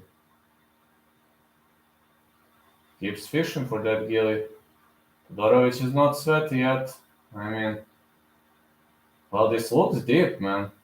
But Todorović slips out of it. Of course, it looked deep, but he forgot to wrap his hands around the waist. Got him.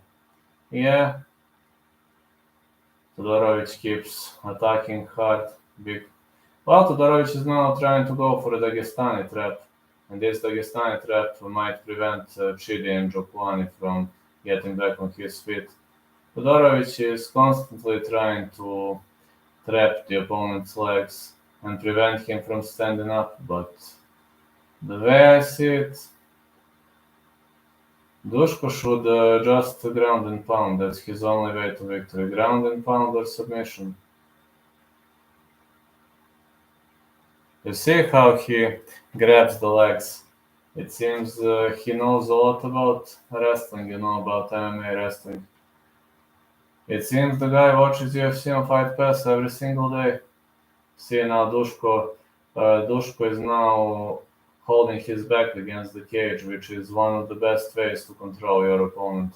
But now Chidi and Njokuani has turtle position, which is one of the first ways to get him back on the feet. So I think Todorović should try to take part in this kind of game because that's his only way to defeat Chidi and Njokuani. But Njokuani stuffs takedown attempts really well. Todorović stays in the back. Really much stay on the back, doing a great job here. Good trap. Another good trap. Well, Todorović trapped his opponent well. He is now weathering the storm. He's holding his opponent well. And Njokuani is trying to slip out of it. Good grappling on the end of Todorović. He keeps trying to drag his opponent to the canvas. But if Njokuani sets himself free, that's going to be a problem.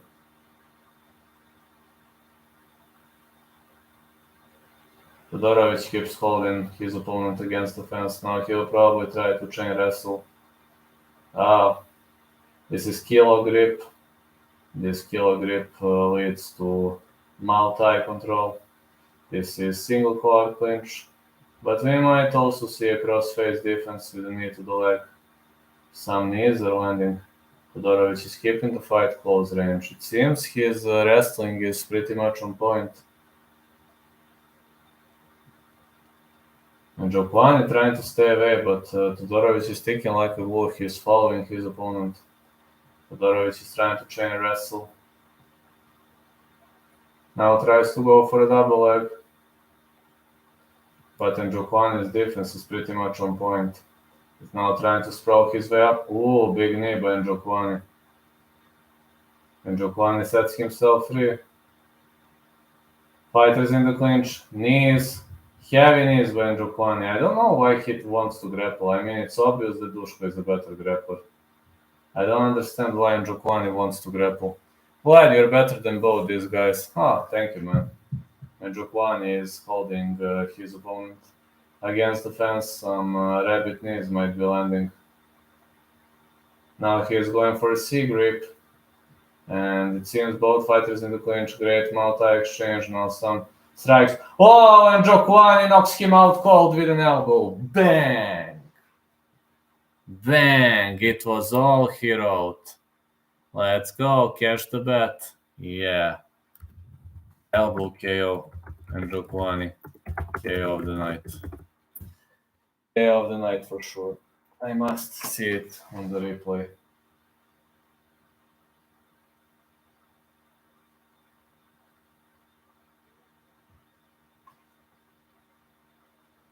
I must see it on the replay.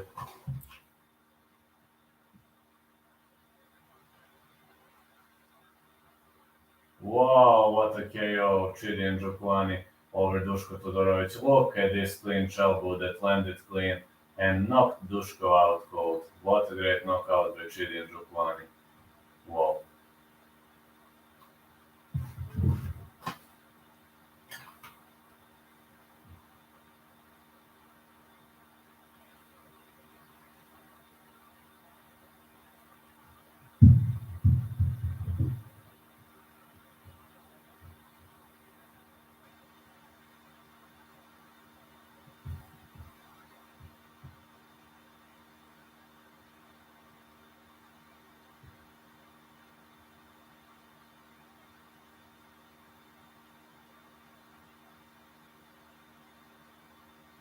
This is going to be the knockout of the night for sure.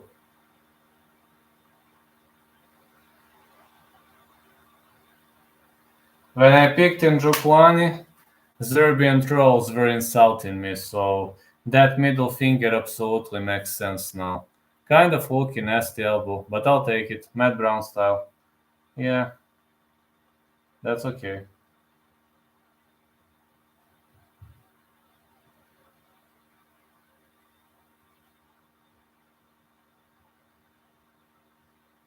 I was getting worried when they were both gassed. It'd just be a clinch fest. I wasn't worried. I knew if Duško drags the fight to the ground that he was gonna win, and I knew if the fight remained standing that Chidi was gonna win. I was very confident in both of these guys. Chidi proved me wrong. Yep. He proved we were all wrong. That's the point, we were all wrong.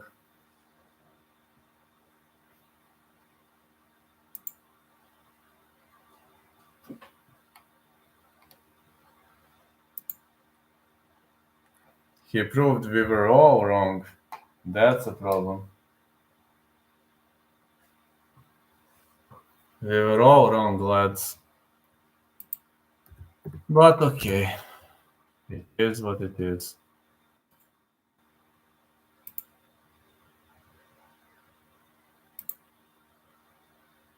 That's gonna be great, lads. Really much gonna be great. I like the fact that I was right about this one, and Njokuani is right on a 4-fight win streak, so 7 out of 9. Next pick, Ponzi versus Pereira.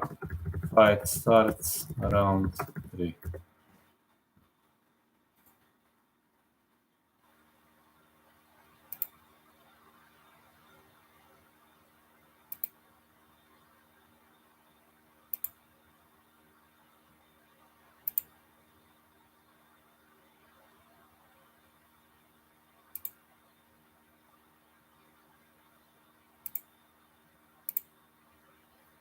That's gonna be entertaining. That's gonna be fun to watch, lads.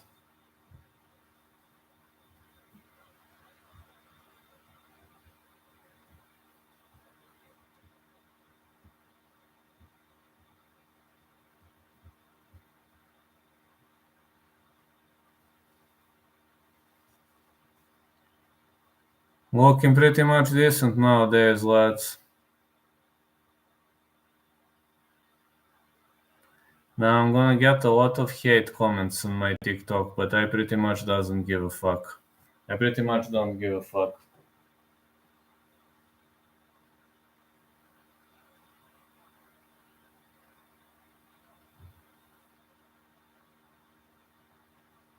Cash the bet, let's go. Let's go, man. I'm glad you cashed the bet.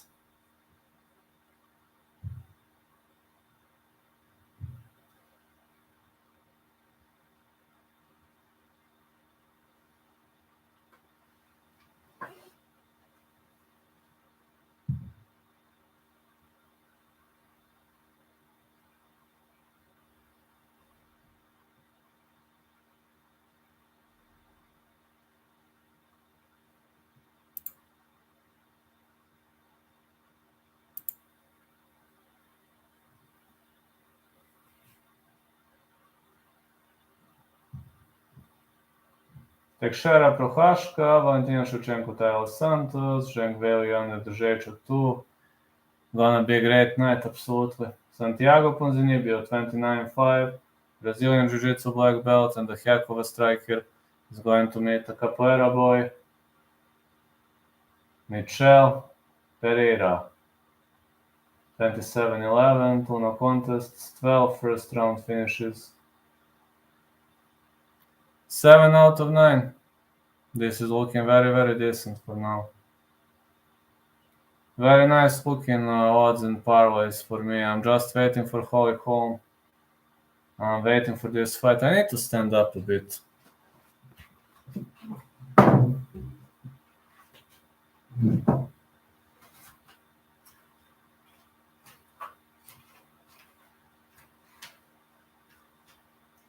I need to stand up a bit, so I will get back on my feet very, very much quickly.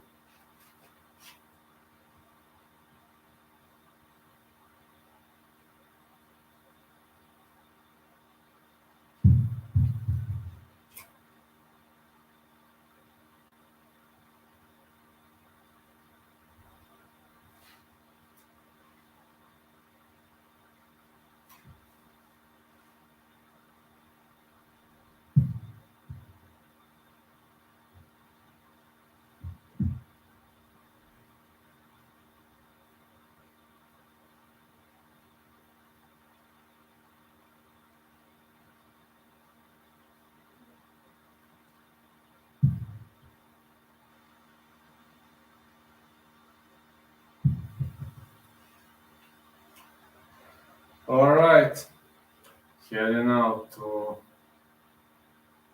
well, one could arguably say number 2.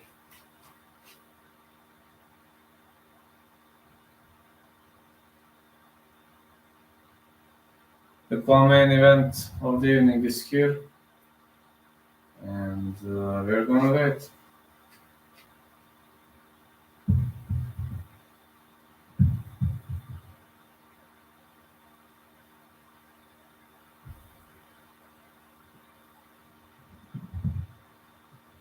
We're gonna wait to see how this one gonna go.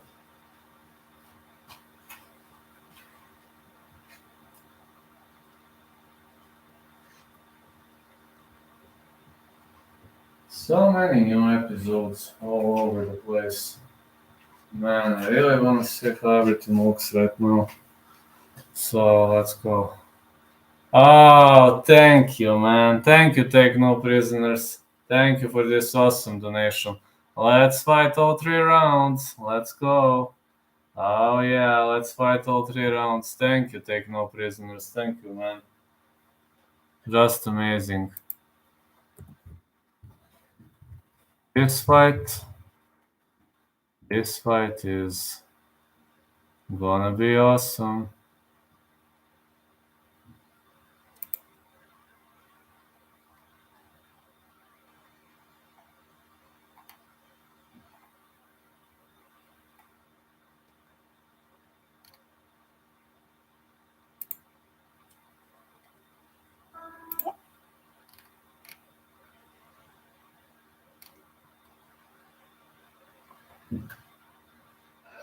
I'm so much looking forward to this. Thank you, Take No Prisoners. Big bow to you.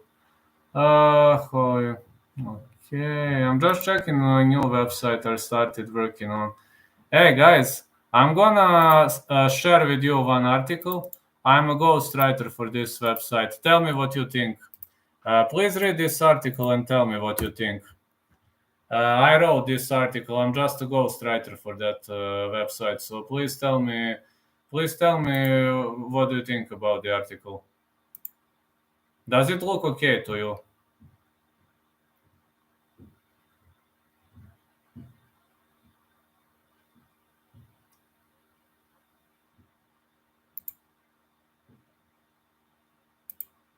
Yeah, please tell me your thoughts on this article. If it's like, I wrote something about Holy Holm. Oh, Michel Pereira. His dances are worldwide known. Let's fight all 3 rounds. I hope so we will, man. I hope so we will. If we fight for all 3 rounds, then I think Pereira wins. On the last 4 fights tonight, I'm going for number 5. In order to do that, plan to knock out Santiago Ponzinibbio. Oh, Pereira wants to knock him out. Ponzi did decision loss with Neil. I think Pereira is more evasive than Neil. Me too. Pereira says he's gonna knock out Ponzi.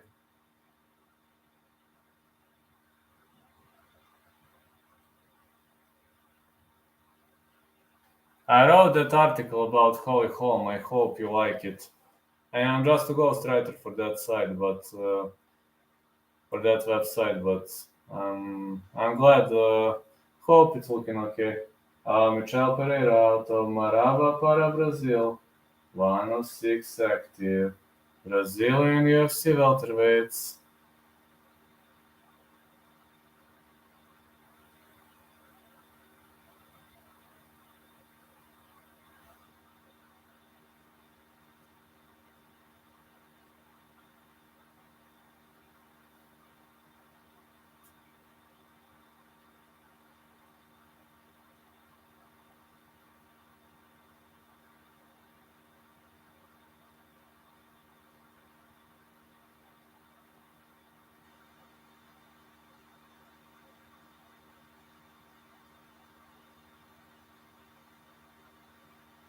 All right.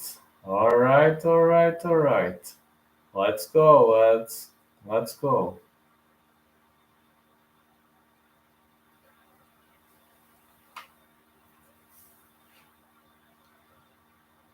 I can't wait for this fight, lads.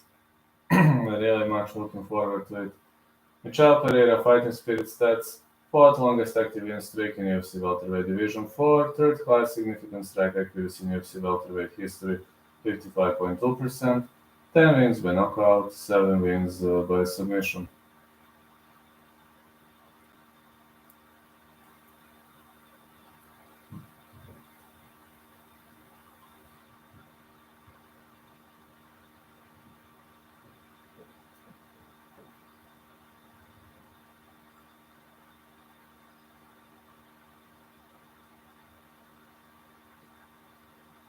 Michel Pereira, he has 10 wins by knockout, 7 by submission, but let's hope he will stall, He's an expert in stalling and exhibitions and very entertaining moves. Co-main event is the people's main event. I hope you agree with that. Co-main event is the people's main event. I agree with that. Definitely agree all the way. Let's go, let's go, let's go, let's go. He should hang in there. Oh, yeah. He should just stall, if you know what I mean. He should just stall as much as he can. So, if Pereira wants to finish, not easy to finish Ponzi though, but Santiago Ponzinibbio, born in La Plata, Argentina. First Argentina-born fighter in UFC. As Ponzinibbio MMA on Twitter, on Instagram. But yeah, he should hang in there. I agree.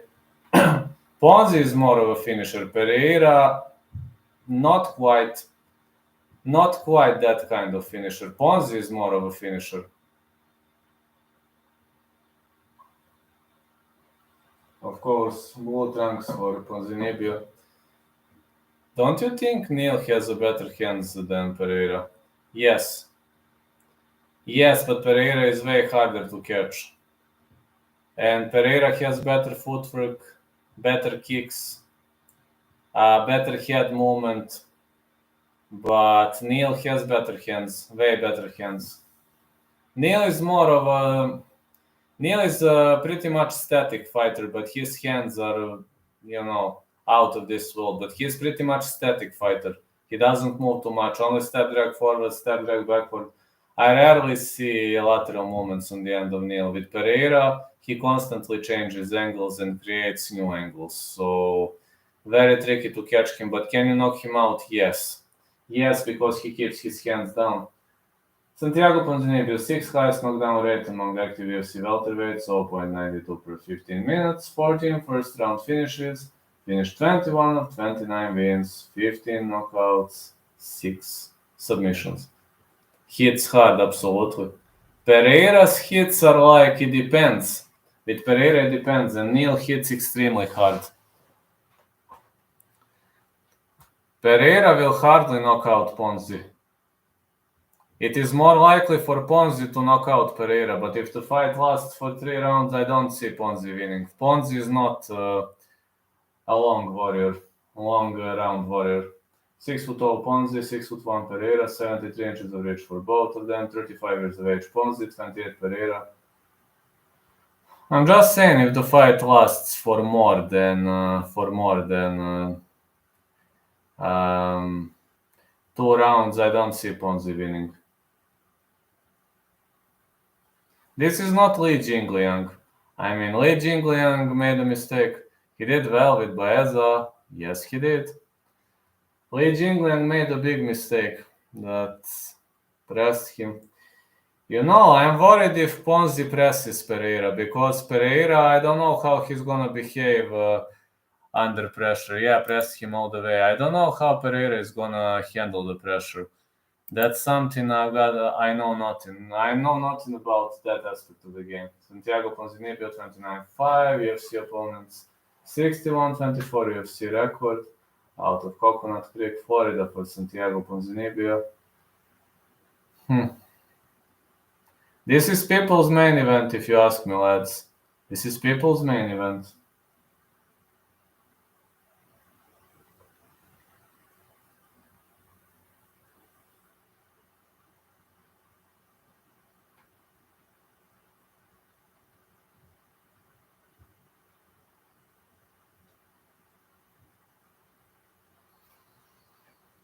Santiago Ponzinibbio. Michel Pereira. No surprises now. Let's see. Alright, Pereira moves around. Pereira is running around the circles. As expected, Ponzi will try to pressure. Pereira keeps moving, keeps opening new angles. Push kick for Pereira.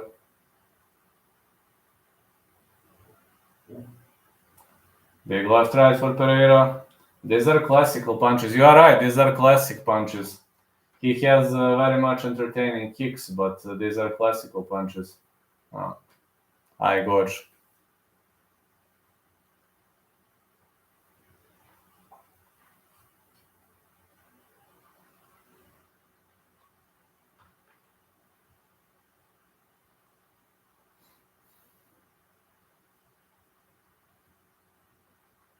It was an high gorge.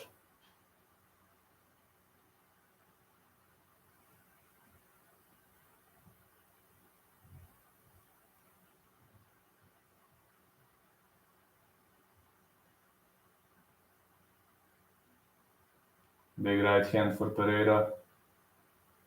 A push kick. A leg kick for Ponzinibbio. This is a bit of a surprise. I didn't see it coming.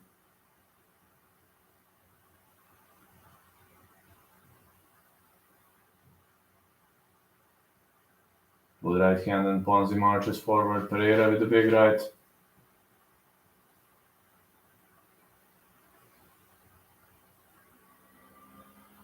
Pereira keeps weathering the storm. Wow. More movement to the side by Pereira. The leg kick counter.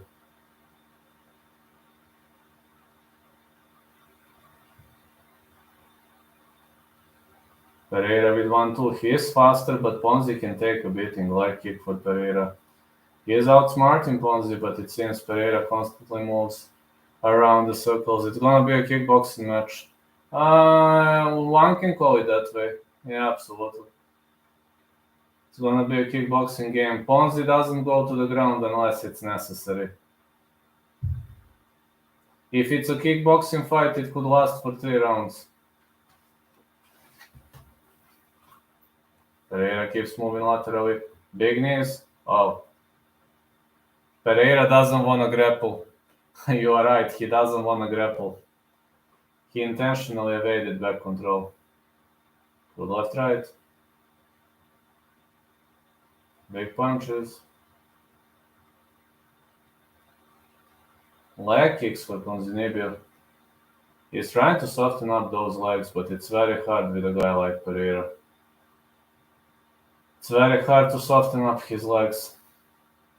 More leg kicks. Yeah, gonna be a kickboxing match for sure.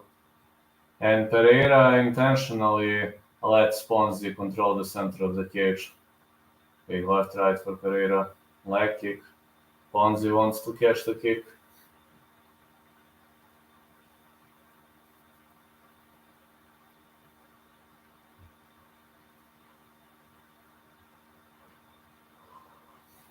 Big left right again for Pereira. The big right followed by big left.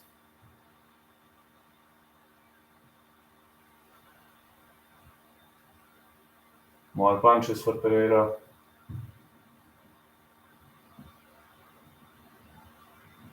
Pereira kinda reminds me of Bilal Muhammad versus Vicente Luque. I think he's using the similar strategy to outsmart his opponent. Leg kicks, push kick. Oh, Pereira with a great check hook, great counter.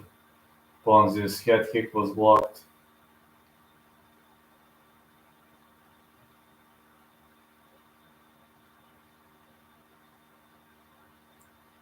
Big right for Pereira. Ponzi's chin is tough. Ponzi's chin is very tough. Pereira is swinging violently. Ponzi with a leg kick, but he missed.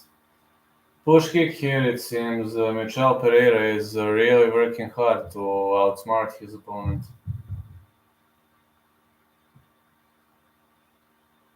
Great movement by the Brazilian capoeira fighter.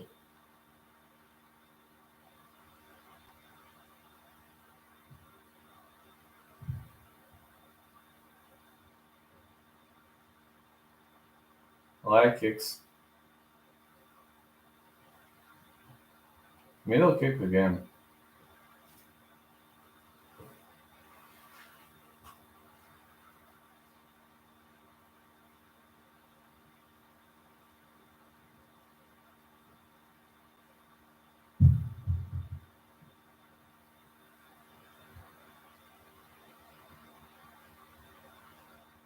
Good punches.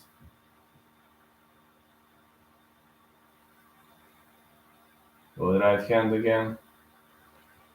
I think Pereira won this round fair and square. Think Pereira is up on the scorecards. Pretty much confident he won this round.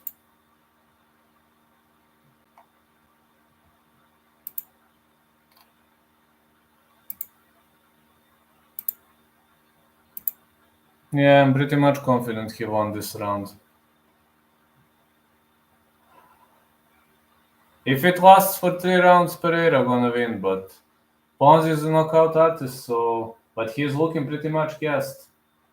No, he is not looking fresh at all. I mean, let's see.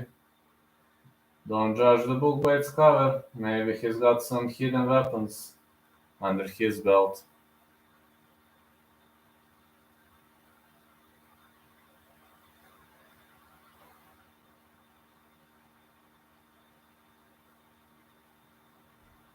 Let's go.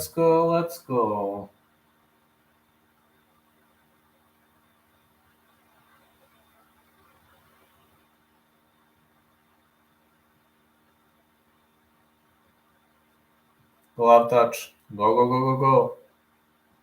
Yeah, take no prisoners. Go ahead. Good right hand again by Michel Pereira. He keeps marching forward. Pereira is fainting. Great capoeira. Teixeira versus Jirka. Fight not going the distance. Good right hand again.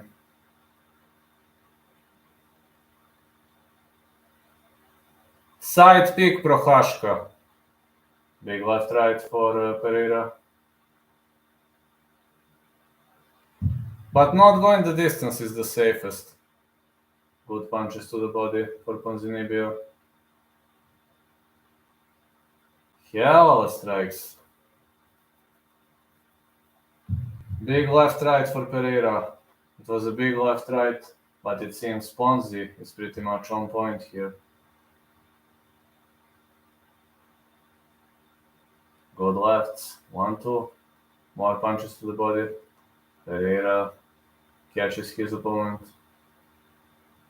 And he's now in the middle. No.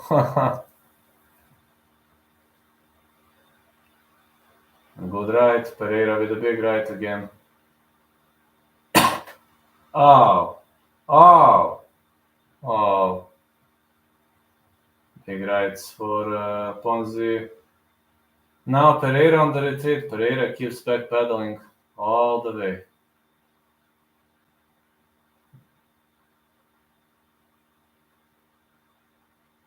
Big waving overhand right. Missed by a hair.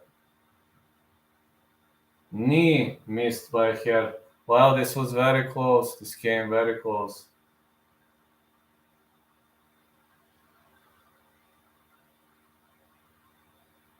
Excellent left for Michel Pereira. Now Santiago Ponzinibbio keeps attacking and he misses. Pereira keeps moving sideways, changing angles. It is so tricky when a switcher changes angles. Leg kick for Pereira. Good left right. Pereira with 1-2. Yeah, this is going to be a great kickboxing affair. Got to say, this is Pereira is so huge, how he makes weight. You know, I wondered the same. I don't know, I wondered the same, man. He looks like he weighs around 200 pounds. Big left hands for Pereira.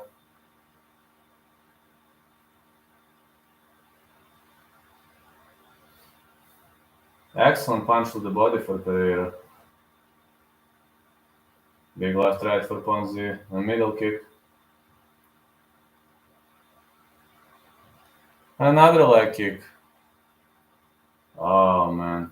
Pereira was heavily punished. It was a heavy punishment and These two guys are not gonna spare each other, believe me, they are not gonna spare each other. Another good right hand. Ponzi misses with a big weaving overhand left. Ponzi wants to fight toe-to-toe. Pereira mustn't brawl with Ponzi. And he is aware of that. Brawling with Ponzi is a death trap. It's a suicidal mission. Big left right for Pereira. Pereira keeps moving sideways. You see how he constantly changes angles. Pereira is constantly on the tips of his toes. See how he's constantly on the tips of his toes. Ponzi is eating shot after shot, but he stays on the feet. Big left hand for Pereira.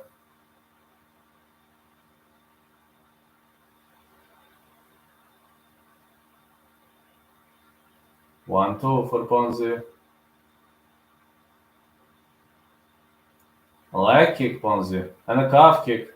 Pereira 1-2. Great 1-2 for Pereira. Now I got middle kick that lands pretty much clean for Pereira. This is pretty much great domination by Pereira. For now, I think he's 2-0 up on the scorecards. Leg kicks for Pereira. But Pereira is very cautious. He is not doing his regular calisthenics. We don't see much of the calisthenics in this fight. Ponzi drags the fight to the ground, but Pereira is trying to crawl towards the fence, and he was able to get back on his feet. Maybe this takedown might give some advantage to Ponzi, but Pereira holds Ponzi pretty much decently. I think 2-0 Pereira.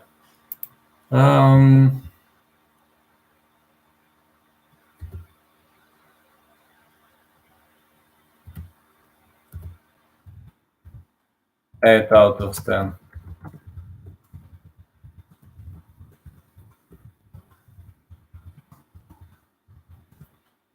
I think Pereira up by 2. I just think Pereira is up by 2, but I can't guarantee. Because this last round was close. Round 1 for sure went in the favor of Pereira. But last round was close. Round 2 was very close, but round 1 went for sure in the favor of Pereira. I'm worried all he has to survive. Well, Ponzi will now go for all or nothing, and you know when you're a hunter and a hunted, you know what I mean by that. When you're a hunter and a hunted, it might be a problem. Pereira will both be a hunter and prey. 2-0. I think 2-0 for Pereira, but round 2 was close. Round 1 for sure, Pereira. Round 3 gets underway. Leg kick. Another leg kick for Pereira. Big left right.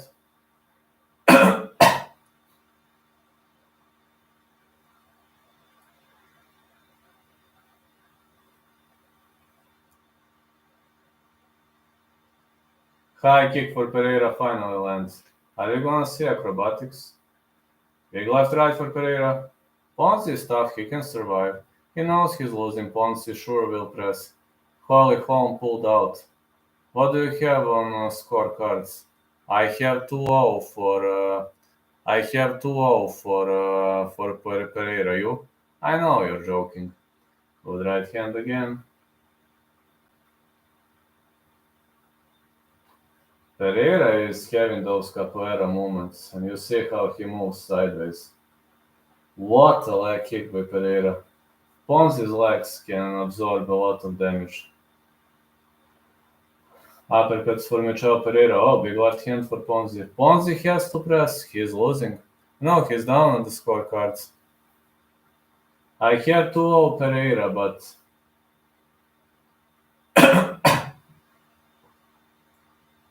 big left hands again, and again high kick.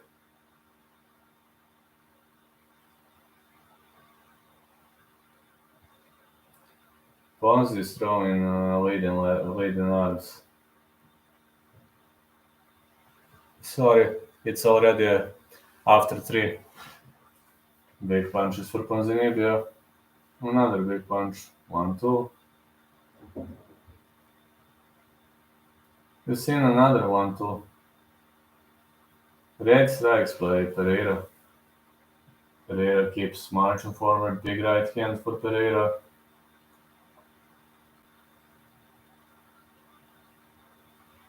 Leg kicks. Oh, calf kick by Ponzinibbio. He's trying to soften up those legs. But as well as you see, Pereira knows to relax kinetic chain and turn, and he knows to turn a closed kinetic chain into an open kinetic chain. If you don't know what am I talking about, the best way to defend calf kick is an open kinetic chain, which means lift your leg off the canvas and relax it. Good right hand for Pereira.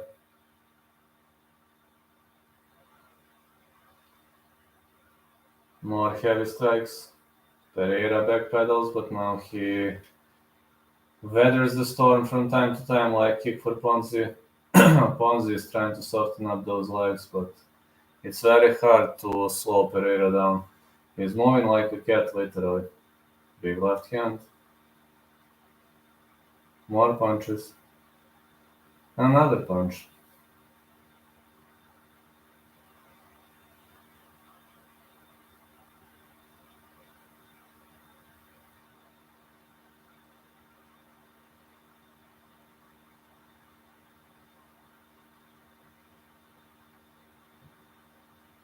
More jabs. A big left hand.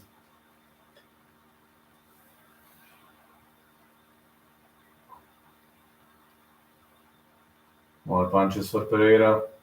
Pereira brawls. I just hope he's not gonna brawl. Push kick for Pereira. He just needs to survive. Ponzi needs to march forward. Big right for Ponzi. Left right Pereira. These two guys are trading big bombs. Ponzi is bleeding heavily, but Pereira is bleeding. This could be the candidate for the fight of the night. I think this is a decent candidate for the fight of the night. They are going crazy. Yeah, man. 45 seconds left. Ponzi has to go for all or nothing. Pereira ducks under. Ponzi is trying to drag the fight to the ground. Pereira trying to stay away. He's trying to stuff a takedown. 1-2. Big lefts. Oh man, it seems both of the guys are gassed, but I think it's going to be the candidate for the fight of the night, this fight. Ponzi is missing heavily. Big jabs. Excellent jabs for Ponzi. Big left right. My side pick was Pereira to win, so it seems my side pick gonna be on point. Pereira decision. My side pick was also Pereira. Yeah, awesome, man. Just awesome. I'm glad it's on point. Now let's see how my picks are gonna go. Third round was Ponzi. Yeah, but 2-1. It's gonna be 2-1 Pereira. Anyway, gonna be 2-1 Pereira. There's no way it's gonna be 2-1 Ponzi. Candidate of the night, for sure. For the fight of the night, for sure. Honestly, I wanna see how my bets are gonna look. Now I need Holmes by decision. Actually, I have Holm to win normal, and I have Holm decision. What a fight! Wow, a lot. I also placed on one Holm to win straight, on another Holm to win decision. I think it's gonna be Pereira decision. I scored 2-1 Pereira, but with these judges, you never know.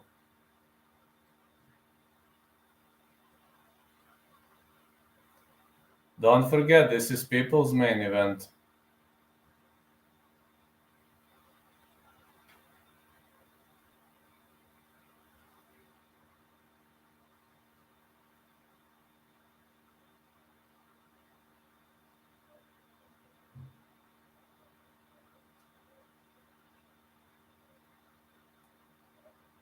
I really wonder how is that guy a welterweight.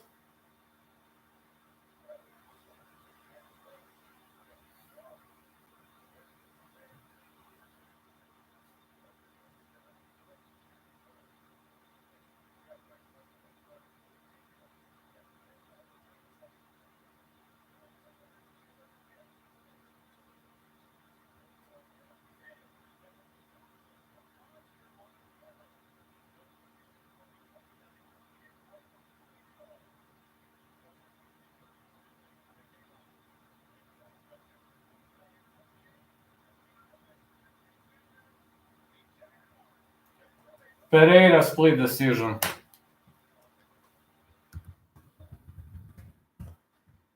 In 5 rounds, Ponzi would win it. Yes, I know Ponzi won round 3. I scored 2-1 Pereira.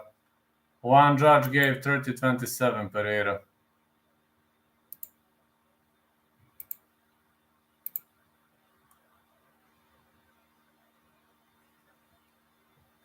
Split decision, man. What a war this was. Yeah, if it was a 5-rounder, it would have been a problem. It would have been a big problem for this guy.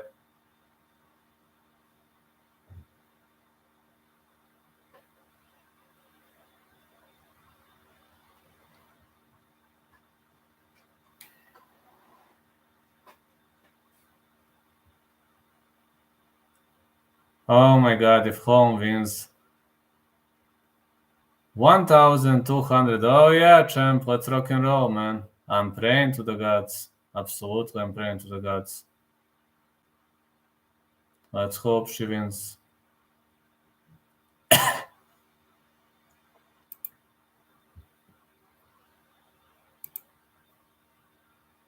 I will do.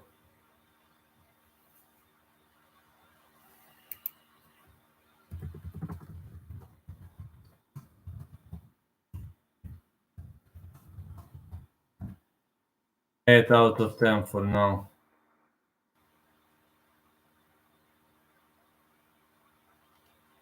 Win or lose, I can call this a great card.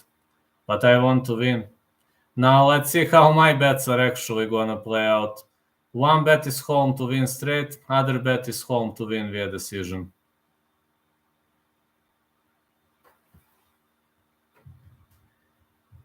Come on, Holly.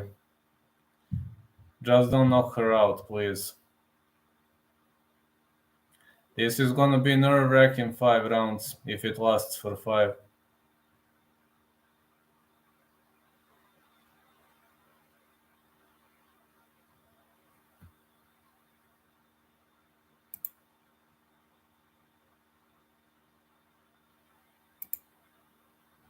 But I'm excited. Yeah, I'm excited.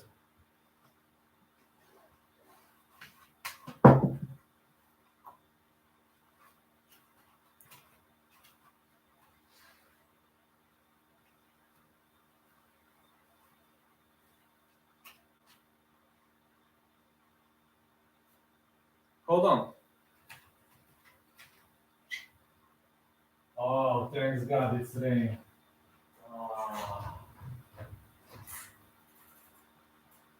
Oh, thanks God it's raining, man. Hey, it's raining. It's finally a rainy night. I like when it's raining, lads. Now you will probably say that I'm a psycho, but I love when it's raining because it was fucking hot. It was fucking hot. It was fucking hot today, so I like when it rains.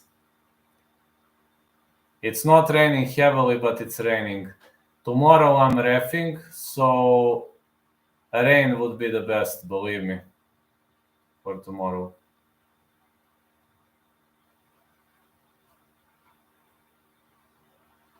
I really need some rain for tomorrow.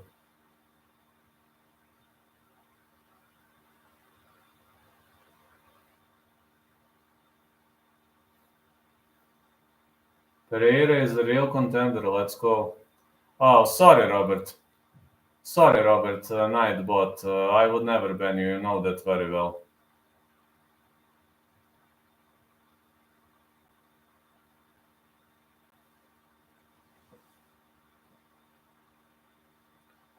No, he's not good for 5 rounds.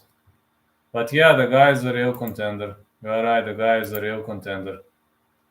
Pereira is a real contender, let's go. Yeah, but I'm worried how Pereira would behave in a 5-rounder, man. Holly decision, I also say the same. I have a bet on Holly to win straight, and I have a bet on Holly to win via decision. Holly Holm fought, highest takedown defense in UFC bantamweight history, 76%. The first girl ever to stop all Ronda Rousey's takedown defense attempts. Ketlen Vieira is more of a Muay girl. She defeated Miesha Tate by unanimous decision. Pa šta da kaže? After third, he guesses out. You are right, take no prisoners.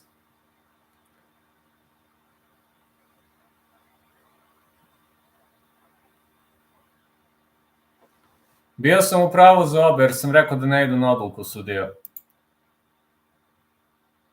So, let's see, guys. No UFC next week. I know. Next week I'm not betting. There is some Cage Warriors etc, but I won't be betting next week. I only bet on UFC. I bet once on boxing and missed. No, only UFC.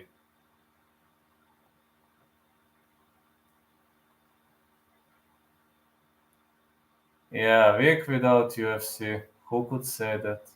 Shitty, right?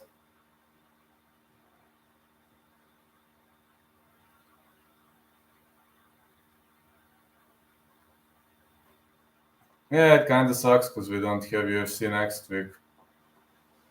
Really much kinda sucks. Bantamweight bout. Holm versus Ketlen. Vieira. Vieira, Vlad. You don't think Teixeira be able to take him down? Teixeira will absolutely be able to take him down. I picked Vieira because I think Vieira is an underdog. Because this is really 50-50 fight. That's why I picked not going the distance. I see it as a 50-50 fight. Who is the underdog anyway? I haven't looked. Who is the underdog? Is it Eryk or it's Glover? But it's really 50-50. Not going the distance is the best potential pick for that one. Yes, Glover can take him down, absolutely. But if Eryk keeps it standing, easy win.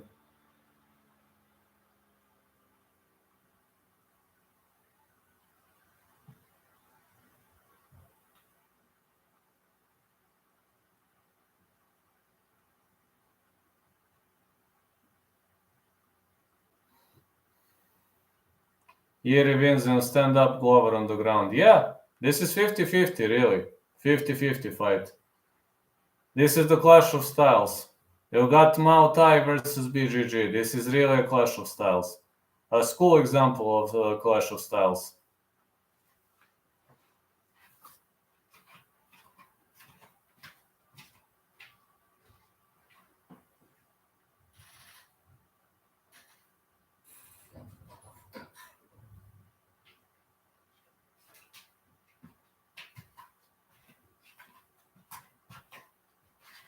I think Glover can survive the storm and take him down. He is a durable fucker. Yeah, he is. He is. You're right about that one. Who is the underdog in that fight? Is Yeri underdog or Glover? When it's 50-50, when you say pick a side, then I pick underdog. When I don't know who's gonna win, I usually have initial pick is no distance. Just I'm gonna say if it's 50-50, pick the underdog. Glover is the underdog. Okay, then take him.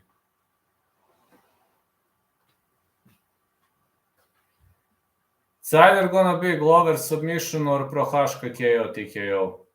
So these are the best odds I can give you. Like Glover submission is probably plus, and Prochazka KO TKO is probably plus. One of those two.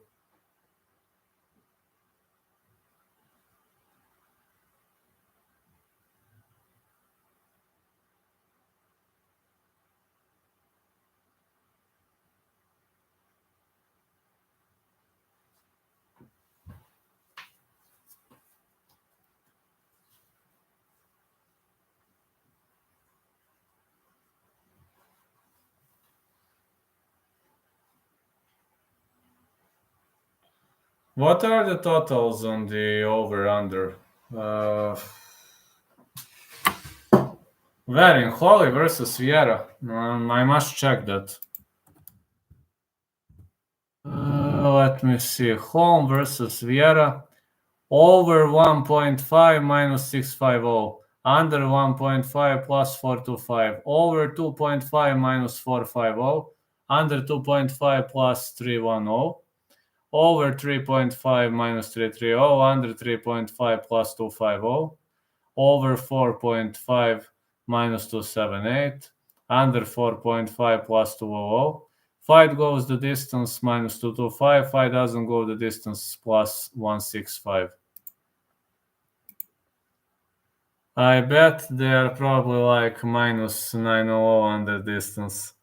I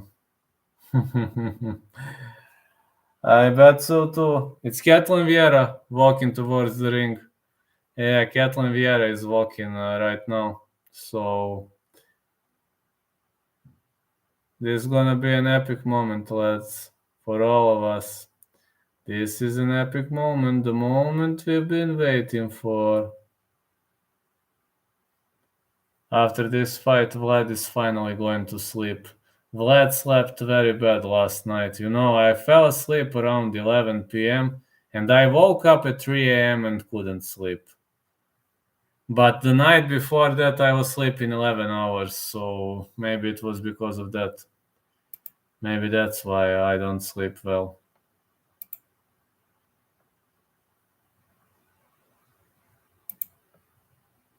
Maybe. Ketlen Vieira taking some water and she's ready for the storm.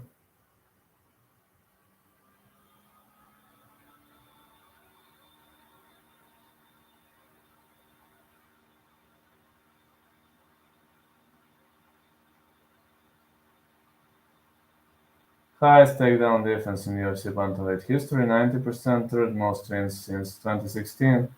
UFC bantamweight division 6, seventh most takedowns in UFC bantamweight history, 13.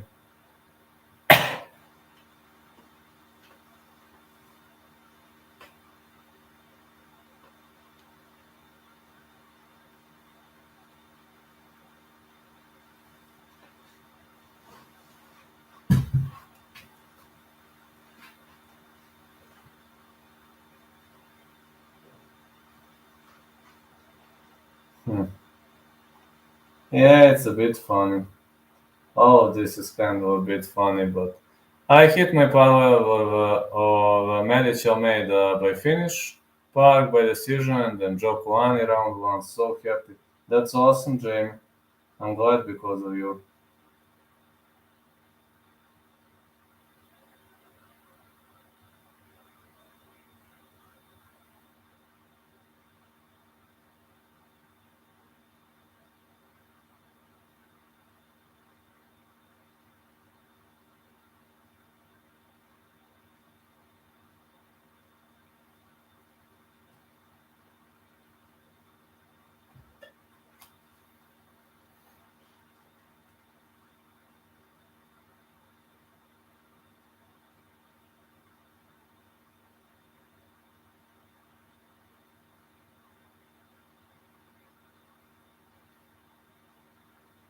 Nice, bro. Oh, yeah, that's awesome. Now it's time for Holm to step inside the ring.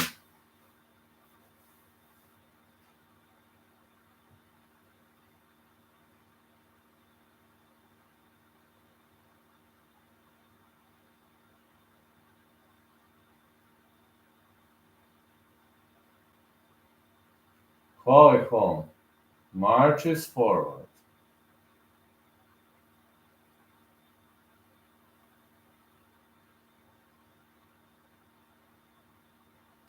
Holm is nearly let Njokuani was scaring me. He nearly let Duško off, nearly let Duško survive.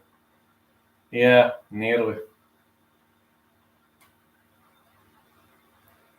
I'm glad you hit your parlay, man. It's an epic moment.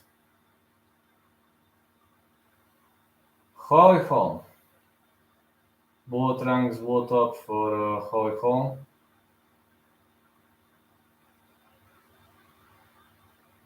Former UFC bantamweight champion, third highest strike defense in UFC bantamweight history, 62.5%. Former three-division boxing world champion.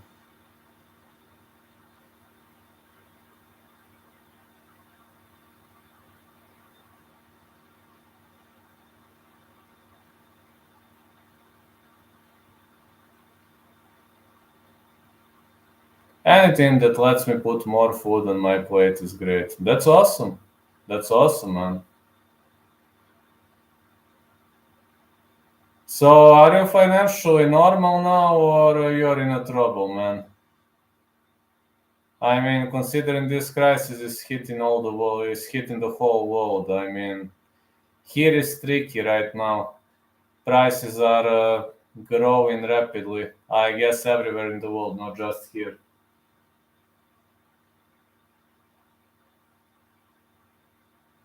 I was reffing today for 8 hours, and that's why I'm a bit tired. But I have no problem. It's just extra I can use.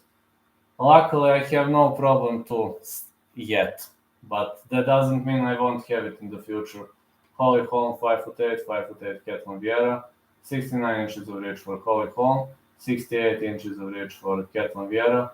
Holly Holm is 40 years old, 30 years of age for Ketlen Vieira.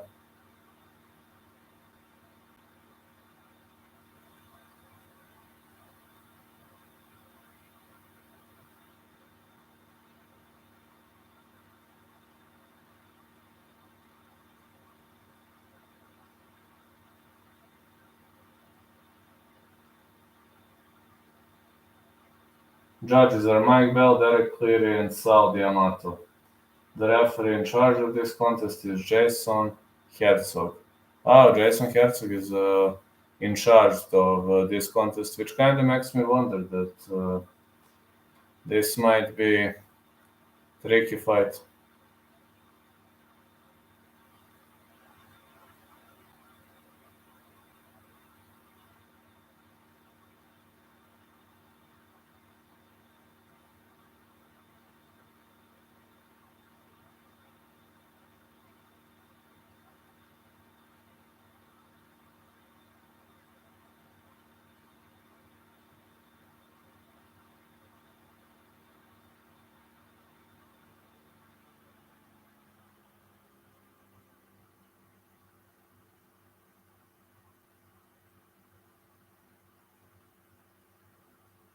Holly Holm, 14'5", 5'8", 135.5, minus 225. Minus 225 might be a bit too much. That Medic KO reminded me of Wilder, the way he kept tagging him. Ah, I remember.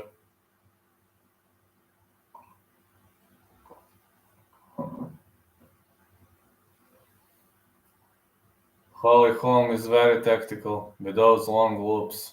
Yeah, loopings. Long loops were awesome.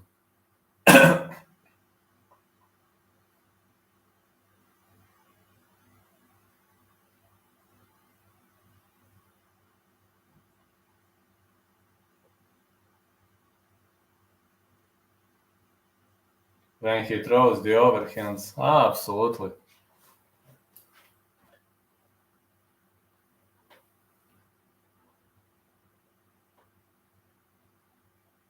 Alright, they touch claws. I think this is going to be a long war, like kick missed by Vieira. Prepare for a snooze fest. Okay, let's see. I'm gonna get up. It's gonna be easier for me. Or to comment like this. Let's see. Holly Holm keeps marching forward. Like kick for Holly Holm. Yeah, she's holding like this. No, this is like this, calf kick. But Holly Holm knows a lot about the open kinetic change. She blocked the calf kick with style. Excellent calf kick blocking for Holly Holm. And push kick, like kick by Holly Holm. Another kick. She's really throwing hard. Big jabs. Big left hand for Ketlen Vieira. Another left right.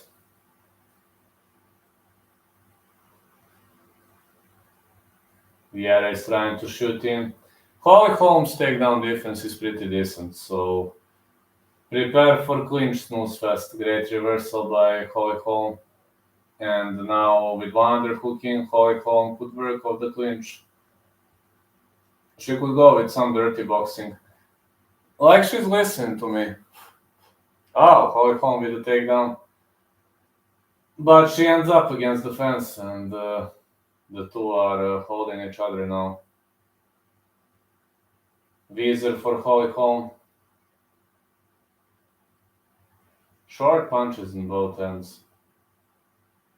Great blocking by Ketlen Vieira. You're seeing an example of blocking the space created by Vieira with the knee, as well as you can see. It's an example of a perfect blocking. More punches. More knees. These knees are really hitting. Trip attempt. And another trip attempt.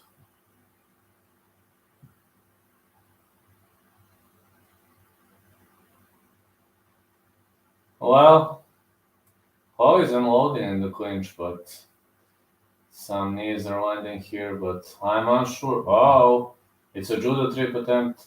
Ketlen Vieira was trying to go for a hip toss, which didn't go well. It was ukigoshi attempt, but it's not easy to ukigoshi your opponent in the MMA ring. A lot of clinching by Holm. Some punches are landing. I hope Jason Herzog not gonna break them up.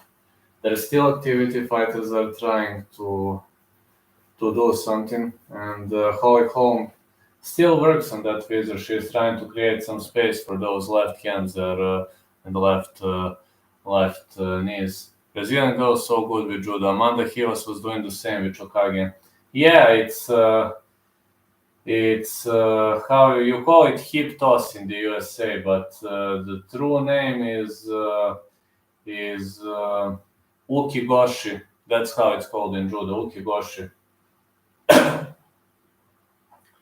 Good right hand for Holm. Now some right knees. Holm is trying to chain wrestle Ketlen Vieira, and she is trying to drag the fight to the ground.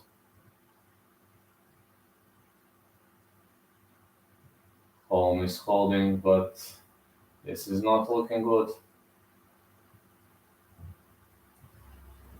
When your head is tilted next to the opponent's head, it means your posture is good. You see the perfect posture of Holm, and she is not letting Ketlen Vieira move to the left or right, and she is just controlling. You see the fighter who attacks should be the mirror of the fighter who defends with a bit wider stance. And that's what Holm does. She anticipates every single move and destroys her opponent with a clinch. You see, heads are very close, which means there is no space for manipulation. And Ketlen Vieira is really eating some brutal shots. Colares must be one, because how else could he lose to Chase Hooper? Yeah. Fighters ended up on the canvas. Good throw, but Holm keeps holding against the fence. She still keeps holding against the fence. Good strikes. Some elbows landed. Holm should win this round. I say it too.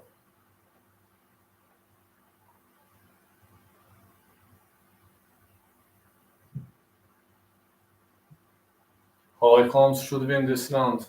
That's true. I hope she's gonna win, though.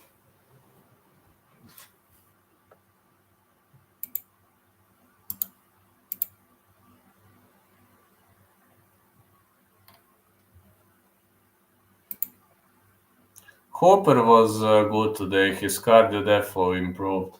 Yes, his cardio is pretty much on point nowadays. I must stand for this fight because it's a snooze fest, and there is a chance I might go to sleep. So let's see right now. I'm into Bulgarian trunks and Bulgarian t-shirt, but my haters can officially kiss my ass because these are Bulgarian trunks.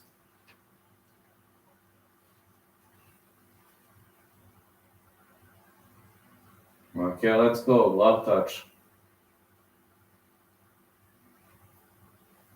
Leg kick.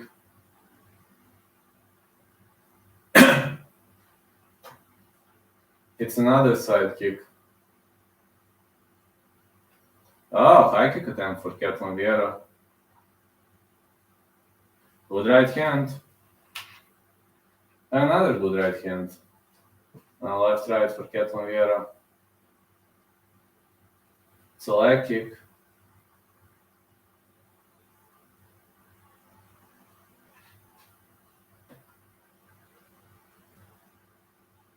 Left right left for Ketlen Vieira. Big punches here. Who hates you, lad? Is there any person? Oh, there are many of them, believe me. So many of haters. Especially in where I live right now, so many haters. Hey, Optimal World, how are you doing? But they can only kiss my ass, so good right hand again.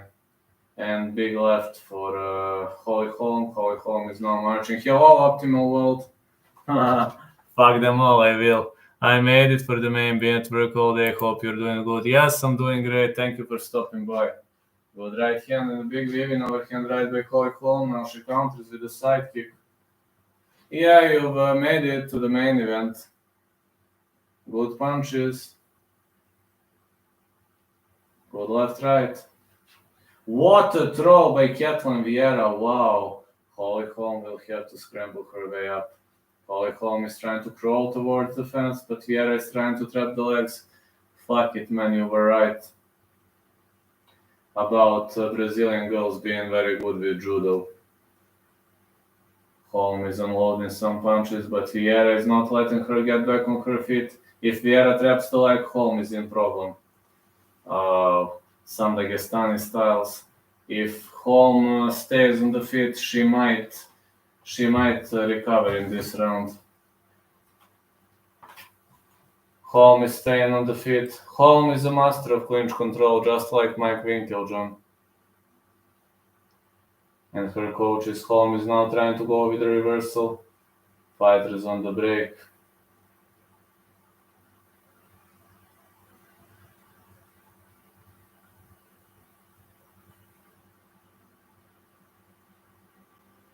Good right hand again, and a high kick. Another big right hand.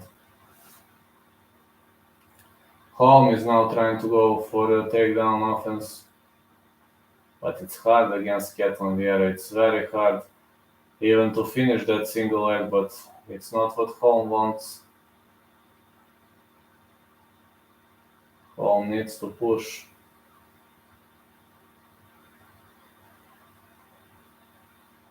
Holm wants to push against the fence. She is the master of it. Great Dagestani attempt, Dagestani single leg attempt, but it seems Holm was unable to. This rear naked choke looks deep, but I think Holm will slip out of it. She slips out of it. This rear naked choke looked dangerous. Punches for Holm. Knees. Big knees for Holm. And the way I see it, Holm is really. The way I see it, Holm is really doing a wonderful job tonight. Big punches and some knees. Heavy knees are landing. Tussy. Some heavy strikes. And a rabbit knee to the body. While Ketlen Vieira came pretty much close to finishing her opponent, but luckily it didn't go well for her.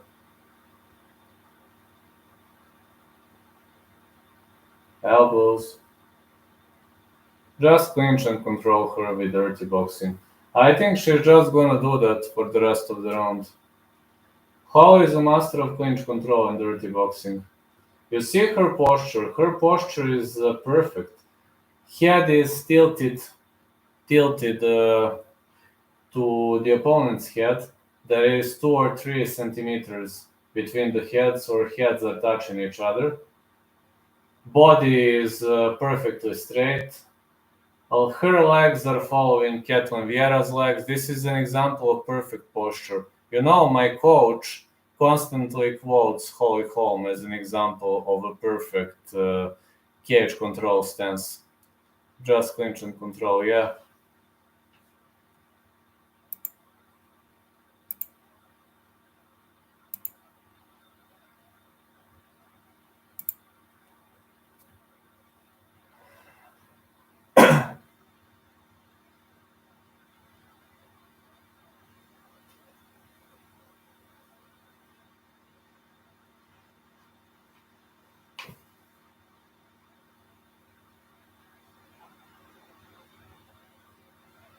This rear naked choke was sunk in tight, but Holmes somehow survived.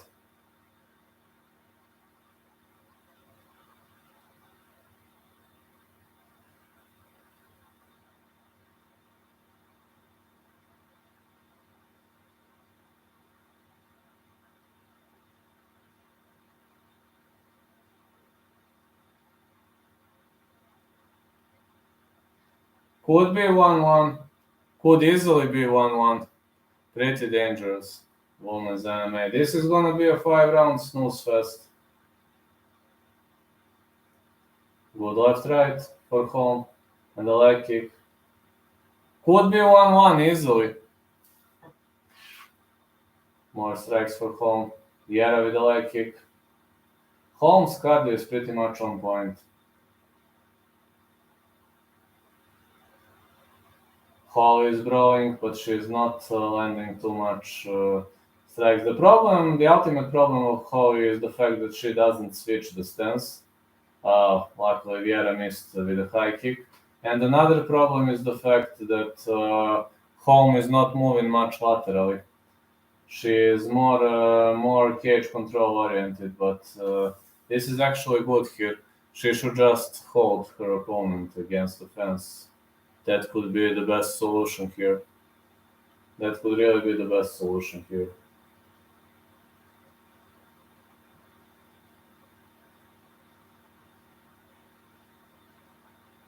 Big right hand again. A lot of clinch control by Holm. Prepare for 5 rounds of snooze fest.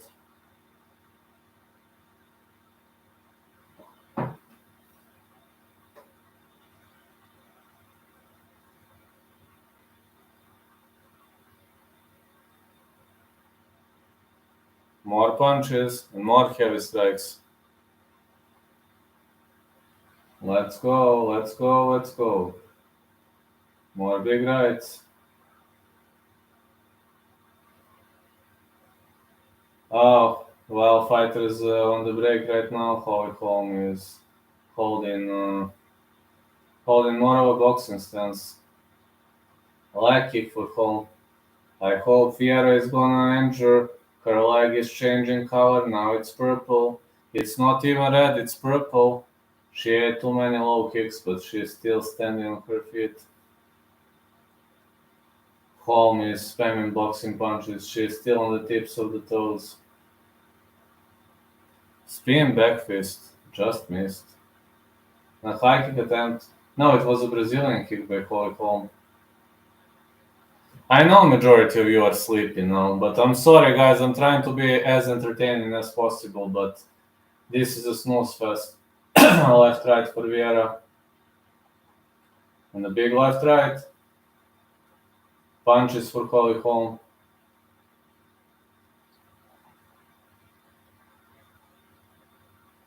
Excellent cage control by Holm. She is not making too many mistakes when it comes to cage control. We're here, bro. Yeah, man. You know, I'm also nervous. Good punches here for Ketlen Vieira. And some knees are landing, but Holm is controlling against the fence. Oh, I think it was a knee to the prohibited area, but Holm refuses to accept and continues fighting.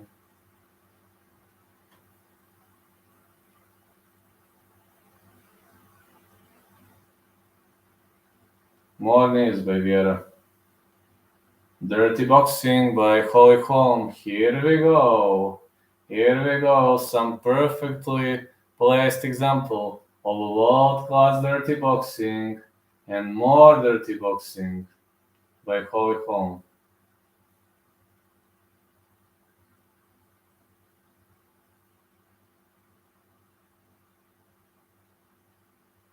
Let's go, let's go, let's go.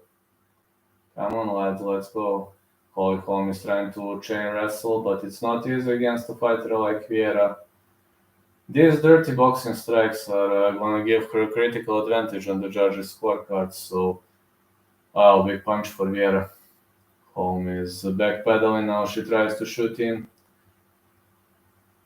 Again, big right by Ketlen Vieira. She's attacking, marching forward. Holm is bleeding, but this side kick landed clean. Vieira wants to fight. Holm is trying to backpedal with that side kick, but this was a mistake. She ate a big right hand spin back fist, just missed for Holm. Vieira is trying to drag her against the fence, but great reversal by Holm. Some knees are landing. This is a snooze fest. I know this is a snooze fest, lads, but it is what it is. There are some things we can't change, unfortunately.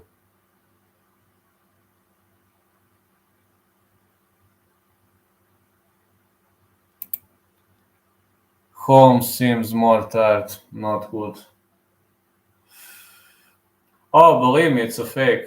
Holly 2-1, it's a fake, believe me, she always looks like that. Believe me, Holmes' cardio is really, really good. Mike Winkeljohn told me that when I had the interview. Her greatest positive sides are cardio, left hand, and cage control. That's what Mike Winkeljohn told me. Cardio, left hand, and cage control. I had an interview with Winkeljohn like 2-3 years ago. 2 years ago, I think.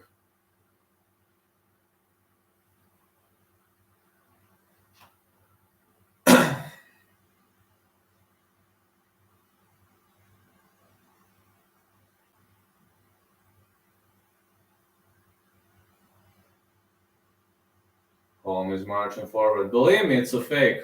She is not really tired. Big left hand and the leg kick. 1-2. Another 1-2. Holm is holding boxing stance. 1-2-1. She mustn't waste too much unnecessary energy. Big right hand for Ketlen Vieira. Oh, big left. Not looking good here. We'll see. Leg kick again for Holm.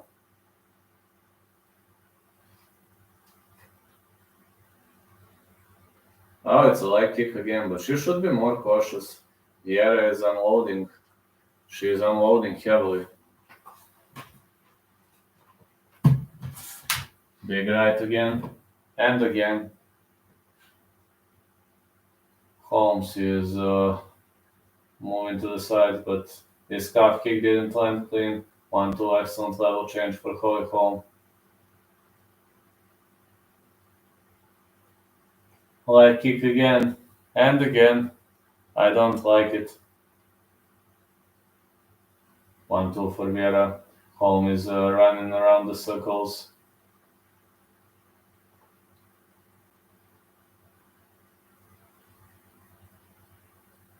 Big left right for Vieira. Holm continues to run around the circles.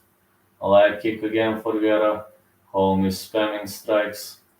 She would have to clinch up and control. Leg kick for Holm. Good right hand. She's trying to soften up those legs.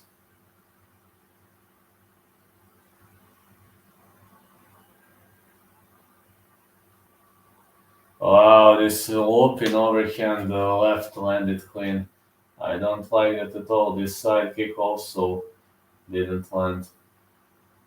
Big right again, but Vieira fires back. Oh, a oblique kick by Holm. That's something we like to see. That's why we came here. Big left hand again.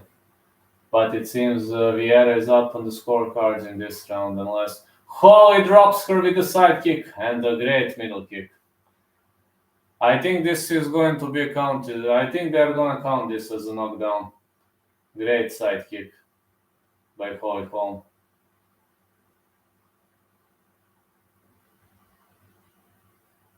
Big left right, but the problem with Holly is the fact that she spams straight shots. Oh, her low kick got countered by a big right. How's Vieira winning in boxing? I don't know. I wonder the same. Big left hand for Holm. Holm drags her against the fence. Oh, Visor is set. Now let's see. Can she do something from Visor? Is she gonna Visor her way through? No. No, Vieira slips out of it. No successful Vieira this time. Oblique kick by Holm again. Good left hand.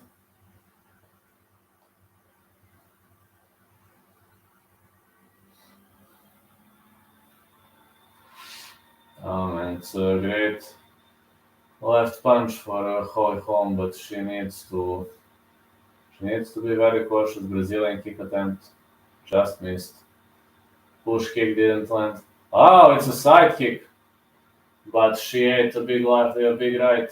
This side kick would make a difference if Holm does it normal. Big left right. Oh, Holm is getting better. She's getting brutally countered. Big left followed by a side kick. And a good left. High kick attempt.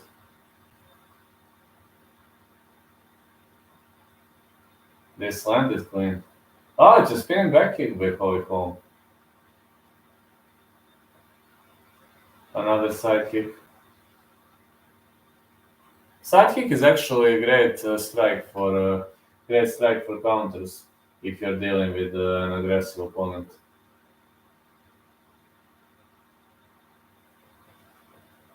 Holm landed a greater number of strikes. Oh, it's another side kick. I don't know. Are they gonna give her round 4? I don't know. Could have been 2-2. Fighters in the clinch again. Knees. Holmes is a fucking boxer. Could be 2-2 very easily. I think final round gonna decide it. I also see it 2-2. Unless they score that side kick as a knockdown. She's losing.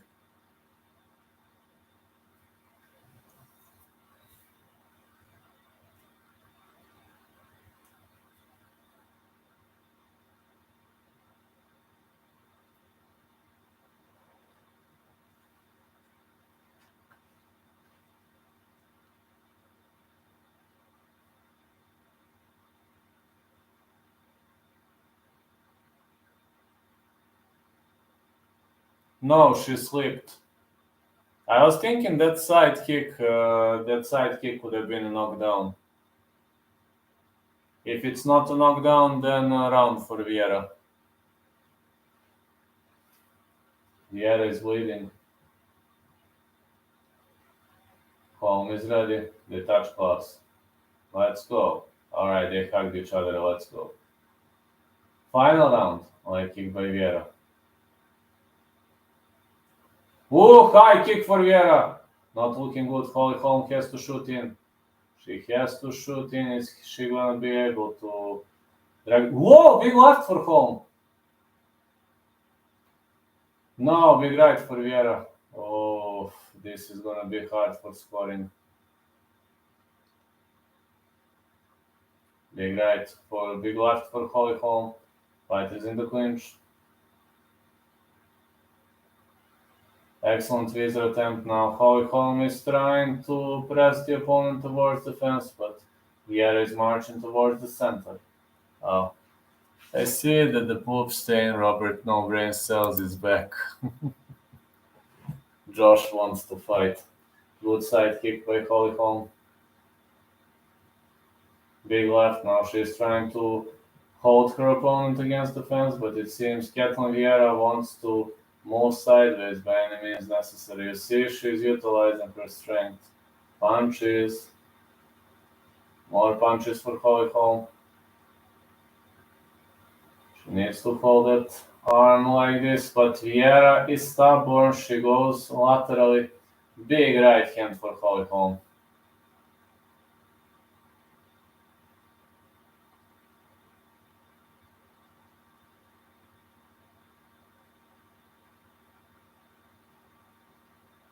Leg kick for Holm.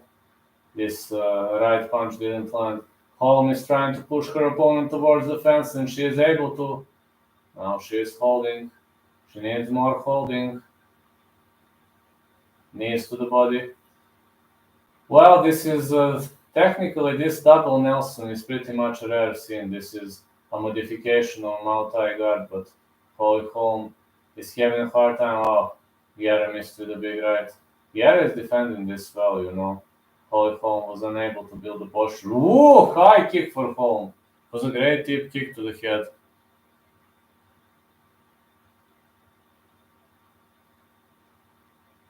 Oh, it's a Brazilian kick attempt. Holm shouldn't face that much energy. She should be cautious. Good light kick for Holm. Big left right. Another big right hand for Holm. It's a side kick. This is gonna be hard for scoring. Karate versus kickboxing. Let's hope kickboxing gets this done. Big right hand for Holm. Now she's trying to chain wrestle. She presses her opponent against the fence with the Dagestani single leg attempt. And now Holm is pushing her head to the different side and she is unloading some short strikes. Keeps holding her opponent against the fence. You're talking about my name just so shows I live in your head.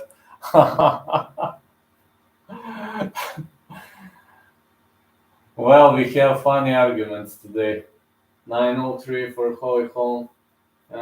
Clinch control time. She's having a lot of clinch control time, and Holm keeps holding her opponent against the fence. But Vieira on the break. Holm shouldn't be fighting. She is a better clincher.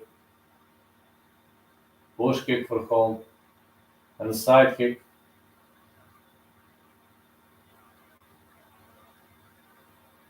Middle kick for Holm. Fight is in the clinch again. Man, I don't know. Holm should just hold her and clinch up, you know. So we must be very, very cautious with this pick. Holmes' posture is pretty much on point. You see that she is following her opponent left, right, but now she was on the break. She separated intentionally. Been the whole time. Yeah, Robert is here. Ketlen Vieira is trying to drag her against the fence. Don't let her take you down. Great reversal by Holm. Big punches by Holm. These punches are going to bring a lot of points. These are short punches, maybe not that much important, but these short punches are really landing amazingly. Holm is trying to go for a chain wrestle.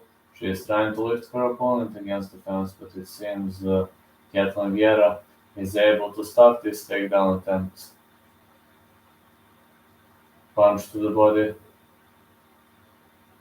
I think there was one punch to the nards, but I think Holm won 3-2, but let's wait for the decision. With these judges, you never know, man.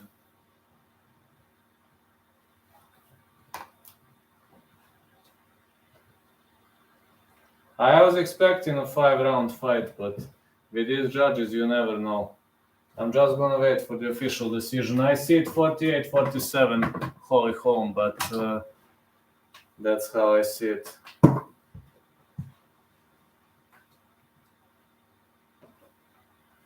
Let's see.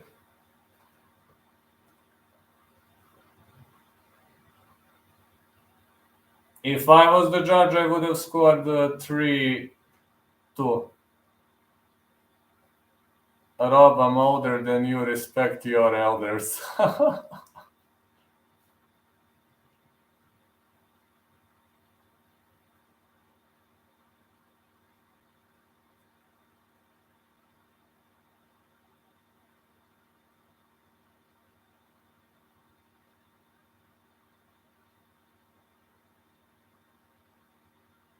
I don't know. Holmes should win, but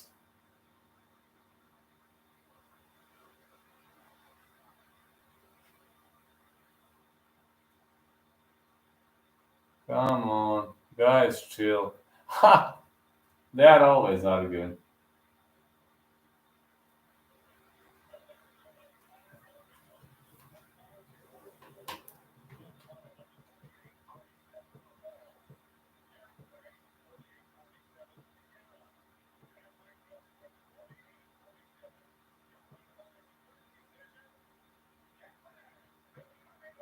Vieira won. Fuck, man. Fuck, man.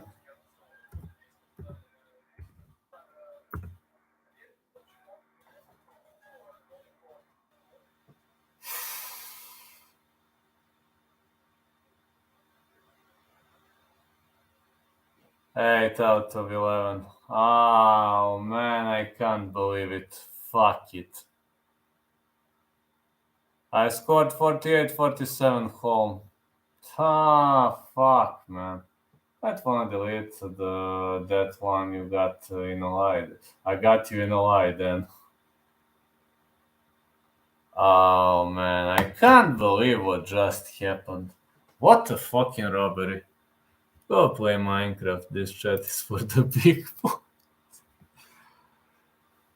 Man, what a robbery. What a robbery.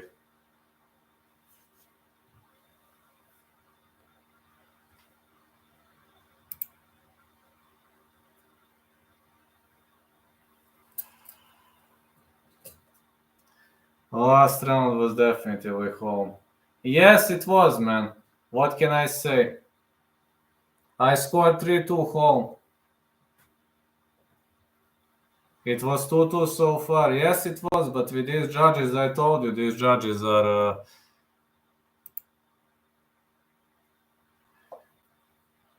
with these judges, I told you.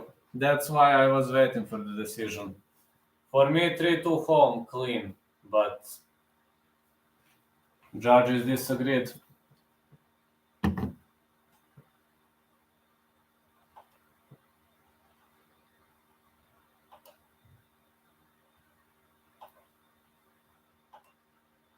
What a robbery.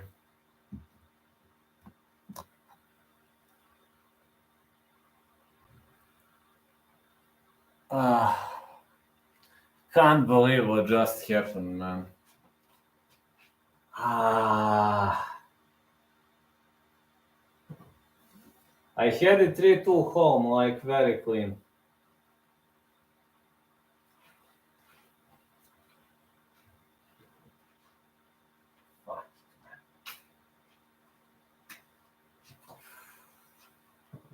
There goes my $10.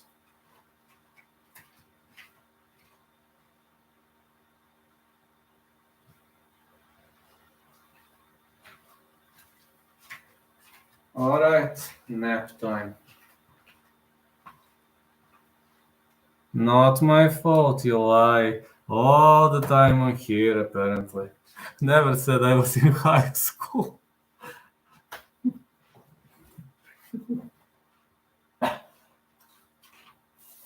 You know, guys, I'm gonna let you argue for some more time. Because I see you love each other, I will sit here and let you argue. Because now I'm frustrated because Holm should have won this fight. But these judges are like... I'm gonna let you argue a bit more time. Vlad needs to change his clothes. So I'm gonna let you argue a bit more.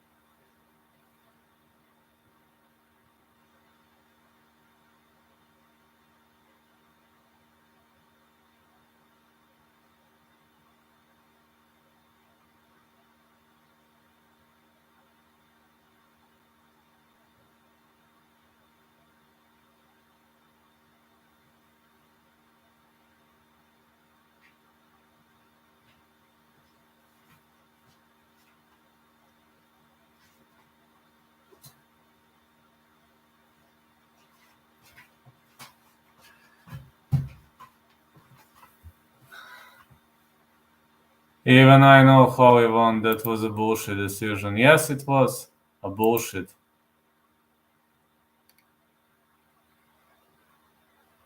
Yeah, buy no prisoners. Stay away from drugs, people. Yeah, I understand. Even people who won money on Vieira say that Holm won. So that's how it goes here, lads. Alright, guys. I'm gonna let you argue for 2 more minutes, then I must go to sleep. So just to know. Vlad has to sleep. Vlad has to work tomorrow. I know you want to argue, guys, and I respect you so much, but 2 more minutes and Vlad is going to sleep.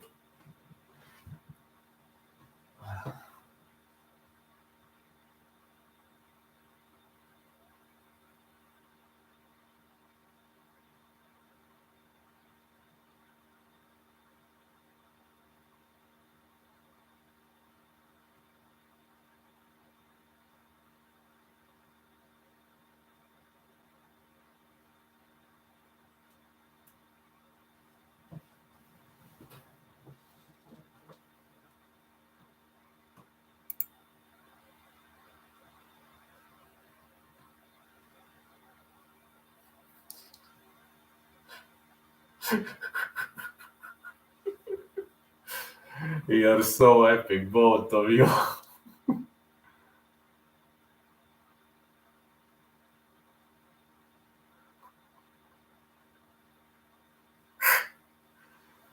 Guys, I'm sorry, but I must go to sleep now. Okay, I'm really sorry because I'll have to interrupt your argument.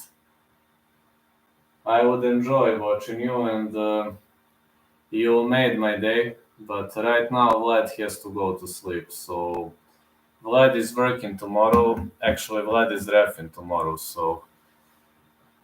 Uh, no problems, man. It got get you to 2 title shots. It said I'm going pretty well following the game plan. No problems, Josh. I mean, if you want to argue, you can argue if it's okay to both of you. Like, the United States of America, the land of rights, everything is allowed. So, sorry, guys. I really need to go to sleep. I'm working tomorrow. It's 4 a.m. So, have a great day, everyone. Night, night. And you can continue your argument some other time. Good night, everyone. Vlad needs to go to sleep.